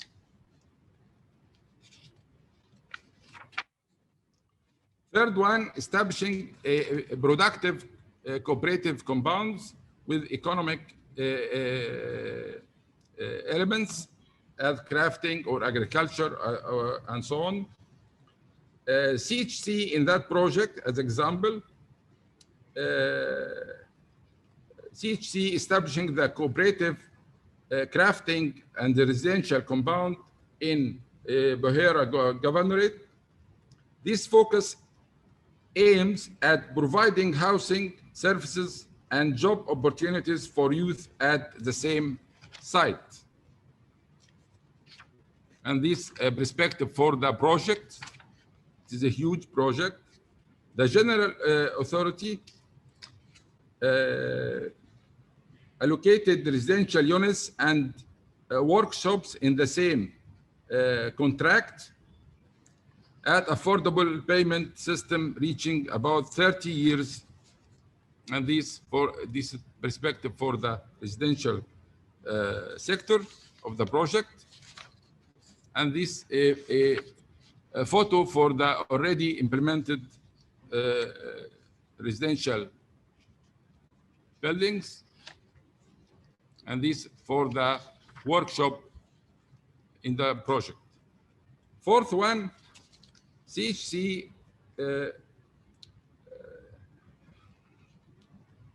make a development of the new AfCFTA city, which has been designed to CHC by presidential decree with a total surface area of 26,107 acres for the establishment of the regional development community. And this example, summarize. Okay. Yes. And this is a model for these designs for this area. And it contains also the international marble city. And last one, interacting with the global cooperative experiences. And we held the third international conference for cooperative housing in Cairo in last December. This conference was attended by the delegations from 52 countries and international organizations. As we see, our president of ICA and president of ICA-Africa and the general director and the president of Cooperative Housing International. Okay. It is very good chance to interacting with all experiences all over the world.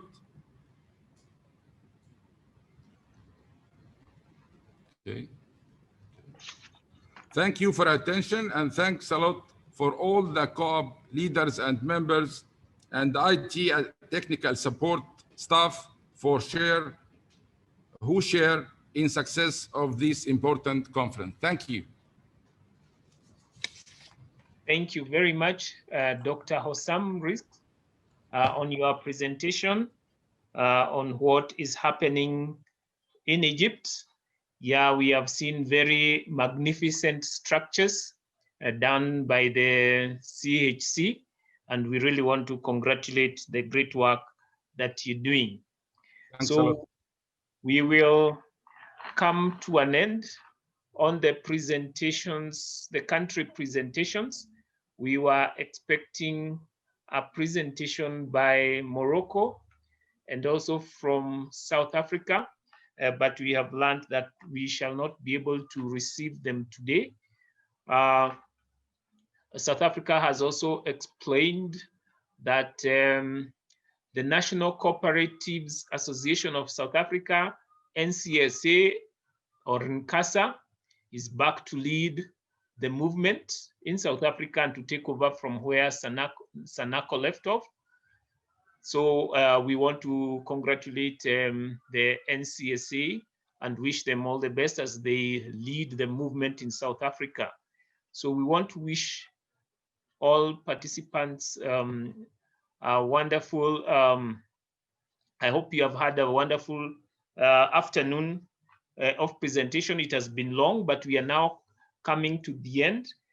Before we conclude, we will be having a brief session where we'll be having conclusions and recommendations presented, and Dr. Rose Karimi will take us through, and then I will invite Dr. Sifa to make the closing remarks. So Dr. Rose Karimi. Thank you, Professor Ngamau, for sticking to the end. Eric, could you share the screen, please?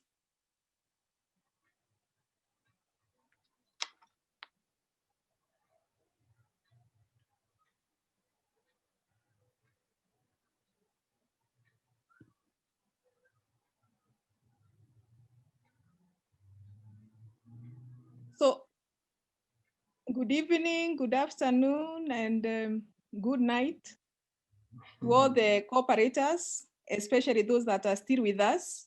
It's been a struggle since 1 o'clock, so we really appreciate it. We are straight away going to the resolutions, so I will not go to the summaries, but before that, I would like to say that we, the ICA-Africa members, partners, government representatives from all over the world, we have had 48 countries represented, ranging from Argentina to Zimbabwe. We, today on the 15th of October, 2020, gathered here via Zoom online to deliberate on how cooperatives in Africa could foster the implementation of the Africa Continental Free Trade Area under the theme, Fostering Implementation of the African Continental Free Trade Area. Eric, could you increase the size? So here are the resolutions.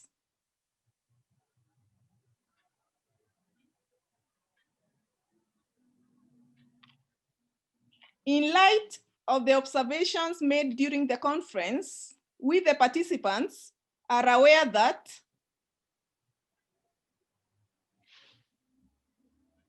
increase the font, please.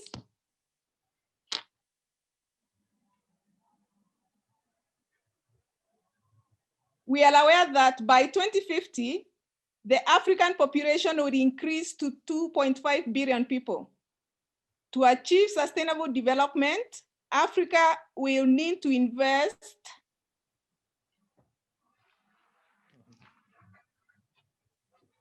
in sustainable transformation of its economy and the cooperative model, which brings people with common inspirations and goals, shared pools and capital to achieve economies of scale, presents an enormous potential in inter-Africa trade. Now, recording that Africa is one of the world's largest free trade area in terms of the number of countries, covering more than 1.2 billion people, with a combined GDP of more than US dollars 3.4 trillion. Yet, inter-Africa trade is only 2%. The Africa Free Trade Area creates a single continental market for goods and services. This represents a great opportunity, such as the reduction in tariffs, better coordination within the supply and demand chains, improvement of agricultural value chains, benefit from economies of scale, and access to cheaper and intermediate inputs. Yet, the African cooperatives have not positioned themselves to leverage on the opportunities presented by this free trade area. Recognizing the immense potential cooperatives have and the important role they play in democracy, economic growth, and ability to create a multiplier effect by providing sustainable livelihoods and associated benefits of education, health, gender mainstreaming, among others, to the community. For example, in domestic markets, which are demonstrably in short supply of many fresh food products, which could be supplied by local cooperative producers. This is the easiest market to access for agricultural cooperatives, as import replacement and food and nutrition security are critical issues for the region, and the main competition currently arises from imports into home markets. In intra-Africa markets, various options for cross-border trade are available, especially in light of the Africa Continental Free Trade Area. Strengthening inter-regional trade has been part of the regional integration agenda for the Africa Union. In terms of exports, fresh food produce, such as fruits and vegetables, are in high demand in global markets, which are typically served by multinational supply chains. For high volume cereals such as wheat, corn, and others, the global market is dominated by 4 or 5 farms, and cooperatives can be a part of this great opportunity. Honoring the efforts made by the 54 member states of the Africa Union in establishing the Africa Continental Free Trade Area, and the support of the civil society, private sector, cooperatives, and development partners in the implementation of the Free Trade Area Agreement. And also we honoring the cooperative departments of the government departments of cooperatives in supporting cooperatives in contributing to the implementation of the Africa Continental Free Trade Area.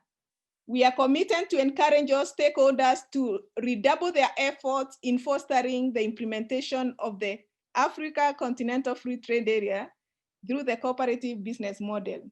We do hereby call upon governments to go beyond issue policy making and develop strategies for implementation of policies, as well as recognize and involve other actors, such as civil society, stakeholders, and cooperatives in policy formulation and implementation of the Africa Continental Free Trade Area.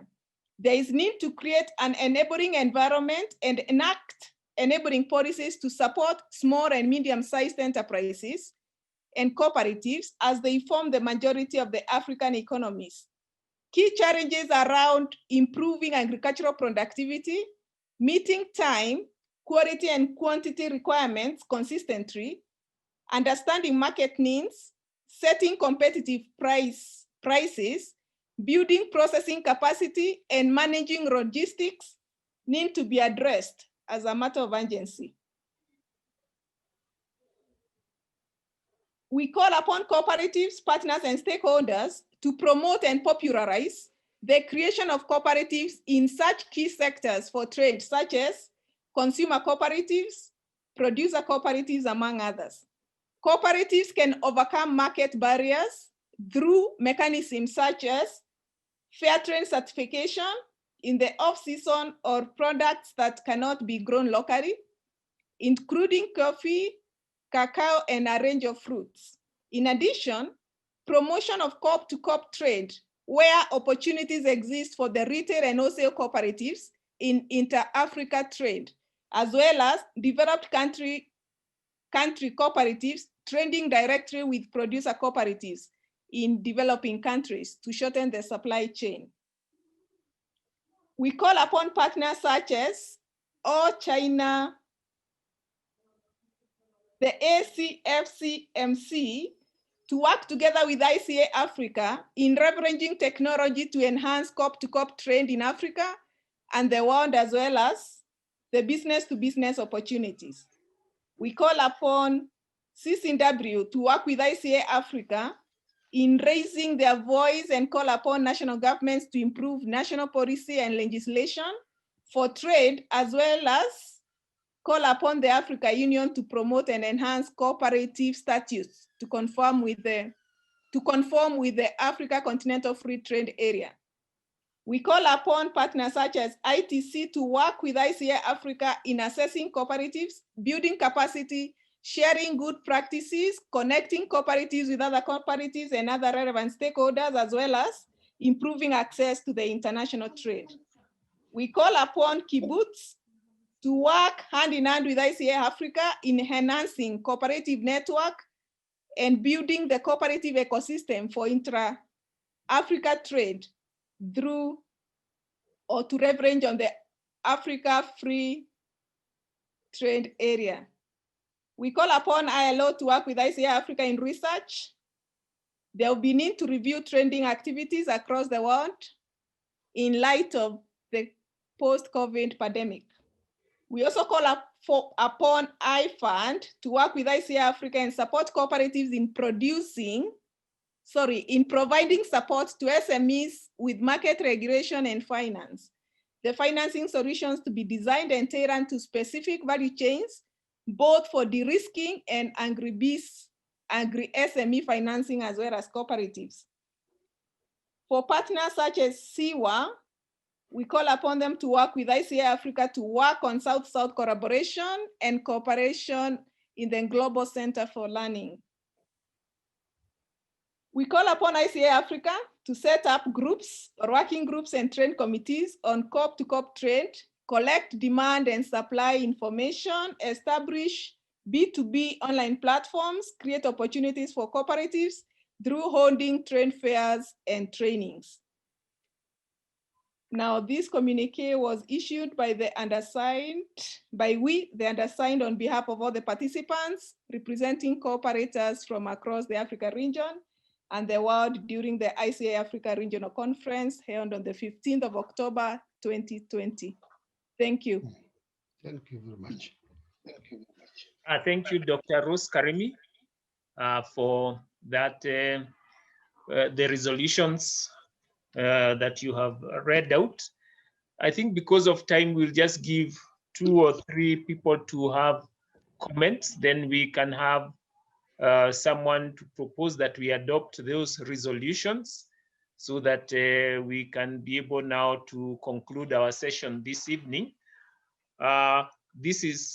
We need comments as to whether this captures what has been deliberated upon and the way we wish to move forward as the cooperative movement in Africa.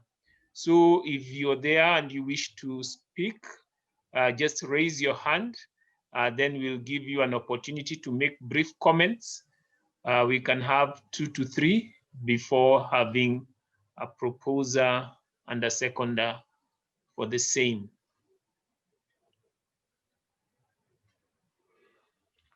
Yes, I can see Tresia Alex Chitumbi will be the first. Is there somebody else?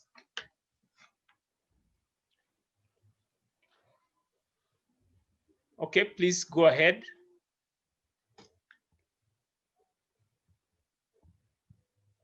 Alex Chitumbi, Tresia Alex Chitumbi, please make. Hello. Hear me? Yes, we can hear you. Hello. Yes, we can hear you. Go ahead. I just want to see ICA-Africa and ICA Global this presentation which we have, a lot of learning from us as a cooperatives who present as well as they done. As a community, I can say that we need as a cooperative among cooperatives make that result happen.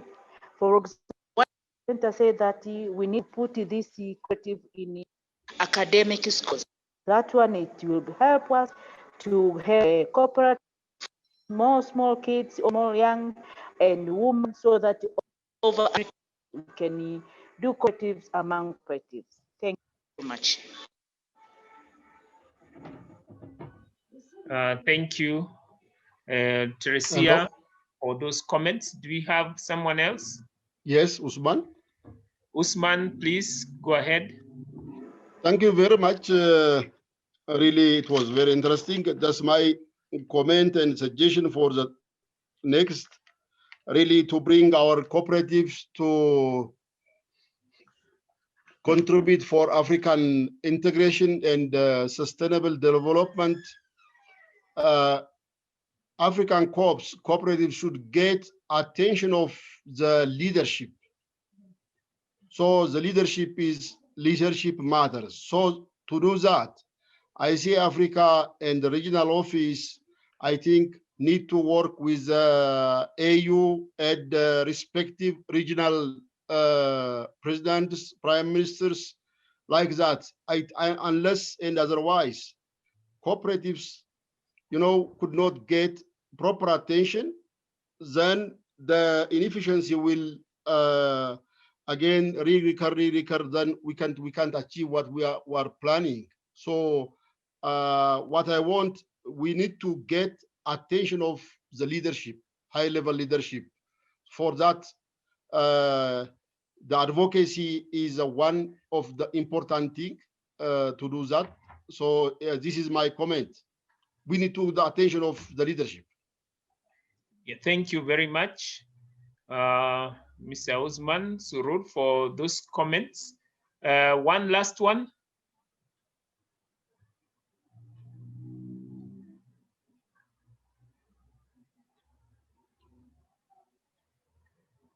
Okay, if we don't have any other one, I want to appreciate Teresia Alex Chitumbi. She talked about the importance of training in order to build the capacity for the young people in cooperatives. And Mr. Usman Surur has talked about integration and sustainable development and the importance of being able to bring in leadership in the African Union and the respective regional leaders. The last comment I'll give to Nobusi Yvonne Gozongo.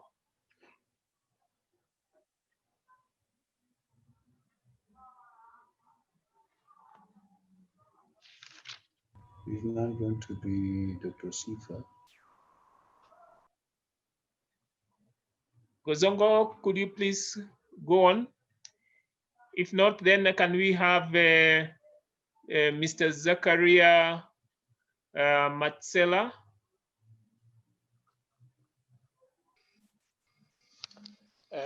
Thank you, Chairperson, and fellow cooperators around the globe.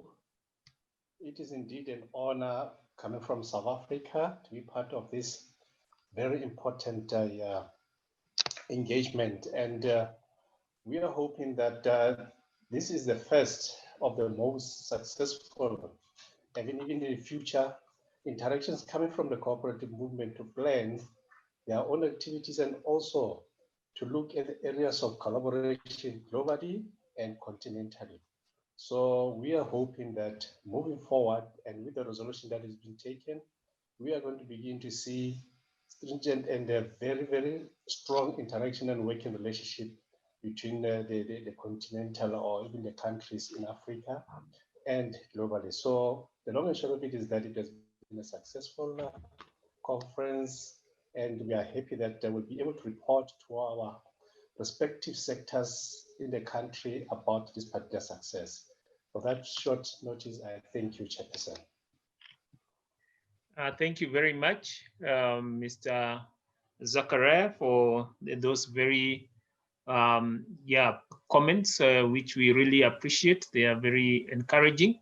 So I wish to now request if we could have someone to propose that we adopt the resolutions that were read out to us, and with the incorporation of comments from the members.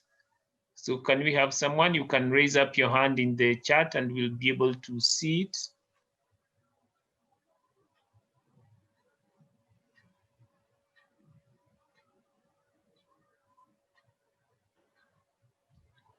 Yeah. Someone to propose?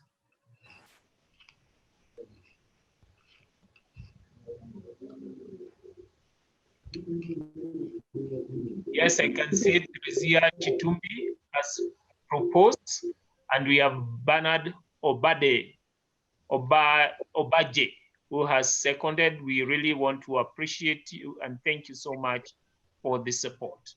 So I want to now bring this session to an end. It has been a very long session, but thank you for sticking to the end.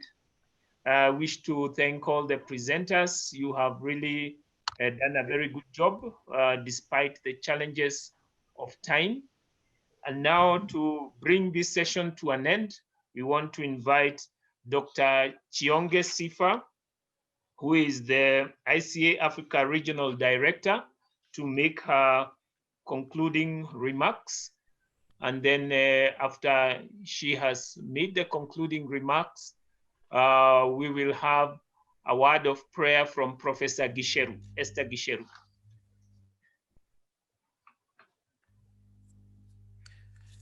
Yeah, thank you very much once again. I think we can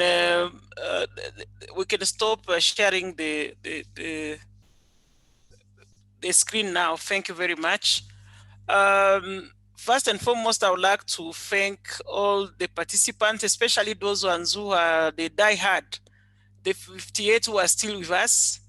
We started with more than 100 participants, but for various reasons I've already dropped off the meeting.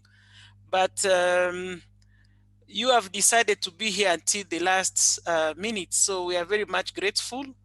And would like also to once again thank the speakers, the moderators, the team technical committee, which has worked behind the scene for many months, and for the participants also for their availability, for making this the very first online meeting successful. I know time is not on our side. I would like to comment on the issue of the African Union Cooperative Statutes. For some of you, you already know that we are engaging with the African Union and we are working on the cooperative African cooperative model law with the African Union, one of its commission. And once that project is done, definitely it will pave the way for that statute, the African Union Cooperative Statute we are referring to. And definitely will enrich the discussion that we are currently having with the African Union with these meeting resolutions or comments or discussion that we have had today. But I wanted just to assure you that yes, indeed, we are already talking to the African Union, and we are in the process. In fact, we have a draft African cooperative model law, and in due process, definitely it will come to you for consultations so that you can add, delete, or reshape the thinking before it can go through the process of approval up to the head of states. But the process is on course. I would like also to tell our members that tomorrow, please remember, we have our General Assembly, which will start tomorrow at 2. It will only be for 2 hours, so please be on time and make sure that we are there so that we can also do other statutory meetings. This is for our members, both full and associate members, as well as government officials usually who attend as observers. And and also all those ones who have received the invitation so far. So the confirmation will be sent to you immediately after, I think, this meeting, so that you can have your links for tomorrow's meeting. Once again, I'm really very much happy to say that this must be the last, tomorrow must be the last major events that we might have at Continental level in terms of activities for this week here. It has been a very challenging year, but also full of opportunities. We have been we have explored other avenues which we thought could not work, one being the regional conference. And I'm very much grateful for all of you. The support, all our sponsors. Without you, I think we have made this particular day a wonderful day. We are very most appreciative, and we like to promise you that we shall continue delivering service to our members, and also the partnership that we have started with some of you and the others today. We shall continue exploring and making sure that it is mutually beneficial. So I think without taking much of your time, I'd like to once again say thank you, and have a wonderful evening, and good health and happiness. Thank you once again. Bye. So Professor Gisheru, kindly close for us with a word of prayer. Thank you, moderator. I think as we pray, I also join others to really say this is a wonderful session. So let's bow our heads and pray. Lord, our Heavenly Father, we want to thank you this evening for the good deliberations that we have had. Thank you, Lord, because even during this time of COVID-19, when we are going through very difficult situations, you have given us this opportunity and allowed us to be able to participate in a very important session that is going to be of good use and benefit to our African region. We thank you, Lord, because we don't take anything for granted, that we are all of good health. And for that reason, we have been able to be here together to participate and contribute to the well-being of our African region. Thank you, Lord, for the ICA Regional Office for being able to organize such a wonderful and successful session, and continue, Lord, blessing them, giving them wisdom, because they have a heavy responsibility to look after our region and give us guidance in the way we are going to work together, cooperating amongst our cooperatives.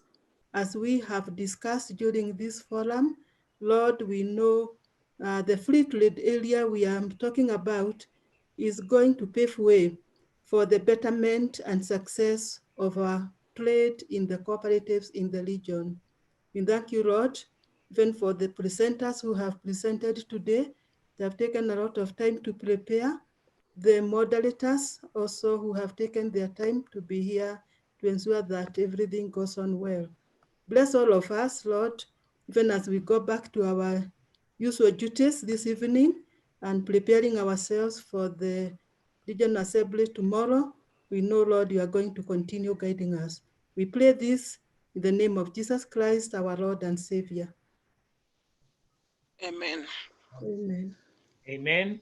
So have a blessed evening. We have come to an end of our session, and we look forward to the next meeting, which is the Regional Assembly, which shall be tomorrow afternoon. Have a lovely evening. Good night. Thank you.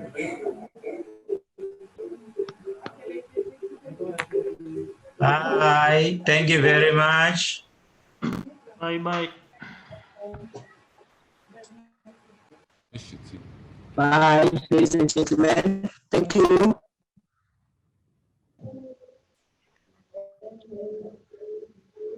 Bye-bye.